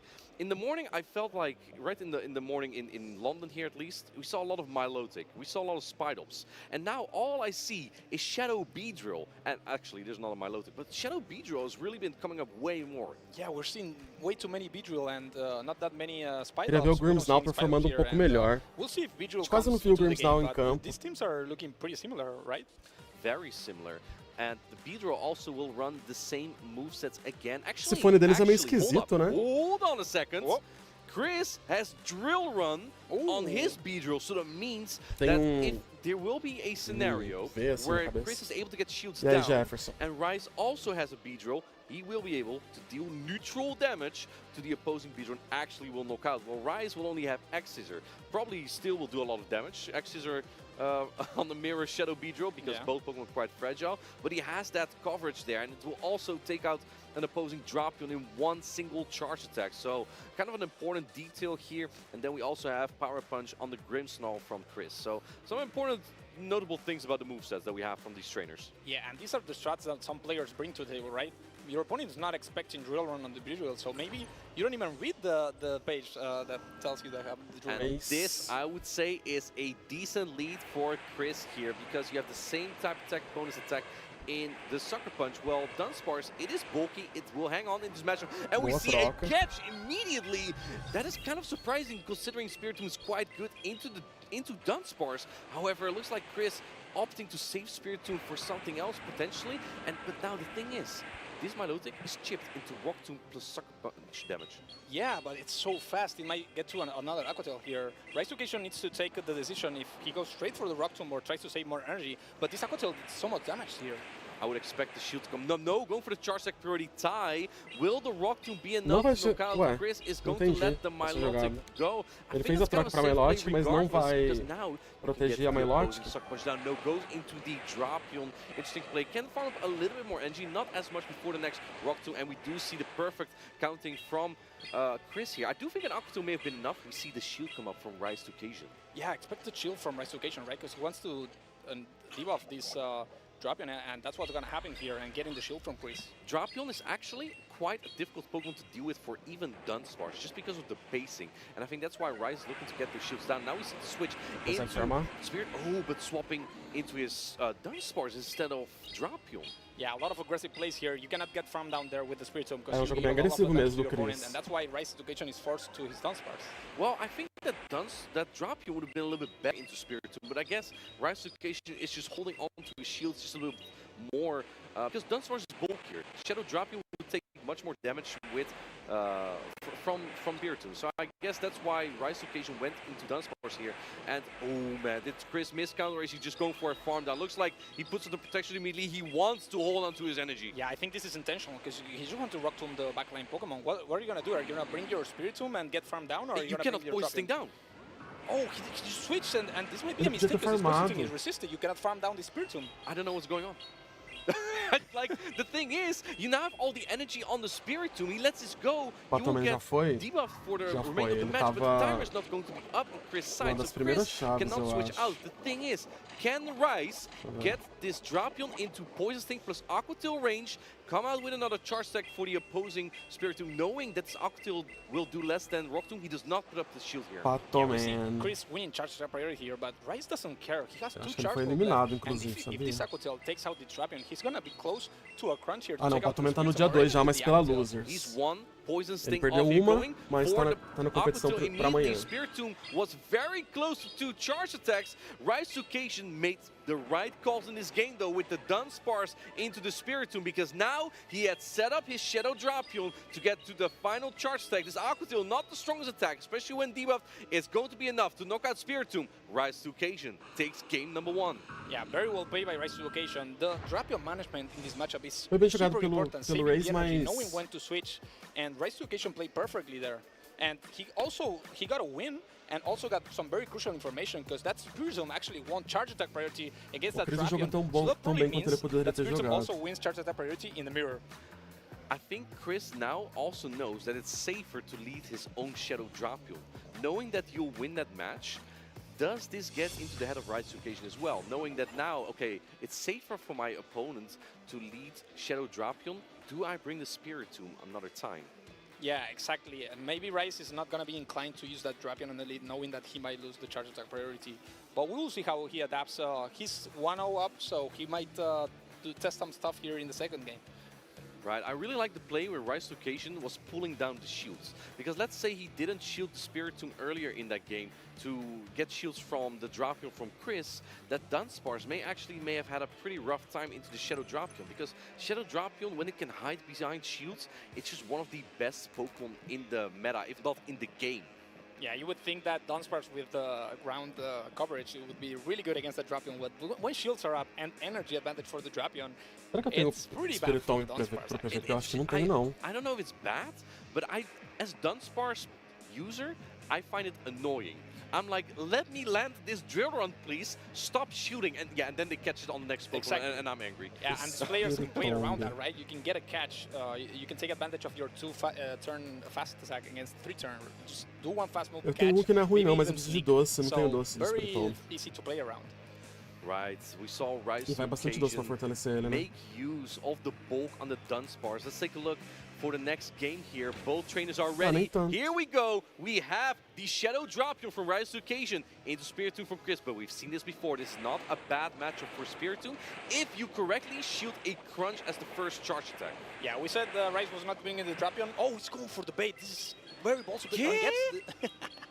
And gets the shield. This is very huge. And now Drapion will win the scenario where both Pokemon use one Protect shields. Yeah, and Chris tried to go for the charge attack priority there. He knew he won it, but also Rise knew that, so he didn't throw the charge attack. Yeah, Spirit Tomb generally has a higher attack than Shadow Drapion. Still good to know. Crunch coming through here. I think Rise to Occasion is just going to play it out here. Make sure that it gets rid of the Spirit Tomb. No, another protection is being used by Chris. Wow, Chris is out of shields for the rest of the game, and this Drapion is going to be a bit annoying for Chris. Let's take a look if Rise is going to, yeah, he's saving the Shadow Drop here. Yes, you're double debuff, but this Spirit Tomb is so healthy, he cannot get rid of it quite quickly, so kind of an awkward situation for Rise. How do you take out this Spirit Tomb? Oh, goes for the catch and unsuccessful. I think we saw Rise wait just a second there, and that's why he didn't throw the attack there. He was waiting just a little bit. Yeah, it's so hard to catch against Rise, but also we have to talk about the Beedrill in the back. What is Beedrill gonna do without shields? That is going to be a good question, especially into a Pokemon like Licky. Drone's coming through a lot is on the line for this Dunsparce. Has to really carry his way through. Yeah, and we have seen this matchup before, right? This Milotic can actually take those 2 drill runs, so it could build up a lot of energy, maybe switch out, and actually a charge attack priority here. Yeah, which Milotic wins because it has a higher attack as well. Yeah, let's take a look here. The Aqua Tail comes through. Won't be enough to knock out just yet. I think that Licky looks so good in the back, though. Yeah, do you switch here as Chris? You don't want to give that Dunsparce the edge, right? He's going to go for a switch. Actually, yeah, going for the Spirit Tomb switch. And going for the farm down. Oh, but Rice has 2 crunches loaded. And here we go. Now the debuff Aqui, is gone talvez as well seja pra from the fazer Rock Tombs o early Raze thrown in the gastar game, essa because energia as you swap mesmo. out, they're clear. Does this knock out? The Spiritomb, no, just not yet. You have to go for another, I think maybe 2 points could have been enough to get the farm down here, and I think Rise might know that as well. Yeah, Rise is not liking this. This Vigil in the back has no shields, and he's gonna give a farm down to potentially this Licky here. So how is gonna Vigil do anything in this game? Well, we're about to find out. In comes Licky with that energy advantage. Can you get to the crunch? So that might actually be o crucial. Licky vai He farmar gets to the esse crunch, but I dragão think inteiro. that Licky is simply going to outpace Beedrill to that charge, so it might come down to a potential catch. Exactly, there's a catch here. There's a catch. Rise still has a way to come back from this game. This game is not over for any of these players. Earthquake has to land here. Well, I think you can also just go for 2 bullets. No, going for the Earthquake. Is this, plus a few rollouts, going to be enough? Earthquake is a hard-hitting charge attack on Shadow Beedrill, but it doesn't even go into the red. Oh my god, can this Beedrill actually get to a charge attack here? Oh, it's an Aquatil though! Oh, what a combo play by Chris is actually gonna take out this Beedrill, and this is lights out for Rise to Occasion. Aquatil is coming through, washes away the bug. How much energy is there on the Dunsparce? There's some energy, but no health, and Chris ties up the score. Wow, what a crazy game. That Aquatil bank in the back Jogou was bem crucial melhor in this game. That Beedrill was about to get to a charge attack, and Chris said, no, you're not getting there. I thought that double body slam was the play just because there's a little bit more damage. It does take another rollout, but Beedrill doesn't pace exactly fast to its charge attacks. But I think Chris knew the matchup just, I go for the Earthquake, I have the Aquatil. All I have to make sure is that it doesn't get caught. It didn't get caught, so he won the game. I think that Earthquake is genius, because if you do 2 body slams, you give your opponent 2 opportunities double to catch, potential to catch.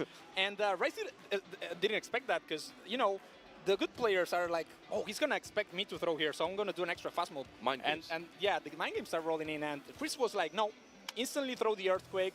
This game is done. He was calculated. Just a fun fact, both trainers are named Chris. Yo, that's right. Interesting fact here. Which is going to be the Chris that comes out on top. Who is the best Chris? The best Chris? In this matchup here, we're going to have a decisive game number 3 between Rise to Occasion on the left and Chris on the right. Very good battles that we saw there. Chris might not have the same achievements that Rise has, but he's definitely not worse of a trainer. He is to be looked out for. Yeah, he really wants them. And again, we have a final between NA and EU. We have seen this throughout the day a lot. This is a tug of war between NA and EU. Who will come out on top? Chris wants to stop NA from... I mean, that's the thing for most Europeans, right? Because we saw Nighttime Clasher training from North America take the LAIC. And I think kind of for all the Europeans that are like, I think we want to keep this one in region. Yeah, if you go to a region that's not yours, you won't have too many people. You're like the enemy, right? Yeah, you won't have too many people in the crowd cheering for you, so it's a bit tougher, right? Like everyone's against you, but some players actually take that and use it to its favor. It's like, okay, I'm just gonna make everyone, you know, or sad. you just feel the energy from the trainers watching from home, because there are many trainers rooting for Rise, but let's see if Chris can pull through here. This is a pretty rough lead for Chris, on the right, and the other Chris on the left, Rise to Occasion, has a pretty good lead here in my opinion. But you probably do want to shield an Earthquake here as Rise to Occasion on the Spiritomb, because this sets you up so far. Now the energy is all drained from the Licky, and it's set up so much behind. This allows the Spiritomb to farm up more and more energy and even debuff the next Pokemon as well. That was a humongous shield. There's no way this Licky takes out the Spiritomb now, and it's going to be very hard to come back from this game. Licky will get to another Earthquake. It is debuff though. Oh, we see the catch on the Dunsparce. Rise to Occasion, making all the plays, and he recognizes Spiritomb is valuable. I need to protect my precious ghost. What a beautiful catch. Saves the energy from the Spiritomb. All these Pokemon are healthy here and needs to be answered by a Spiritomb. This is not the place you want to be in. Zeron's coming through. I don't think that you can get a Sucker Punch down before the next charge attack though, because this is still a pretty healthy Dunsparce. And let's acho que o Wario vai passar na live também. Contra o Tom Batus é bom. Oh, that was a very important charge attack priority, because this Dunsparce is not going to get that charge mobile, and he got all the energy he needed there. Oh, and it knocks out as well. I think Rise to Cage was hoping to take that, and now going for the Rock Tomb right before the next Rock Tomb as well. I actually would have liked to see Rise to Occasion just use Protect Shield and farm up. It looks like he gets an opportunity anyway, because Chris is also using a Protect Shield here. Yes, but he got a shield back, and he's probably going to shield here and go for the farm down. I don't think Chris is going to let him, but the next Pokemon is going to be debuffed here. Shields are now down for Rise to Occasion. In comes a fully healthy Milotic, but it's going to be debuffed going into the next matchup. Chris tried going for the Aqua Tomb immediately, but not before the Rock Tomb here. This Shadow Ball could have hit really hard, but I think that's just safer to go for the Rock Tomb, just in case it would get shielded. Yeah, how do you come back from this game being Chris, right? Like, you need to call the Earthquake or something, but this Milotic is not going to do any damage here. Wrap is coming through. This will drop the defense there. Knowing Chris, I have played against Chris before. He likes to no shield in these kind of scenarios. And let's take a look if he's going to call an Earthquake. He is thinking to himself, the Earthquake. Is it obvious here? No, he no shields the Body Slam. A great call here. Does this keep him in the game though? Wow, what a shield from Chris, but all his Pokemon are really low HP. How is he going to come back from this game? Yeah, and also Spiritomb still has a little bit of health on the side of Rise to Occasion as well, right? Take a look here. Body Slam is almost being charged. Trying to make a catch. Can you get the rollout down now? Oh, that would be really close. The Licky would get very low. Throwing a charge attack though. Does this give Chris an opportunity to come back with the Milotic and get to an Aqua Tail? Yeah, this is getting very close. Chris still has a shield here, and Rice went for the Body Slam. He's not like he's doing for another charge. Wait, let him cook. Yeah, putting out a Protect Shield. Licky has some energy, but Chris, Rice gets to another charge attack here. What can Milotic do? Chris is shaking his head on the right side because he has to take a Licky with his Milotic. Oh, he makes the catch though, but is that what you want to do? Rice Occasion knows the Spiritomb was more valuable. Do you get Dragon Tail down now before the rollout? This is gonna be Dragon Tail versus rollout. Who can get ahead of this? It's gonna be so close. Can the Milotic take the last rollout? No! We're about to find out who goes down. Oh, Licky barely hangs on. 1 HP and a dream for Rise to Occasion. Absolutely wonderful plays by Rise to Occasion there. That came down to the wire. 14 de fevereiro, das 2 às 5. Incredible. Será que eu vou lá na cidade? And this is just day one. This is just day one, Marcel. Like, day one. This is the first tournament you're casting. Tomorrow is going to be even crazier with these kind of battles. But this was just a taste of when there's so much at stake. I don't think my heart can hold on to this. Like, how are we in day one? These are day 2 plays, day 3 plays. Like, absolutely incredible. If this is what's going on today, I don't know what to expect from tomorrow. Marto, if I was holding an espresso cup, I would have dropped it and it would have shattered. Like it was. I was holding my breath there for these kind of battles. They were crazy. And Chris, he still has a chance tomorrow as well. He will be going to the loser side of the bracket. So this was definitely not the last that we've seen of him. And the Spanish have just great support in the venue as well. We are definitely going to see him back. Yeah, and this is the strength of the Spiritomb. If you can actually shield that Earthquake, the matchup goes south for you. Like, it completely starts snowballing, and that's what happened with Chris. It was so hard to come back from this game. It was super close, right? But after that, you have to make a lot of plays. Right, and the Octil knocking out this Spiritomb at the very end. Like, Rise at this point was like doubting, did I make the correct call there? Because he needed the Spiritomb to actually get fast attack damage there, but Chris predicted that, and that's how this matchup got so incredibly close. Yeah, Rise didn't even know he was winning that game. He was like, oh, did I make a mistake? Was that a throw? But his Licky hold on. Those kind of haunt you. If you throw a game like that, it does happen to some of the best of us. But the best of us also learned their typing really well. And if you want to know more about how these trainers have learned their typing, stay tuned. We have just the right video for you. All right, trainers, get ready to take some notes. It's time to study Pokemon types. É hora de estudar o tipo dos Pokémon. Go, there are 18 total types. Some Pokemon have a single No type, Pokémon GO tem 18 tipos e alguns têm tipo único ou tipo dobrado. Menu or on the top right of the battle screen, similar to the Pokemon TCG. Every attack in Pokemon GO has one type property. Similar to Todo ataque no Pokémon tem tipo de ataque, né? A gente já sabe, né? We can use this scale to see how damage applies in Pokemon GO PvP. Nós podemos usar essa escala para ver como os golpes interagem no Pokémon GO. É triplamente resistido no Pokémon GO porque no Pokémon GO não tem imune However, in Pokemon Go, no types are immune to other types. The closest comparison to immunity in Pokemon Go is triple resistance. More on that later. Unlike TCG, no Pokemon in Pokemon Go can use a special ability to remove their type. Diferente do TCG, nenhum Pokémon pode usar uma habilidade especial. Eu ia gostar se tivesse algumas habilidades. Improbable, unexpected, and exciting win conditions. Let's begin with the interactions between fire, grass, and water. Vamos começar com como interagem água, fogo e planta. Planta, fogo é super efetivo contra planta, planta contra água e água contra fogo. However, dual-type Pokemon are much more complex. To determine effectiveness for dual-type Pokemon, consider each type individually. Como pega essa recompensa? Você tem que assistir a transmissão oficial lá na Twitch. Não é a minha transmissão, é a transmissão do Pokémon GO. É twitch.tv/Pokémon GO o endereço, o link. Some Pokemon single resist, double resist, or even triple resist attacks from other types. For example, Steel-type Pokemon single resist Dragon-type attacks, while Fairy-type Pokemon double resist Dragon. A Fairy and Steel-type Pokemon like Mawile will actually triple resist Dragon-type attacks. These are all of the double resistances in Pokemon Go.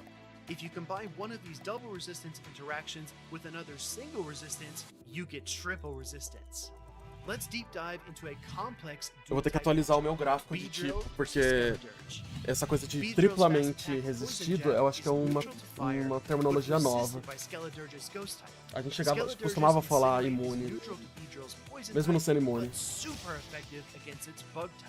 Beedrill's X-Scissor, a bug-type attack, is resisted by both fire and ghost, making it double resistant. Skeledurge's Disarming Voice is a Fairy-type attack, which is neutral versus bug, but resisted by Beedrill's Poison type. Skeledurge's Shadow Ball is neutral to both bug and poison. Beedrill's Drill Run is neutral versus ghost, but super effective versus fire, resulting in super effective damage. Always keep a close eye on the screen while battling. Super effective or not very effective appear when Pokemon use their fast attacks. Protect shields turn red when shielding super effective damage, purple when shielding neutral damage, and blue when shielding resistant damage. Lastly, make sure to check the type icons at the top right corner of your screen. The power of a charge attack depends on the Pokemon using it, so an Earthquake from Swampert likely hits harder than one from Clodsire. A Pokemon that uses an attack that aligns with its type will receive a slight damage bonus, called Same Type Attack Bonus or Stab. Stab. Bônus de ataque do mesmo tipo. Quando um Pokémon usa um golpe do mesmo tipo dele, ele causa mais dano. And a Night Slash boost will raise them. That's all for me. Best of luck in your future battles, trainers. Carolina, ganha alguma coisa assistindo essa live? Tem que assistir aqui no YouTube. Só na roxa, na Twitch. Pode falar Twitch, não tem problema não. Mas é na Twitch oficial do Pokémon GO, não na minha. A minha não tem drop. Na live oficial você tem que assistir pelo menos a meia hora lá. É twitch.tv/Pokémon GO.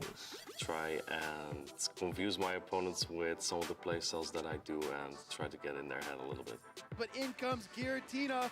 Inadequate says no, no, no. I started playing PvP when the Go Battle League came out, but as soon as Play Pokemon included Go in their competitive circuit, I immediately started playing as well. The closest one was the 2022 Europe International Championship, and that's where I joined. There were about 100 competitors, and I got to top 8 there. It was the first time I played in this format. After that, I went 0-2 in Liu, unfortunately, but I never gave up, and at some point, I just stopped at almost every single tournament that I played.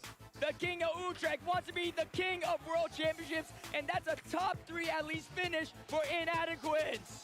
My favorite memory is winning the Utrecht Special Event. It wins the MP! Martijn is your Special Event champion! And also just playing at the World Championship, very comparable. Just the support that I have, hearing the crowd go wild when I do something good. Then it looks like Inadequates is gonna take this series 2-0. The player that I admire the most is the previous world champion. It's Axon. He's a very humble, a very nice guy, and on top of that, he started making content creation after gaining fame with winning the World Championships, and it has been very helpful to many new players. A última vez que fiz isso foi quando teve a invasão da Ultra Beast. Faz tempo, hein? Mas acabei deletando minha conta da roxinha. Você pode criar uma só pra entrar, né? Se você... Porque é um time de elite, né? Se você precisa... Você pode... na verdade eu não sei, viu? Se pode não. Porque você vai ter que vincular sua conta. Só que se sua conta Pokémon já estiver vinculada na Twitch, pode ser que tenha algum BO. And I can still take the victory. That is something I will always remember in any battle that I play.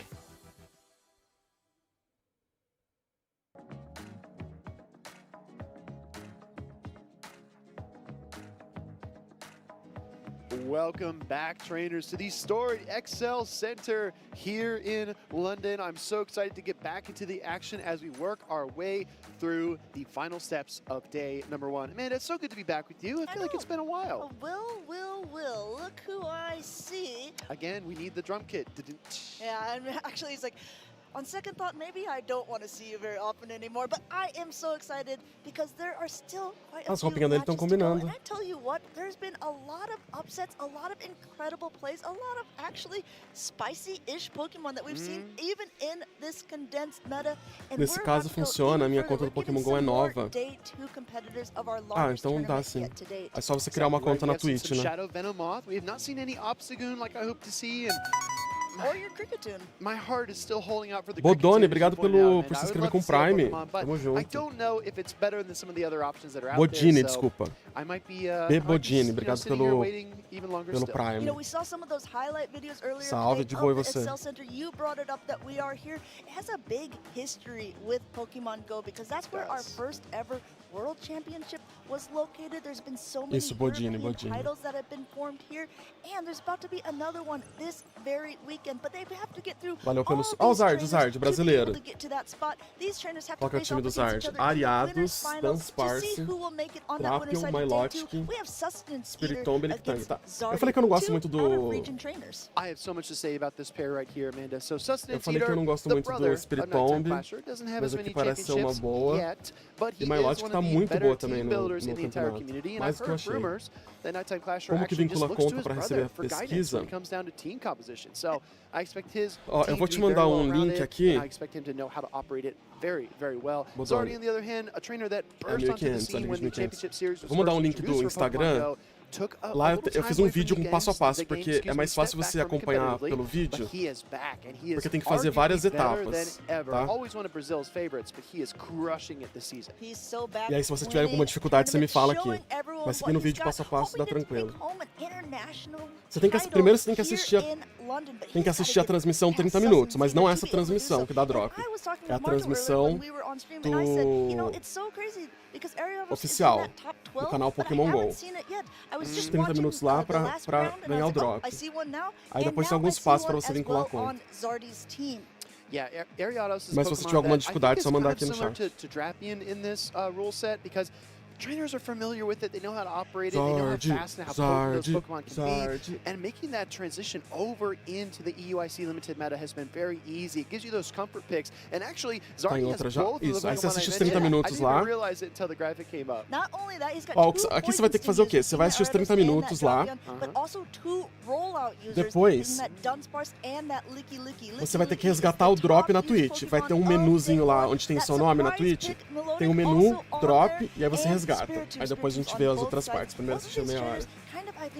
É 1500, na liga de 1500. Todos os campeonatos são até 1500.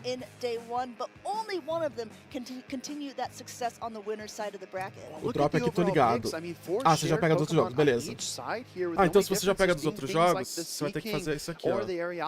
Peraí, deixa eu passar essa partida de mano. Charizard has to get out of there because these are water type Pokemon that are taking to the stage here. Now, we will see the Melodic going for that wrap because obviously it's not going to be doing that much damage with the water type. But Sustenance Eater baiting here with that Icy Wind. Not only is it going to lower the Melodic's defense, it also took that first shield off of Zardy's side. Exactly, Wrap going to get fired off like you called out. If this connects, it won't do that much damage, but it does have that defense drop factor that you need to consider.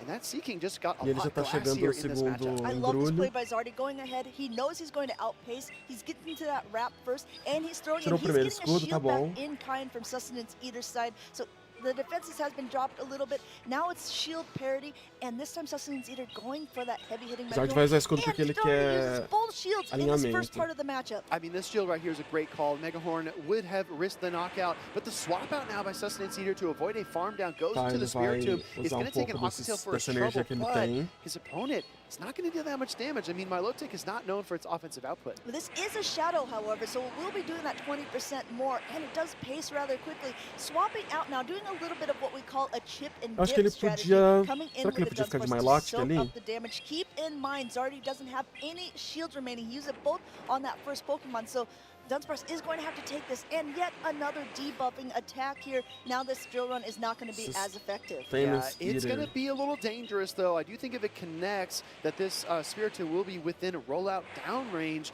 It's going to take probably 4 of those to get the job done, recognizing that Zardy, again, look at how aggressive, not even aggressive, but just how intentional he is with his throws. Letting that knock out on Sustenance Eater's side, and coming in now with the Licky here. Licky will be able to hit a body slam, but both of them, look at this, a simultaneous swap, not wondering who's going to win that charge attack priority. Sustenance Eater's getting to get to yet another Megahorn, this time with no Protect Shields remaining. It's guaranteed going to land on one of the bulky Pokemon here, taking it down to a little past half health. So calm under pressure. I thought the rollouts might pick up the KO. He could have settled for the Icy Wind, but instead goes up for the Megahorn. That might make a massive difference in the end game here. Body Slam getting fired off. No shield from Sustenance Eater. Both trainers, again, on the same page, making the simultaneous swap, but now it comes down to this Licky in the mirror. Sustenance Eater has a shield left on his side, o único problema aqui é que o americano tem um escudo. Só que o Zard tem a Milotic ali com tá no amarelo ainda, então tá bom, acho que aqui vai nocautear. Yeah, Licky does have that protection in the back pocket. It's got a little bit of sword energy. No swap coming through. Zardy maybe thinking that 3 rollouts were what was needed for this next body slam. Maybe a rare misplay there. That connects. Milotic goes down, and I don't think that Dunsparce has much to say. Well, you see, Dunsparce already does have a charge attack load. He is going to be at 2, but look how low it is. And actually, this can be sort of a charge attack priority potential depending who has the higher attack. Dunsparce looks like it does take it in this scenario, so that's something to take note of for game 2 and 3. Ele precisa de 2, um pro escudo e um pra nocautear, mas eu acho que não nocauteava esse Licky ainda. Decide to power up one with a higher attack. It can give them an edge in this matchup. Like you called out, that Dunsparce is going to win the charge attack party. That's very valuable information going into this next battle. Absolutely. You'll see trainers a lot of times taking down some notes after game 1, or maybe in the middle of a matchup. Big things to note is how much energy do you think that your opponent swapped out with? How much energy do you have on a specific Pokemon or health? And another big one is who wins that charge attack priority tie, which means when you throw your charge attack at the same time as your opponent, one of them gets the chance to throw it first. That is the one with the higher attack. Eu tô usando 3 que não são nenhum dos 6 dele. Qual que vocês estão usando? É que o meta, ele é bem, assim, ele é um meta temático, né? Apesar dele ser limitado, ele tem bastante opção pra usar. It can feel a little bit overwhelming to think of all the different attack spreads and all the different ways that you can win these matchups. Try to focus first on Pokemon that have the same fast attack turn duration. If you're looking at isso é na minha live? Ah, não, é na live deles. Os Bidoof é emote da minha live. That's a matchup you can focus on. You can kind of leverage that knowledge and use that to win close matchups. So going to this next battle, I'm kind of curious to see what these trainers are going to bring because it was back and forth. I think that Zardy really pushed pretty hard and tried to get the win there, but it just wasn't in the cards for him. I mean, you called it out in the middle of the matchup. There's obstacou o meu tank Incineroar. Eu acho que aqui não funciona. Really just proved vital for him there because he took off so much health from the opposing Licky and he was able to talvez num lugar, num meta na GBL que é um pouco mais aberto e mais flexibilidade, sim, mas aqui tem os Pokémon que estão sendo mais utilizados, que são esses daqui que a gente tá vendo basicamente. Eu vi bastante gente usando meu tanque mesmo nessa última semana. Que ela tem relâmpago, né? E ela se dá bem contra Pokémon de água. This is no exception to the rule. Shadow Ball's ready to go though, and honestly, this is the same type of attack bonus. This might risk the KO, even in spite of the Icy Wind debuff. So there is debuff, there is no shield. We're about to see it does knock out that Seeking. What is going to come in? The Spiritomb is quite low. I think that this is the correct call. Vai de bola sombria. Vai de bola sombria with his own. He might have to use a shield here because it could have been a very heavy hitting Shadow Ball. The Rock Tomb will debuff the Spiritomb here, and now we'll see Zardy's actually opting to just swap out. He doesn't want to even risk it getting farmed down. Yeah, I'm going to say this has been a very strong opening for Zardy, landing that Shadow Ball into the opposing Seeking mas is a good tem muitos start for Pokémon him, que tem and pancada the corporal, né? O Licky Licky tem. We do see Sustenance Eater get that rollout through. That's going to help him a little bit, and it's going to soak this energy, but I do think Dunsparce is going to be difficult to overcome. You see Dunsparce kind of look like it shook its head no there, like, no, I didn't want it to land on this Pokemon, but it did, so we'll make the best of the scenario. Going for that drill run here, and it looks like no shield from Sustenance Eater side. Licky Licky going ahead and just taking that. Well, this is what we talked about with the same the same attack cycle and these Pokemon lining up against each other. Last time Dunsparce did win that charge attack priority, it happens again this time. So as these trainers are, I guess, working their way through this matchup, you're going to see that kind of gamble, like, do I throw now, do I throw later? I want to avoid that charge attack priority, especially if you're Sustenance Eater. Yeah, Zardy's keeping track of how much energy, but now there is a quick switch into the Spiritomb, and Sustenance Eater is not super happy, but he says, okay, all right, here we go, I have to shield this up at this point. And now forcing him to just gain a ton of energy. Porque o Zard tá com os dois escudos ainda. Immediately throwing the rock tomb, immediately going Ele ahead chega and just rápido lowering no the attack of that Shadow Melodic. Well, he's got to do something because Zardy's applying so much pressure. If you notice, both of his Pokemon in the back have not fainted. He still had 2 shields up until a couple seconds ago. So it's like he had 2 shields plus the sacrificial swap plus another Pokemon in the back. Sustenance Eater has to go on the offensive here. I'm actually kind of curious why Zardy just was farming up more energy before throwing the Aqua Tail, because the second Rock Tomb was able to throw first. So now this does a little bit less. Maybe he's hoping for some extra farm with the Dragon Tail, so he has something to throw back later, but I don't know. Yeah, oh, wow, incredible catch by Sustenance Eater here under the Lickitung, soaking that damage from that Shadow Melodic. I think it's fine, but if you look at the Spiritomb's health for Sustenance Eater, it's still very low, and this Pokemon Melodic is at no risk of getting farmed down, and tries to make the swap, but Dunsparce might get the job done itself. Here comes a Body Slam. Body Slam coming through from that Licky Licky. It's going to be enough to take out the Dunsparce, but Dunsparce has done its job, and let's see what is going to come right back in. It's going to be that Melodic.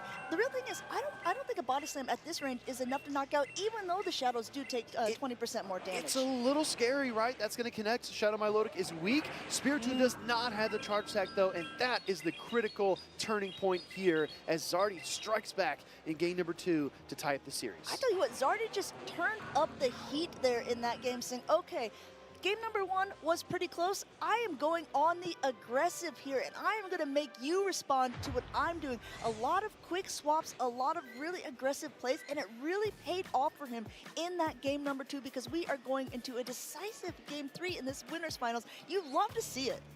Extremely decisive. I think that's the word I would use here, because Zardy was not allowing his Pokemon to get farmed down. He was being very intentional about his charge attacks and his swaps. He was on the offensive the entire game. And it started here, right? It started with the Shadow Ball connecting into the Seeking, and then it kind of just snowballed from that point. So ele só aparece no Halloween. I'm asking myself, is Sustenance Eater going to be a bit more defensive in the opening sequence of game number 3 and just try to avoid getting on the back heel?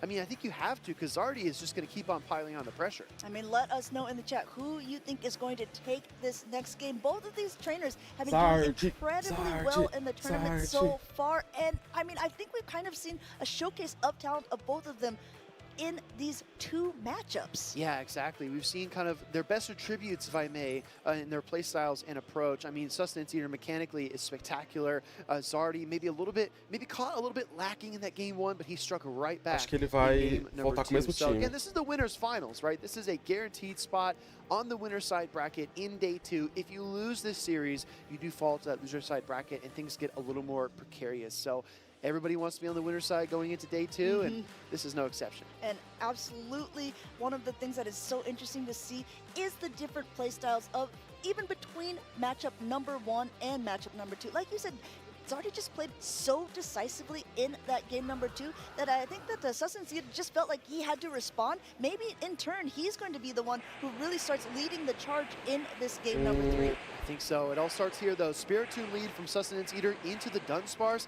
A great swap. Excellent timing as well to get off that rollout on his Licky Licky. This is kind of what we've seen, right? Licky Licky is such a blanket Pokemon, such a safe pick. O Zard não veio de Milotic dessa vez. Ele vai ficar. And I see that go ahead and just stay in, seems Zardy's plan. Just get a lot of energy on that Dunsparce, and now coming on with his own. Pegou muita energia ali no Dunsparce pra antes de trocar pro I know that I can dele. take some of this damage.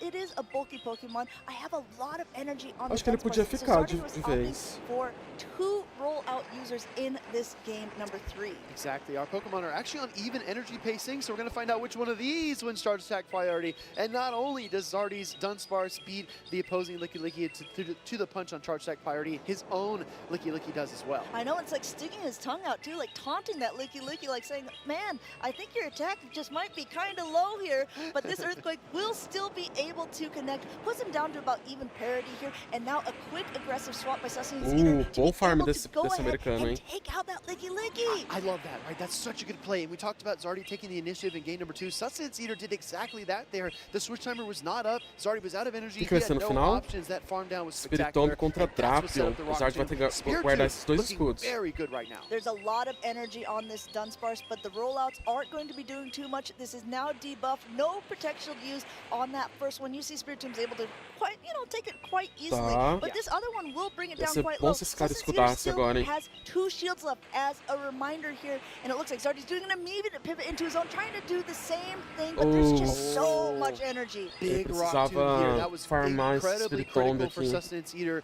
Not only does it pull the shield, it also debuffs. Zardy is switch lock, and it allows Sustenance Eater to bail that Pokemon out, get to his Shadow Drapion, and get some more gameplay. Drapion able to reach for this crunch first, forcing Zardy to use that last potential here because this would do a lot of damage. He's hoping that he could have got off that Rock Tomb first, maybe be able to do a little bit of Sucker Punch damage. He does get the shield back in return, but you see Sustenance Eater already looking to the crowd, grinning a little bit of a mischievous grin. I think that he difícil thinks aqui he pro has Zard, it. If he can continue to play the way sem he's playing, escudos, a troca it tá might be so, travada. but he's got to get past his Spiritomb first. We're going to find out. He still has that Licky Licky he can swap to, and the Protect Shield to boot. Crunch does a lot of damage here, and it connects Spiritomb down into the red. It's got the charge attack. Do we see the swap? Do we see the cheeky swap? Oh, coming in with the Dunsparce. I don't fazer a think it's going troca, to be mas não vai enough, adiantar Going trying to do everything that he can, but it's not quite enough here. This Drapion has too much energy, just too dangerous in the hands of Sustenance Eater. 1 Aqua Tail for the first one,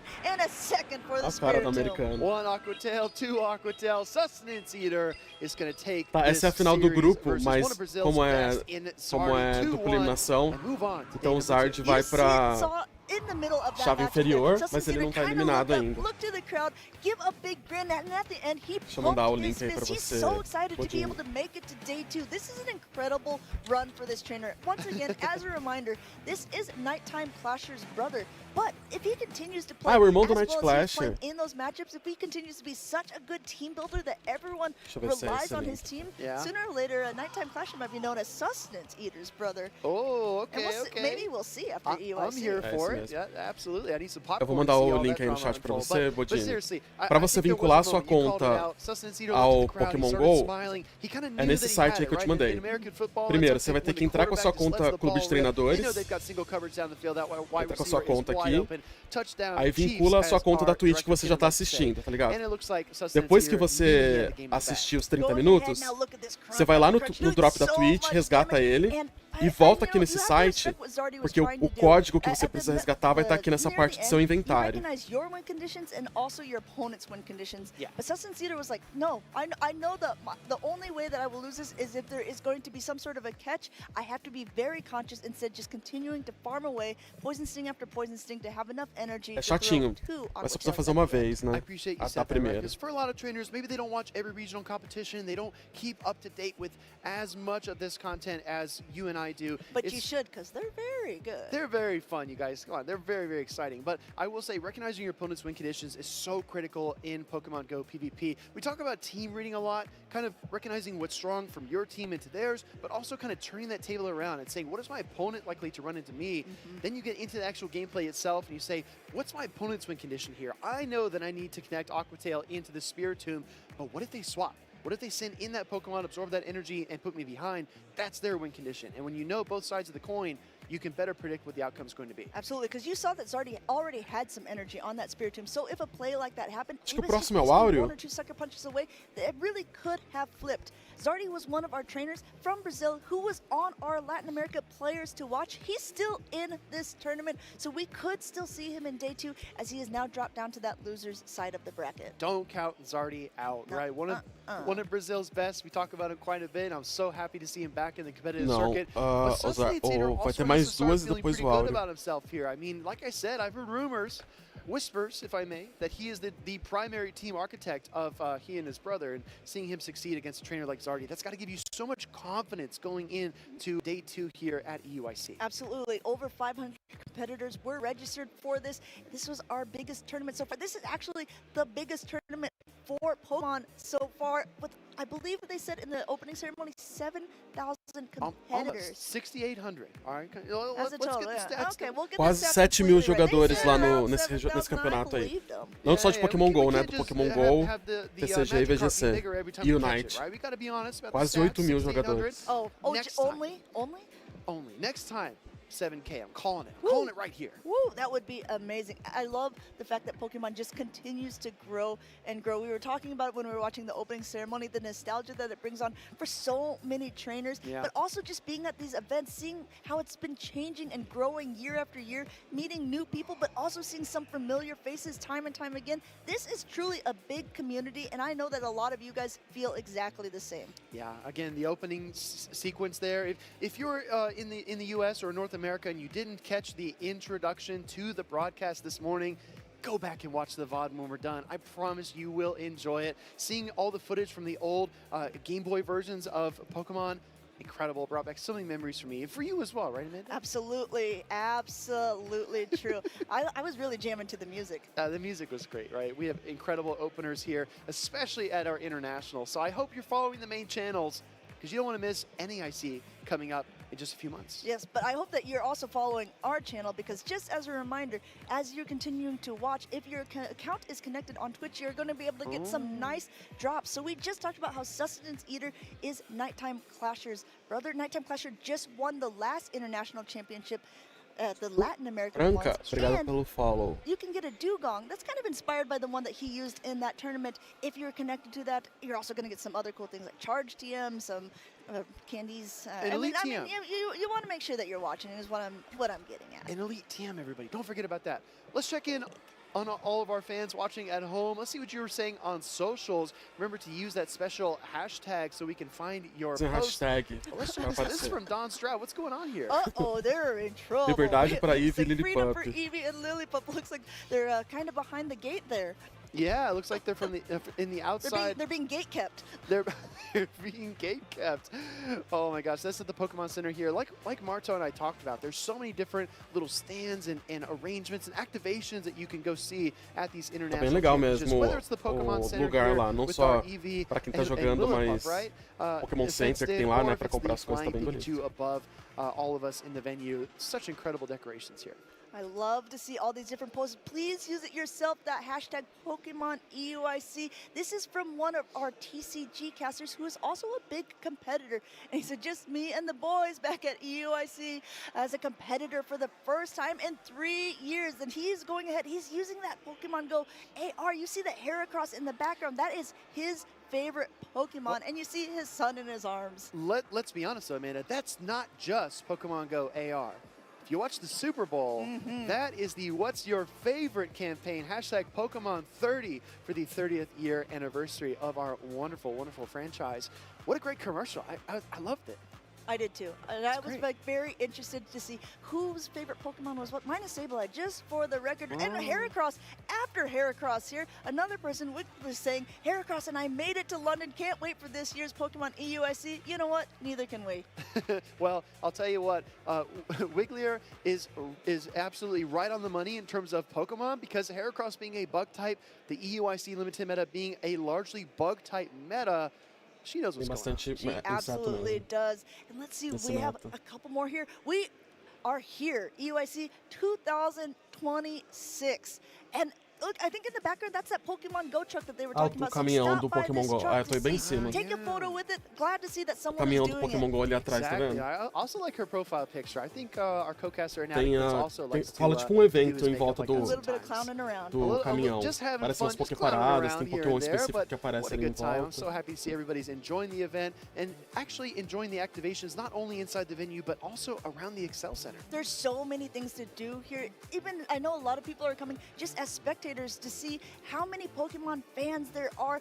See all across the different games, spin the Pokestop, see different people. I mean, truly, the European International Championship is a very, very special event. Whether you're watching at home or here in the venue. As we get our trainers set up on stage here, I got to shout out to our crowd as well. We've been hearing them all day long cheering, whether it's Pokemon Go's crowd or Pokemon Unite's crowd. Everybody is having a great We're seeing time. a plushie toss, yes, Oh. and a great catch there by Le Suédois. Honestly, Amanda, we call that a plushie audible. I'm pretty sure he's up there. He said, "Hut!" Up comes the plushie.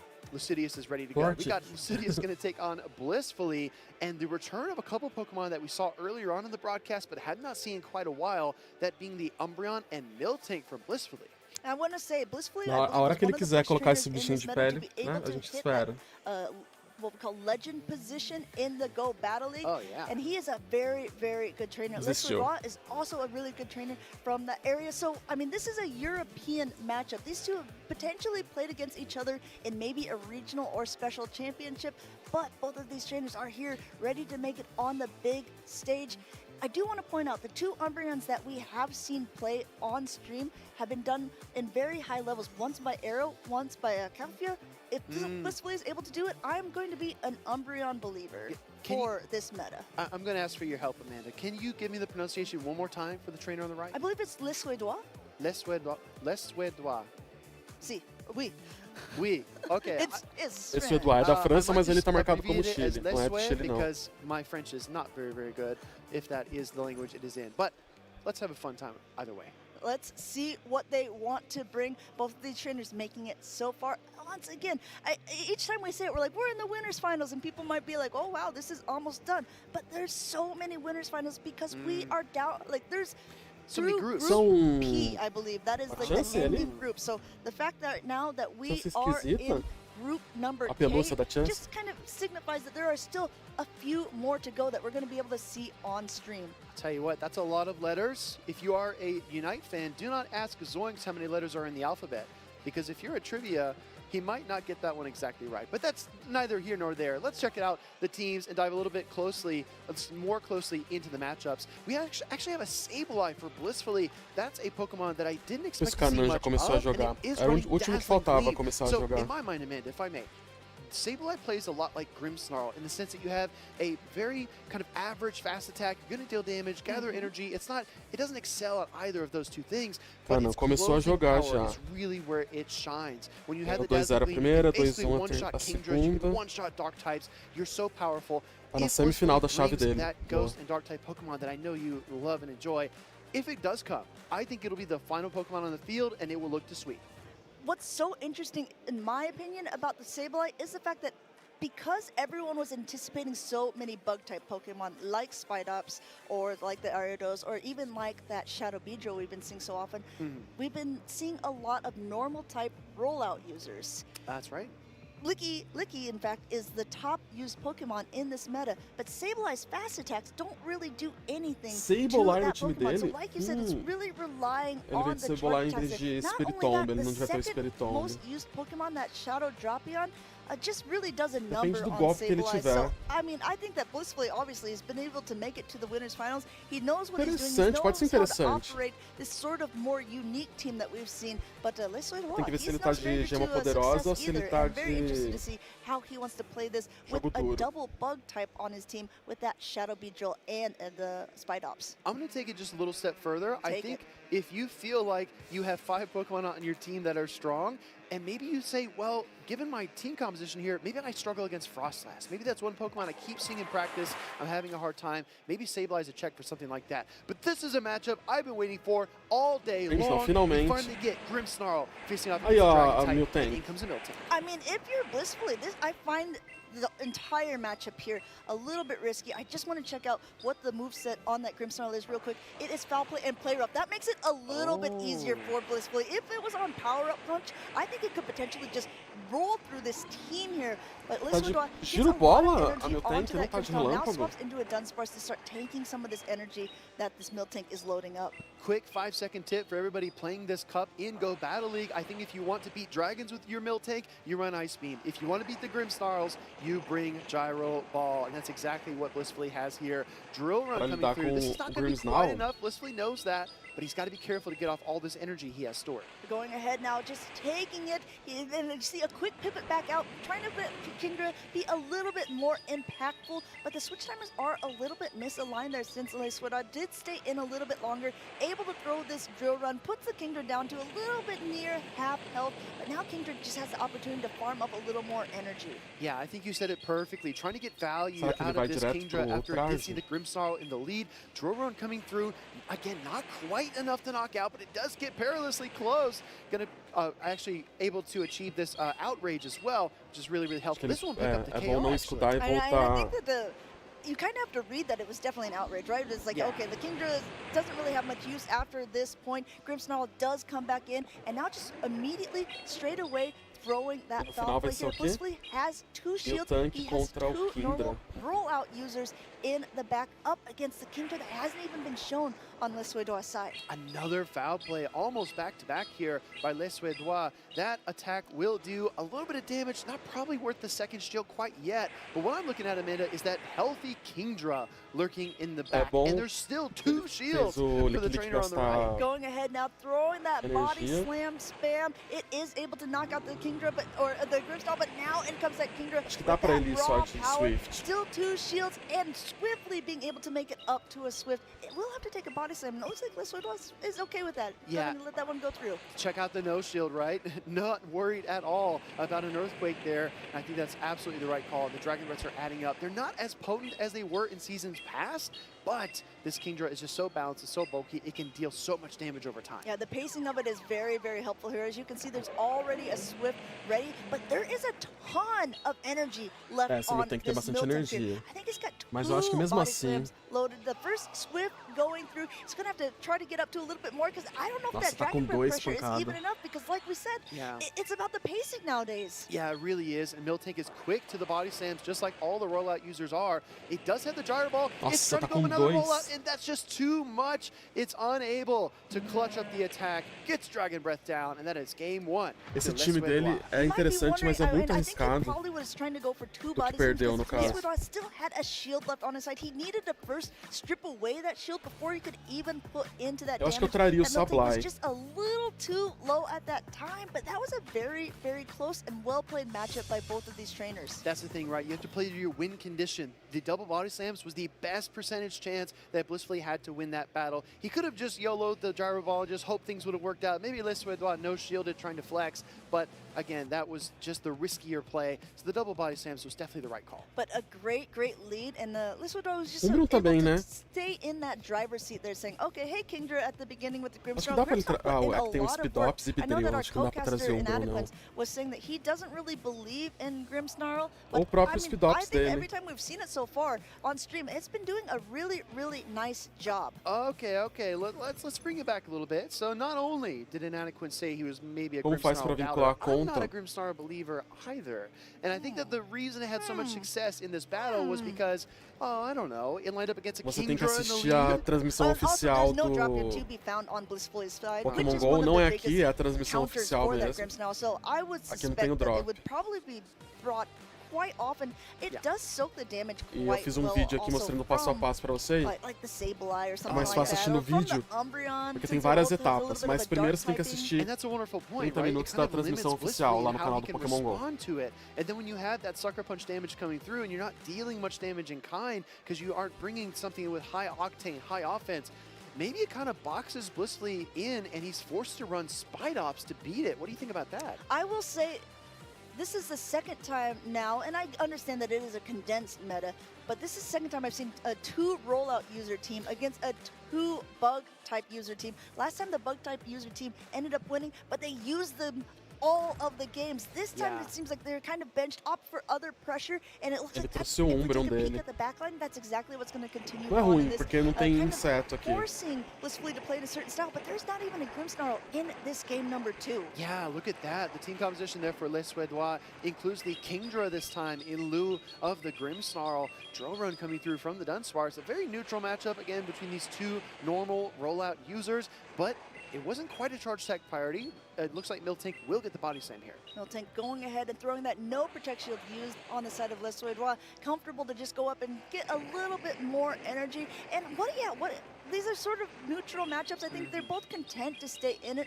Blissfully knows that there's 2 bug types on the other side, but I do have another rollout user in the back, so I guess I'll just try to bring it in now. Yeah, well, why not send out the Licky Licky? It's such a comfortable pick, such a safe Pokemon to send out when you're not sure what to do next. Drillrun will come through as the Dunsparce continues its work, and the Kingdra comes out to finish the job. I just want to say, Blissfully here, he's noticed that even though there are 2 bug-type Pokemon, which does so well against his Umbreon, he's got 2 rollout users, and perhaps Les Suédois is too afraid to use them.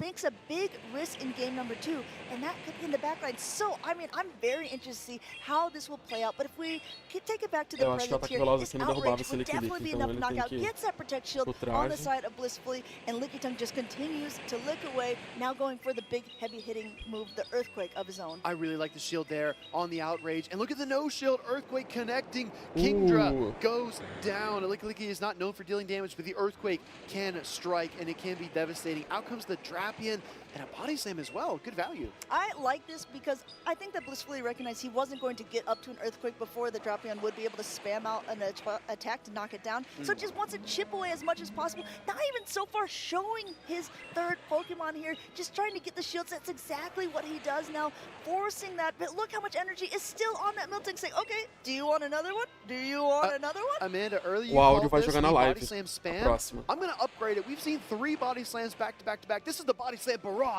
Oh, and here's a 4th one before the Nexus even loaded. Welcome to the Slam Dropia. No shields left. You're going to have to take it.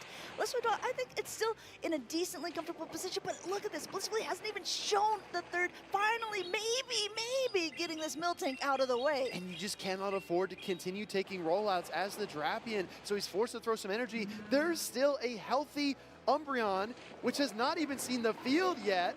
And I think that Blissfully is content doing damage with the Licky Licky instead. This is actually really big. They chose to go for charge attack priority, which is really interesting because Les Suédois could have gone a little bit earlier here, but this Earthquake should be enough to knock out. And at this point, I just don't know, like, if the 3rd Pokemon is even going to show up. Unreal. Absolutely Caramba, unreal. muito bom pra ele não ter mostrado. The odds stacked against him. Daí ele pode na terceira vir de Umbreon de novo.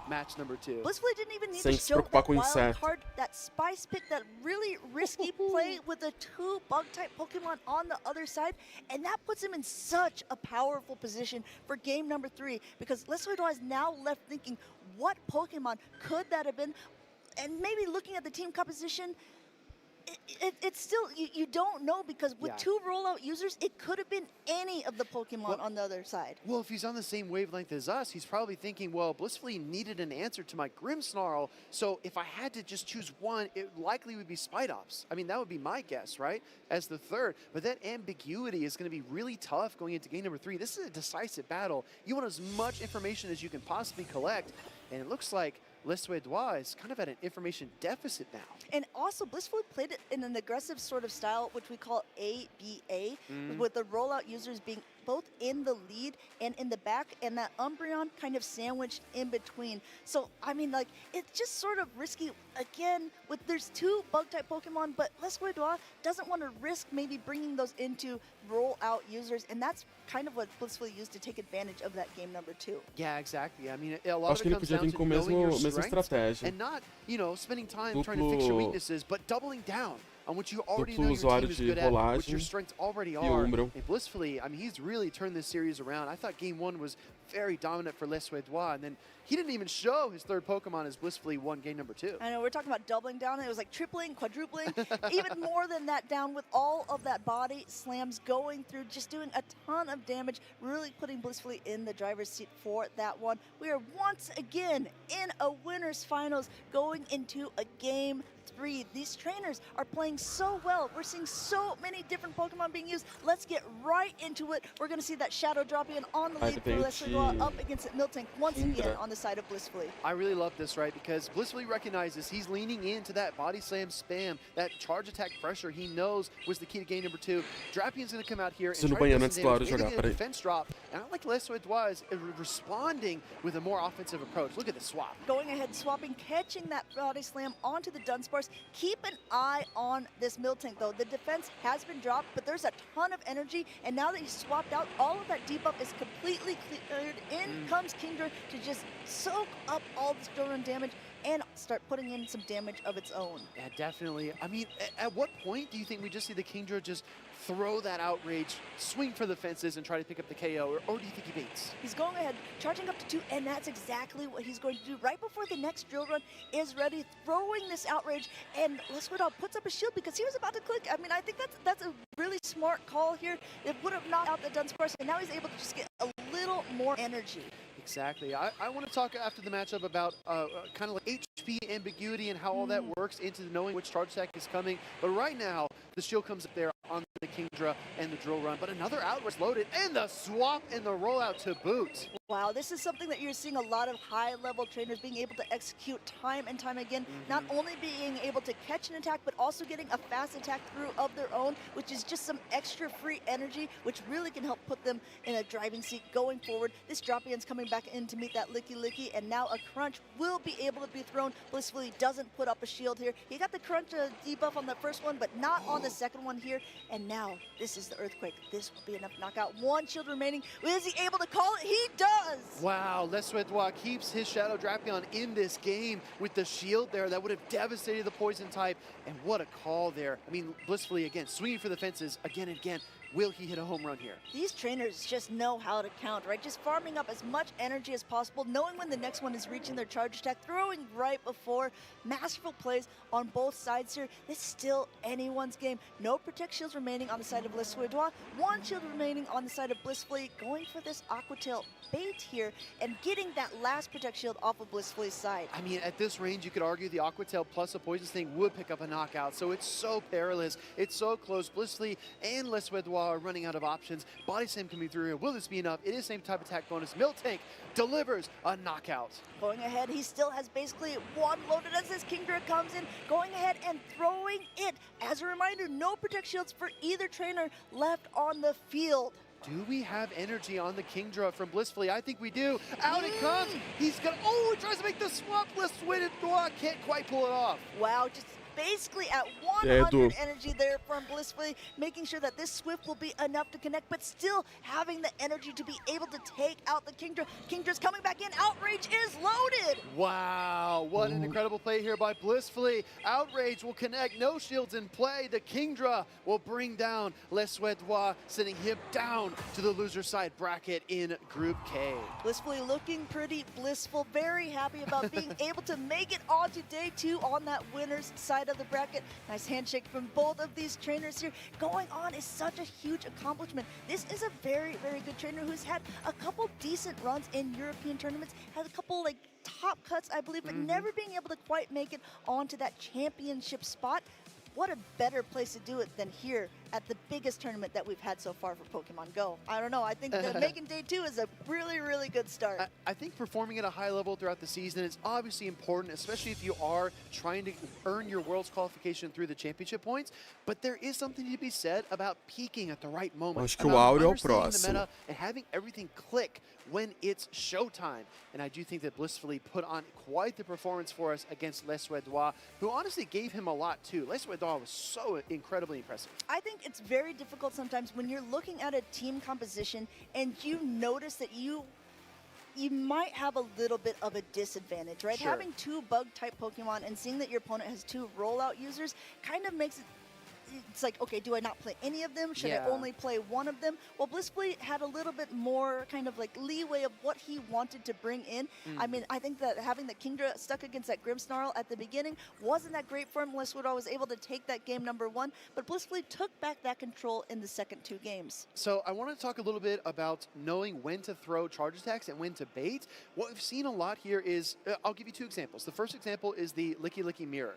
In that matchup, you often see the Licky Licky go straight for the Earthquake, right? Even shields, even energy. Earthquake right off the bat is a very safe play. What we're seeing a lot of trainers do, especially with Pokemon like Kingdra, is they'll whittle their opponent's Pokemon down to about half health, where the Outrage would threaten a KO, and the Swift would feel really, really bad to shield.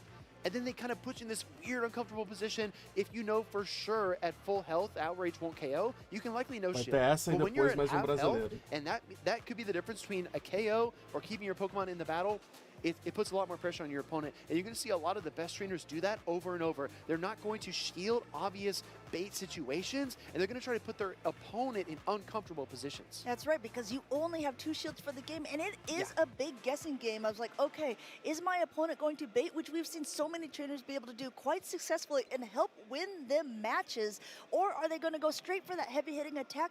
And sometimes it's actually even trainer preference. Sometimes if you played against certain people time and time again, you notice, okay, they always go for the attack. I have to shield, and then that could change up everything in between when all of a sudden it's like, what? They baited. That's never happened before. I mean, what's the saying? Always, sometimes bait, except maybe never always? I think it was something like that with another sometimes and a perhaps at the end. Maybe haps, I think, is another word that was created. Perchance. Perchance, on occasion, right? Yeah. That being said, I'm really excited to see these trainers up on stage because if you've been following the Championship Series, you're probably very familiar with Galaxica Bolton, a trainer that's very famous for playing tons of Superior across the Championship Series circuit.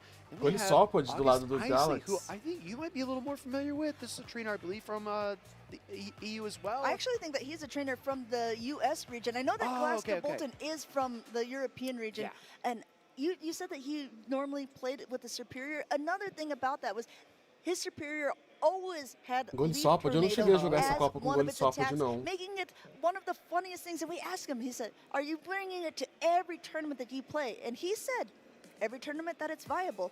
It's not viable for this tournament because it's not one of the 4 typings that is allowed in this condensed EUIC meta. So I'm interested to see the picks that he's brought, and I'm also interested to learn a little bit more about August Isley because this is the trainer that once again has probably had some upsets during this so far, and being able to make it so far into this winner's side of the bracket. I mean, when you watch Galaxica Bolton play, it's one of the most defeating sounds if you're on the other side of the stage, right? When you hear that and then and your attack falls because of the Leaf Tornado. It's like, oh my gosh, I cannot believe I just shielded that. So in my mind, I'm trying to figure out what kind of trickery is he going to be up to in this series, and I got to call it out, right? It's the first time we've seen it on stream, to my memory.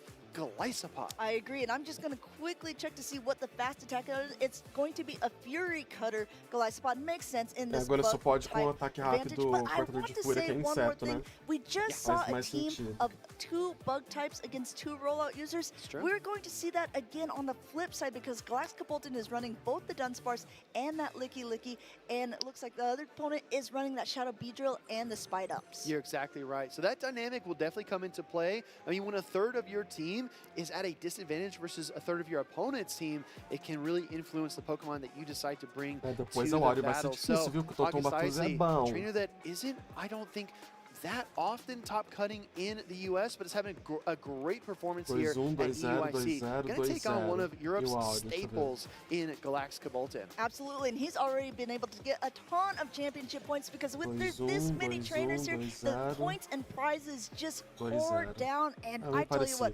already being in that winner's finals is something that I would be definitely bragging about, saying, hey, did you know that I went to the largest tournament for Pokemon Go and I made it all the way to the winner's finals? And then perhaps you say, do you know that I beat a regional champion in the winner's finals? This could be a very, very big key momentum shift for August there. Yeah, I don't know. Regional de Well, Curitiba. he does have Furret as well, a Pokemon that we've seen kind of sparingly.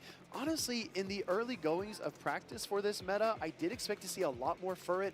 The tech here, right, is that a lot of trainers are actually running Quick Attack instead of Sucker Punch. Sucker Punch being the more common fast attacks in the Open Great League because there are so many Ghost-type targets in those formats.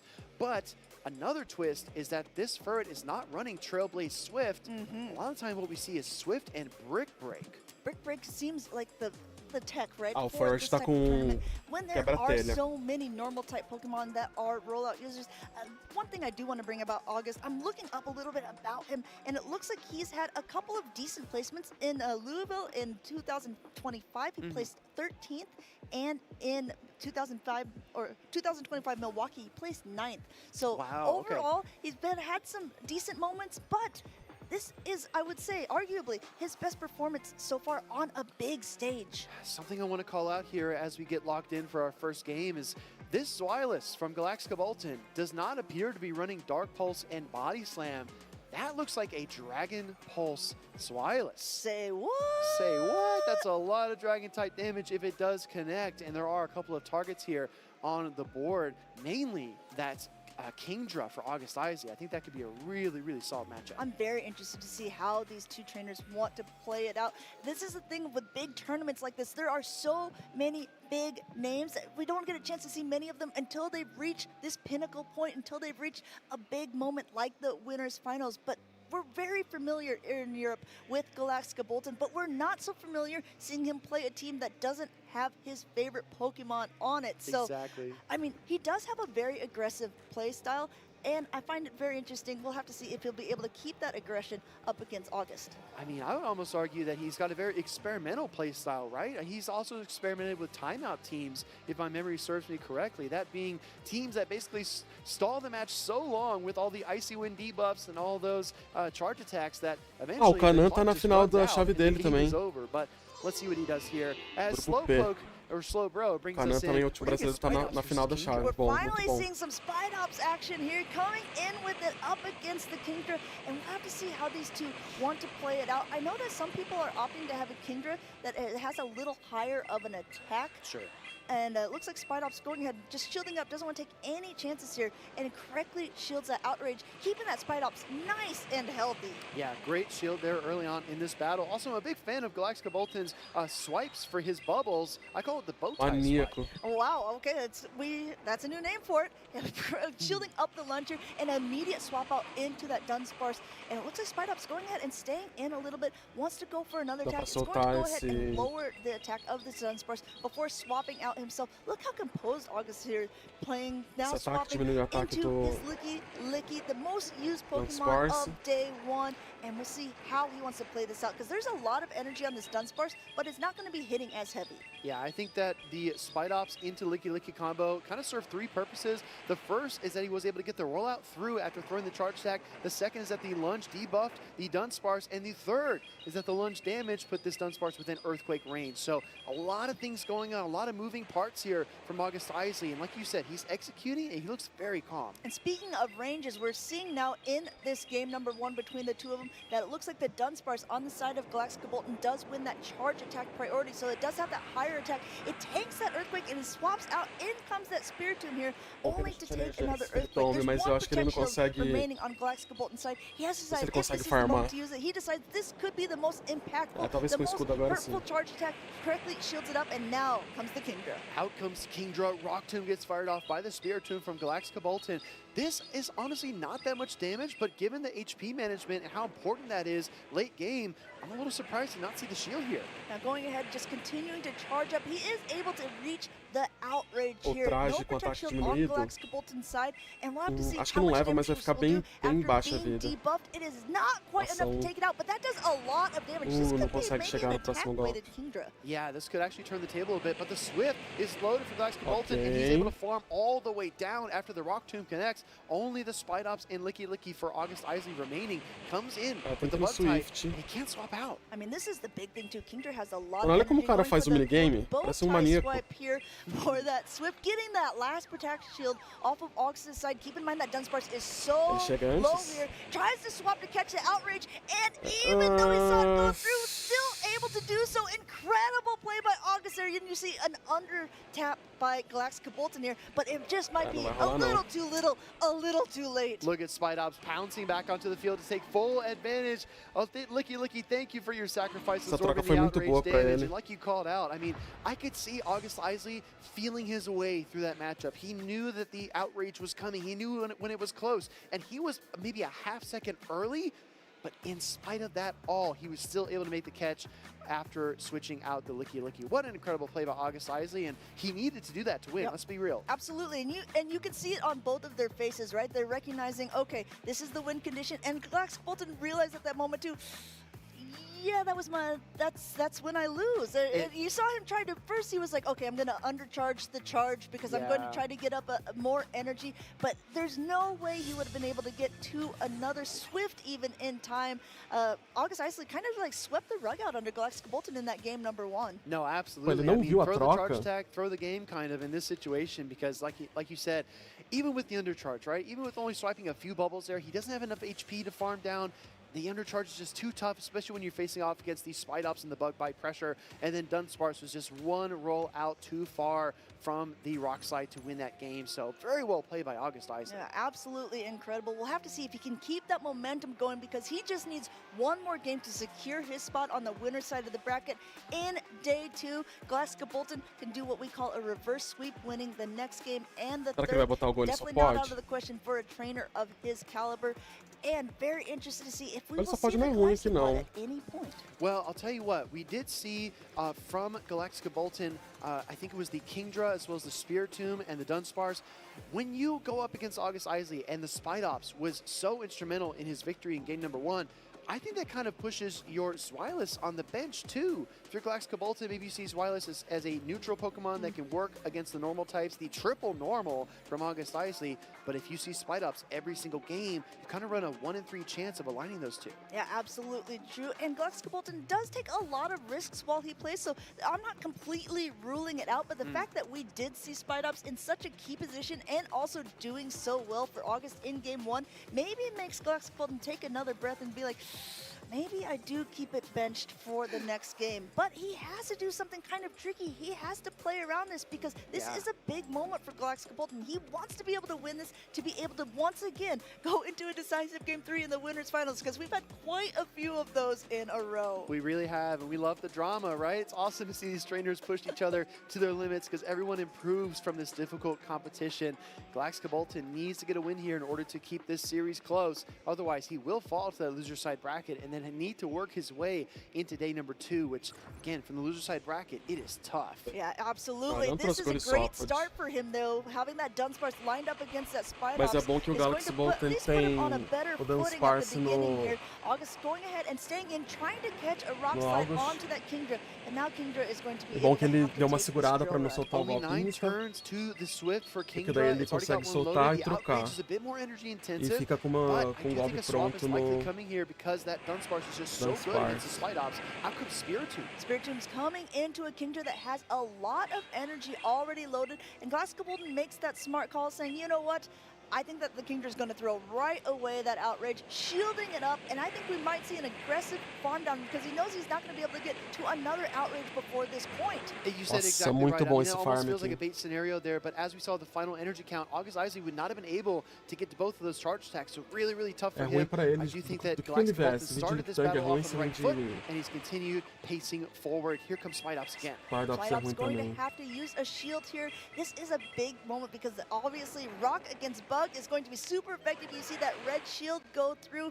This is not going to be doing as much damage, especially now that it's already been debuffed. And we have to remember that Dunsparce still has some energy stored and is quite healthy on the side of Galactica Bolton. So going for yet another Rock Tomb, trying to just strip away either the other shield or at least get that Spidops even lower. If my eyes do not, if my eyes do not deceive me, that's an extra small Spiritomb as well. So tiny but mighty. Out comes the Licky though to face off against the Kingdra, and there is a potential advantage for Galaxcabolton, so he can throw the outrage and not worry about it. Also, keep in mind here that this was basically a simultaneous swap. These trainers know what the other trainer is going to do. They're playing to the best of their abilities. You see August already kind of like shaking his head no.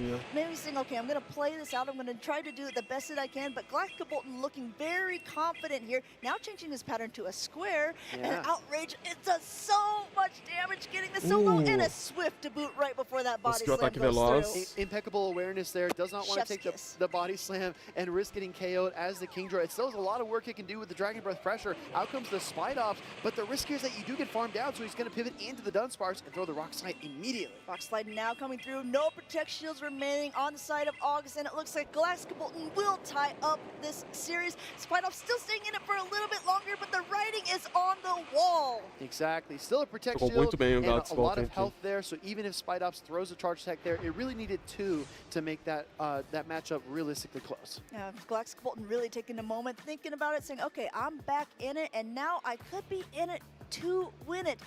Chat, once again, are you guys surprised? Are you entertained? We're going in to a decisive game 3. Just so you know, everybody, that's how she talks all the time. She walks around and asks chat, what are you thinking? Even when chat's not really there. And then I said, are you entertained? Do you like this? Should I do this? Exactly, exactly. Well, I'll tell you what I like. I like game 3s, and that's what we're headed to as well as we take a look back at our battle number 2 from this series. I mean, again, the awareness here is so peak to be able to throw the Swift, avoid getting body slammed and KO'd, and then deal some extra damage, and then unpredictable switch time in there. It was really, really well played by Galaxcabolton. You could tell that he recognized, okay, acho que é mais umas this 2 is most horas likely an outrage, and if it is, or even if it isn't, I think that he would have been willing to put both shields into that scenario, because just getting so much energy on that Spiritomb and keeping it as healthy as it was something that was able to really help flip the script there on that game. He threw 2 Rock Tombs into that Spite Ops and got both of the shields. Correct, and even before that, I could feel the momentum starting to swing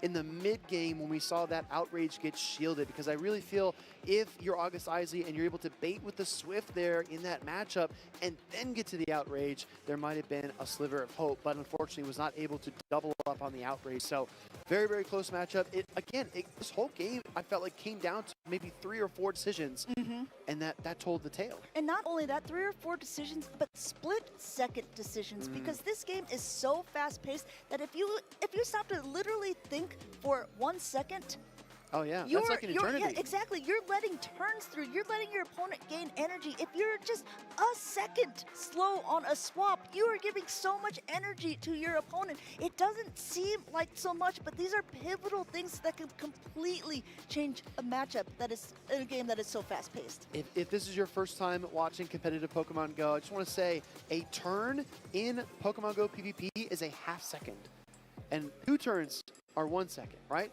So you can kind of think of Pokemon Go PvP as a turn-based game, but also a time-based game. I don't think any other Pokemon property has that quite like Pokemon Go PvP does. And I mean, our trainers are tapping really fast. It's just because they don't want to miss any of those crucial turns. I think that is something, not only is our game super engaging to watch, if you're just tuning in, you're probably watching because it's so interesting. You're seeing some interesting Pokemon. You're seeing players play some things that you're like, no, I haven't seen this in any other competitive circuit.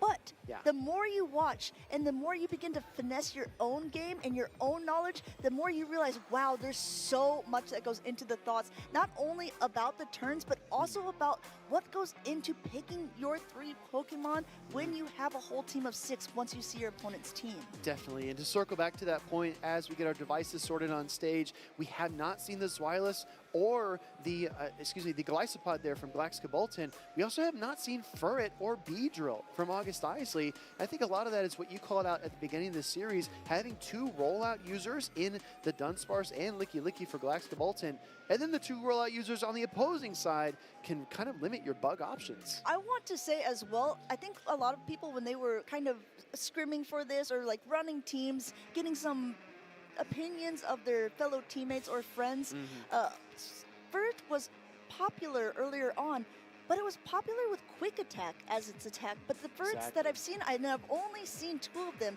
have both been running Suck Punch as its fast attack. But Brick Break just seems to be absolutely necessary in this meta.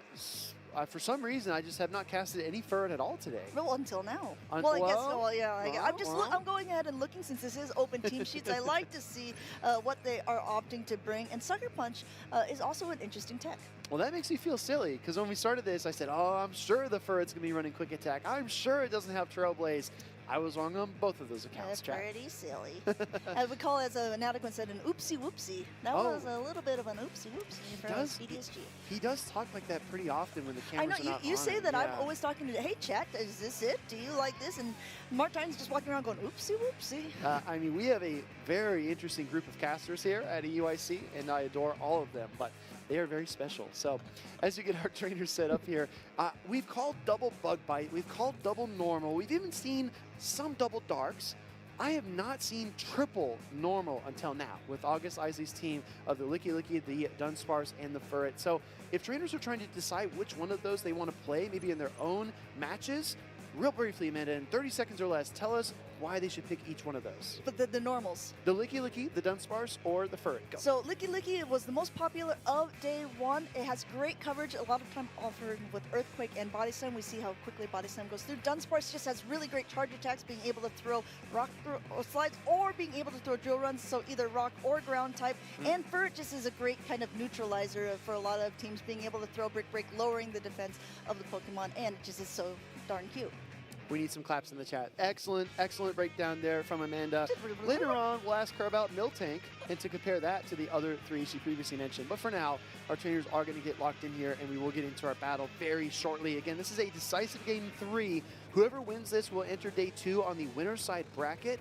Whoever loses will have to fight their way through at least one more opponent in order to meet their colleagues on the other side. Yeah, going ahead, it looks like Bolton just taking a moment, looking over the teams a little bit. August looks pretty keyed in. He knows what he wants to play, saying, I'm ready for this game number 3. He's doing so well in this tournament. Just want to point out, he has had some nice plays in the 2025 season, but for 2026, this is his best so far, and on a big main stage. Who could ask for more? Exactly. I Eu mean, you tenho want Licky to Licky be playing your 100%, best in the não most evolui important ainda. Ele moments. não vai bem And nessa although liga por we only have 100%, né? one champion Não, o crowned Licky on Licky Sunday, não. I think all Mas o these Licky Tang é trainers have bom shown such growth, such improvement, na Liga de I mean, 1500. just Só resilience o... as they've made their way through the championship series, É que aqui especially ones that we've had tá o the Licky pleasure of Licky, acho que following, talvez like Alex Capote. pelo... Exactly true. He's someone who's been doing pelo well moveset year dele, after pelos golpes year que ele tem using acesso. Mas o Licky Tang é bom. Pokemon, but he's knowing now that this is a time where he gets a chance to show off a different sort of play style, a different team. He was able to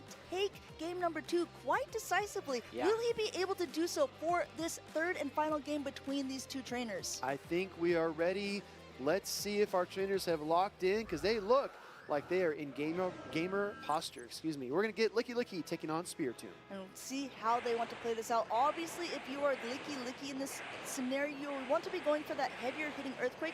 But if you talk about potential, what am I trying to say here? It makes it just so likely, right? If you know it's going to be an Earthquake, Galactica Bolton can easily predict or do something like he just did, catching onto that Dunsparce and just saving a ton of that energy on his own Spiritomb. Exactly, almost like playing the percentage chance, right? Exactly, Or the likelihood that something will happen. So, Bison going to come through here from the Licky Licky after already connected with the Earthquake.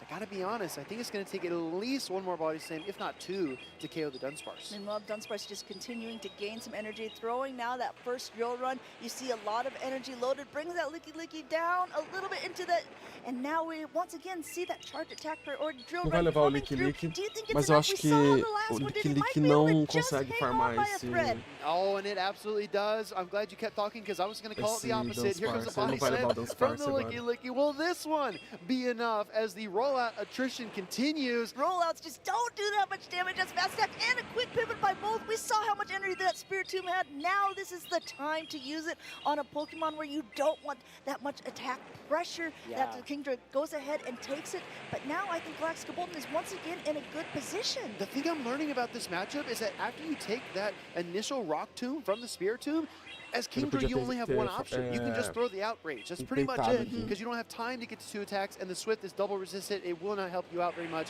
in the matchup. So again, forcing your opponent to be predictable. Galactica experience is shining through here. And there is a lot of energy now on the Spirit Tomb, enough to once again throw another Rock Tomb to debuff as a reminder. It's guaranteed, and it's also guaranteed to seemingly get these shields off August's side. Dunsparce taking it, and now a Kindred of Galactica Boltons comes in.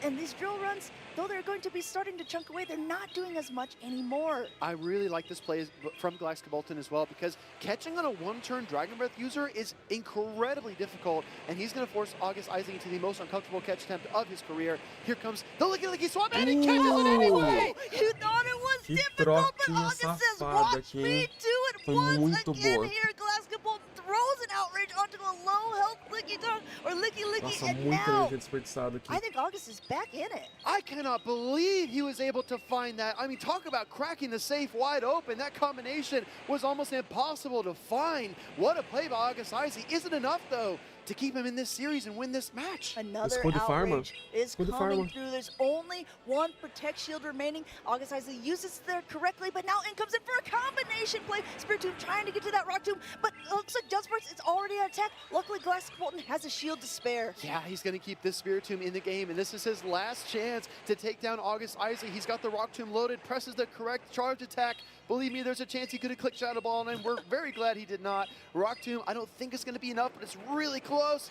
Dunsparce hangs on. Sucker Punch is just too much. Go ahead, and Galactica Bolton says, okay, you may have fooled me. You may have had an incredible play, but I'm going to go ahead and take that match win. Galactica Bolton continues on that winner's side of the bracket.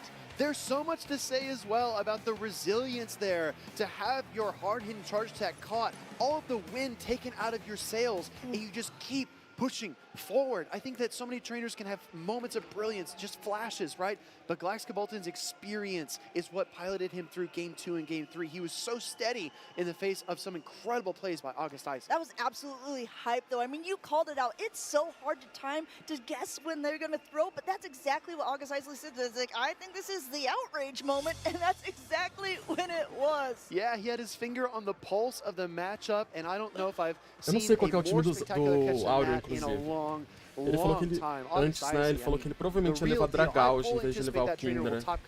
Talvez seja o primeiro Dragauge que a gente vê aqui na live. I mean, go ahead and you could continue to keep an eye on him throughout this tournament here. This is the moment you see head in the hands of Galactica Bolton, but still able to overcome the odds, being able to catch that Earthquake early on and just save a lot of that energy on the Spirit Tomb. Look, it really proved vital in that end game there. Congratulations to him being able to move on in such fashion. And honestly, August just dropping down to that loser's side of the bracket. I mean, if August Isaac can make the superior master sweat, I think that is an accolade all of its own. So I'm going to be following along with his progress in that loser side bracket to see if he can make day 2 still, because we have so many trainers here. There will be a hefty day 2 roster, and so many of these talented trainers that you've been watching today will be battling again tomorrow, so you do not want to miss that. And there's so many, there's a lot of trainers. I mean, people are probably saying, what happened with Pato, man? He was knocked down to the loser's bracket quite early on in the tournament. So at that point, it's like, he may still be able to make day 2, but we won't be able to see it on screen. We'll need to jogador muito bom também. Tomorrow to do so. We're still, mas eu confio no Aura. On that winner's side, and we're ele tá com a pelúcia do Ariados ali, então será que ele colocou Ariados no time? If these are the trainers I think they are, this is going to be insane. They are. They are who I think they are, which is... It's going to be tirando fotinho ali no canto da tela. Previous EUIC champion up against, I believe it's LNDS Aureo. Aureo. Did I say it right? Exactly. Aureo? Okay. Exactly. Aureo. Yeah. Well, esse cara foi o nome do Aureo. See what these trainers bring to the table. Oh my goodness. Okay, I don't want to talk about the Pokemon yet until we have the headphones on, but let's talk briefly about Tonton Batus, right? EUIC champion. You and I commentated that grand finals against Nezabethan. Incredible player, incredibly talented. Also, I would say the master of Spice in the EU region, which is a tall bar to have. That is very true. In a region known for its creativity. And then you turn the tables to LNDS Aureo, a trainer that has been very consistent throughout the season. He isn't mentioned often in the same breath as Jeff, as Corlash. but he did win his first event of his career this season, so he is actually in top form. É pra bater playing better than nos ever before, and I'm really excited to see what he does. insetos, mas eu acho que talvez seja só pra fazer uma pressão de banco. Like, consistency is key, right? I mean, you're able to top cut Não sei se ele quer usar o really put a name for yourself. Tiranitar. Once you have that Nesse championship caso aqui, title, talvez I think contra it gives an o extra boost of confidence, saying, okay, I know how to Espiritombo do it. do Áureo. Tauntaun's also done it before. He's Isso se tiver de balanço violento, né? Não sei qual que é o golpe que ele tá usando ali no and he also Tiranitar cracked dele. the code of that EUIC, which was a more open meta than this one was. More typings were allowed, and I believe it was a Eu acho que talvez o Áureo venha de duplo normal também. So a lot of people were making a core around this Pokemon, and he ran a Shadow Dragonair, Oh, which yeah. really Normal just e Milotic? ended up destroying his competition. Exactly right. Tauntaun Batuz. I'm thinking, Mas eu okay, acho que é Amanda, boa aqui pop contra quiz. esse time do I'm Tauntaun thinking of a Pokemon Batuz. that he won an event with that was spicy. Let's see if we come to the same answer. You ready? Oh. 3, 2, 1.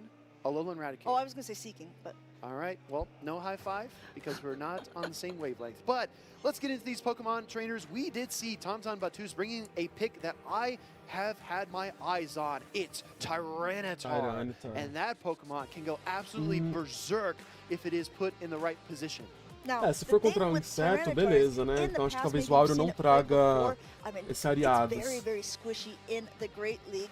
And before it was running Smackdown, which took a little bit longer and actually is still pretty great against bug-type Pokemon. So you'd think, oh yeah, maybe it's running Smackdown for this. But I'm just quickly checking to make sure. But yes, it is indeed running Dragon Breath.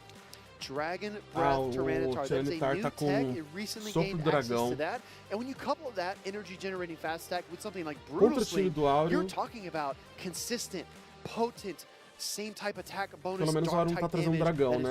Pra tomar dano. Hammer the opponent. So if Tyranitar gets Ele vai loose chegar and it can rápido avoid no the balanço bug types violento. on the opposing side, if it can avoid taking Eu acho que Octatail talvez o from Áureo venha de Milotic, duplo normal e Milotic. Ou duplo in a normal way, e... It also has a similar role as Melodic, where it is using a dragon type attack, but it's Não, not ele, a dragon type ele Pokemon. veio de It's Ariados right in the contra o lead. We're about Tiranitar. to see it in action up against the Ariados Muito, side muito of ruim Ariados Ariel. essa But one thing jogada to keep aqui in mind contra is that the o lunge would have been super effective, so he tries to swap Tauntaun out, and Batuz Ariel fez did a not troca. fall for it. This que is o an Áureo conseguiu juntar ABB bastante team from energia. Tauntaun Batuz. He's protecting that Tyranitar with the double rollout users in the back, trying to shore up that bug type weakness. So he's got to feel pretty good seeing the bug type in the lead. Now coming Juntou in with Dunsparce of his own, trying to do his own fazer a catch. troca, There's boa. just a lot of energy now on the Dunsparce. Tem bastante Yes, energia, mas it tá com o is ataque going to be diminuído, a little então bit, não é attack tão lower, but I think preocupante if you're assim. Tauntaun, you're just comfortably able to chip away at this and try Acho to que o Áureo aqui maybe vai tentar misalign the ganhar switch timers a little o bit more, maybe try to get a more favorable matchup for yourself. o But the Ariados alinhamento. has a charge attack with the bug typing for that Tyranitar. Porque o alinhamento aqui pro Áureo é muito fundamental para ele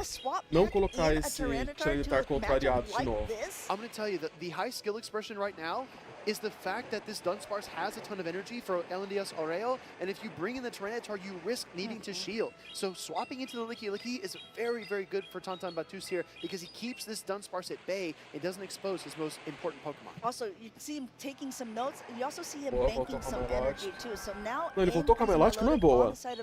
There's still some energy Se bem que ele tem energia no Dunsparce, no Dunsparce dele. One coming through, no protect shield use. Now we're starting to get some chip damage here because it just seems like Mas a eu lot achei of que talvez energy ele has fosse been deixar esse stored on Milotic these pro Pokemon so Tiranitar. far. Well, here's the thing, right? This becomes a game of mental juggling where you kind of lock away the energy amount for each of your Pokemon and you just kind of juggle it because it's out of sight, out of mind. You have to remember how much is on your own Dunsparce, how much is on your Tyranitar, or on the other side, banking the lunge on the Ariados. That can be really critical down the stretch, but you cannot forget how much energy you have. I just want to point out here, the Aquatails on the Melodic are going to do so much to the Shadow Tyranitar, the drill run from the Dunsparce and the lunge from the Ariados. I mean, he's got to use his Protect Shields if he wants to get any sort of usage out of it there, but did it not find its place in this game number one? Switching into the Dunsparce. This is actually a little bit surprising. You're going to lose 2 drill runs worth of energy if you don't shield here, and Tauntaun lets it go. Lets it go through. Wow, that's incredible. I mean, are you just coming in to try to get a little bit of energy with that Tyranitar? I think you go beast mode. You bring in the Tyranitar and you farm down. You've got 2 Protect Shields. You've got a Licky Licky in the back. Oh, it actually goes for the Brutal Swing. Awareness to not give up the shield, but LNDS Oreo wants it. He said, okay, well, I still want to get off this attack. I know it's super effective. I know that Ele vai this is not fazer a very vai bulky forçar Pokemon. Will you o use your shield here, Tauntaun, yes or no? a gastar You see escudo, né? Oreo nodding? That's because he was able to survive that No. charge attack, and his Milotic was not weak enough to get KO'd. And letting it through on the Tyranitar because he knows the poison things are going to be resisted. I don't know. This is looking really perilous for Tauntaun. Using this Protect Ele Shield, vai ter que usar such os dois low escudos. O health Dunsparce do on Áureo that tem Tyranitar, but is able to get up energia. some energy here. There is also a Licky that he can swap into, and I like this play throwing right before the next charge attack was available because there's no Protect Shields left remaining on Areo's side, but it is going to be a little bit debuffed here. This still could be very, very close, going for lunge number 2, getting that last shield. What do you do?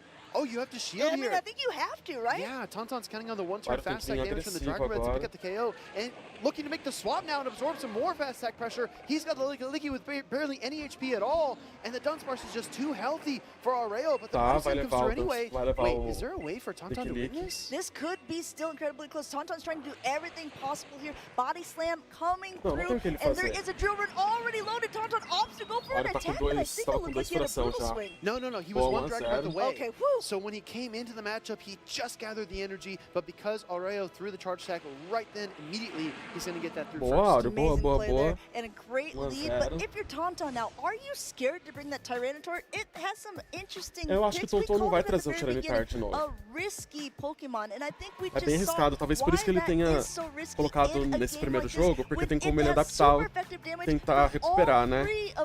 Mas eu acho que contra esse time do Áureo aqui é complicado esse Tyranitar. No. Depends what's in the kitchen. The answer is no. The chef is never afraid in the kitchen. That is his domain, and Tauntaun Battus is never afraid at EUIC. I think Tyranitar comes back out, and I think that it is going to be devastating. That was the first attempt. I think that he will pilot it to success in game number 2. Okay, well, I give you that, and I will say Tauntaun can definitely cook. So I can't believe you thought about it for so long. Well, I mean, I was just trying to think of what was in the kitchen. Acho que o Áureo vai continuar com... We're going to find out. We're going to find out what these trainers are cooking as you take a look back at our battle number 1. I think where things really went awry Acho que vai ser bom pra ele colocar duplo got that Aqua Tail, because it took away that critical shield, or excuse me, it dealt a lot of damage to the Tyranitar, and at that point it just didn't have enough HP to carry it through. Talvez ele vai querer trazer o Espiritomb. Very specific resistances, a lot of them very useful in this meta, but even in spite of that, just not enough bulk to carry him through the matchup. Tyranitar is such an interesting Pokemon.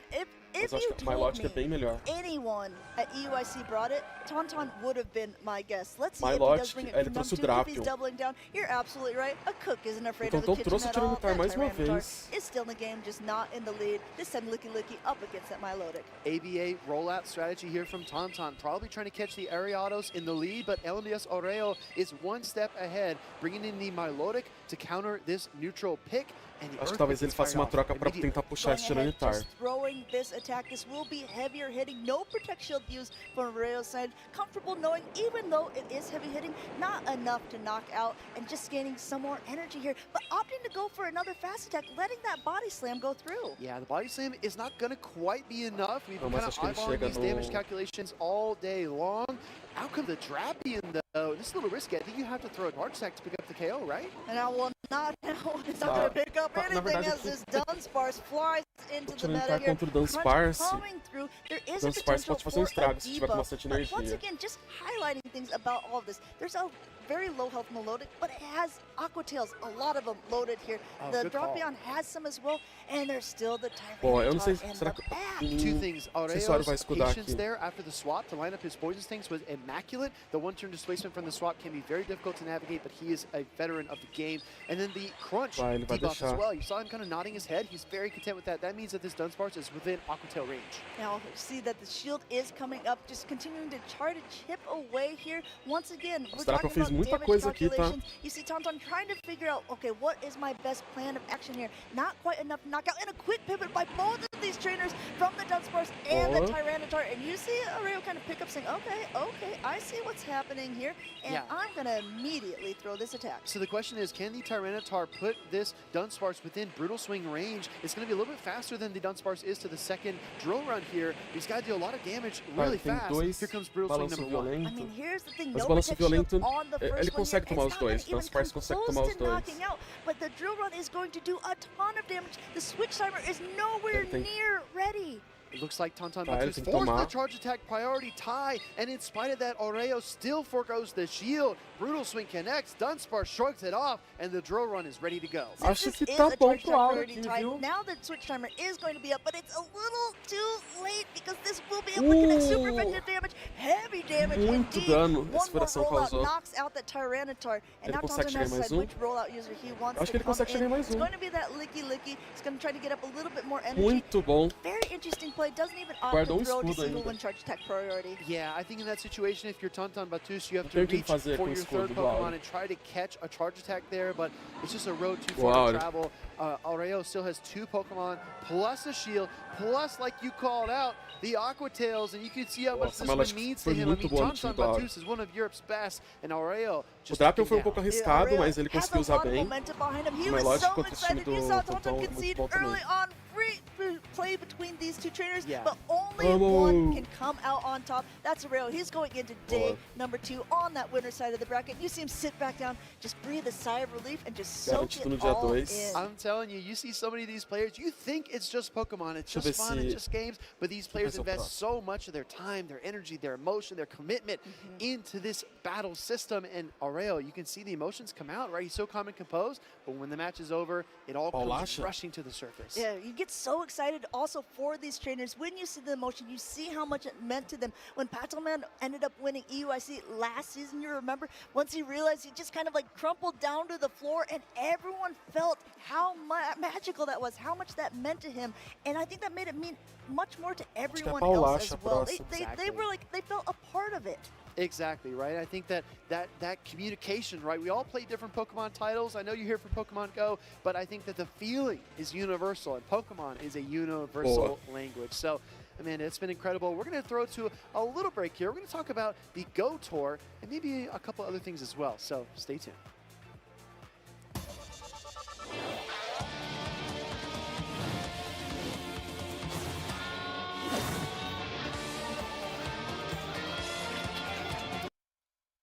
Então, beleza, chat. Eu vou ficar por aqui. Pessoal da Twitch pode assistir o resto da competição. Aliás, tanto na Twitch quanto no YouTube, né? Porque a live tá rolando no YouTube também. É no canal oficial do Pokémon GO. É só digitar aí Pokémon GO. Tá? Eu queria ver o Aro jogando. Mas eu tenho que trabalhar além da live. Então é isso. Eu vou ver se amanhã eu faço. Acho que eu vou fazer live amanhã cedo. Porque eu quero fazer também a hora de rádios da Enamoros, né? Que é das 2 às 3. Então eu não sei se eu vou conseguir fazer live durante esse período. Mas mais cedo a gente tá por aí. Beleza? Obrigado pessoal da Twitch que deu sub, resub os bits e doação. Pessoal do YouTube, deixa um like aí também que vai ajudar bastante. E é isso. Beijo pra vocês. Até amanhã.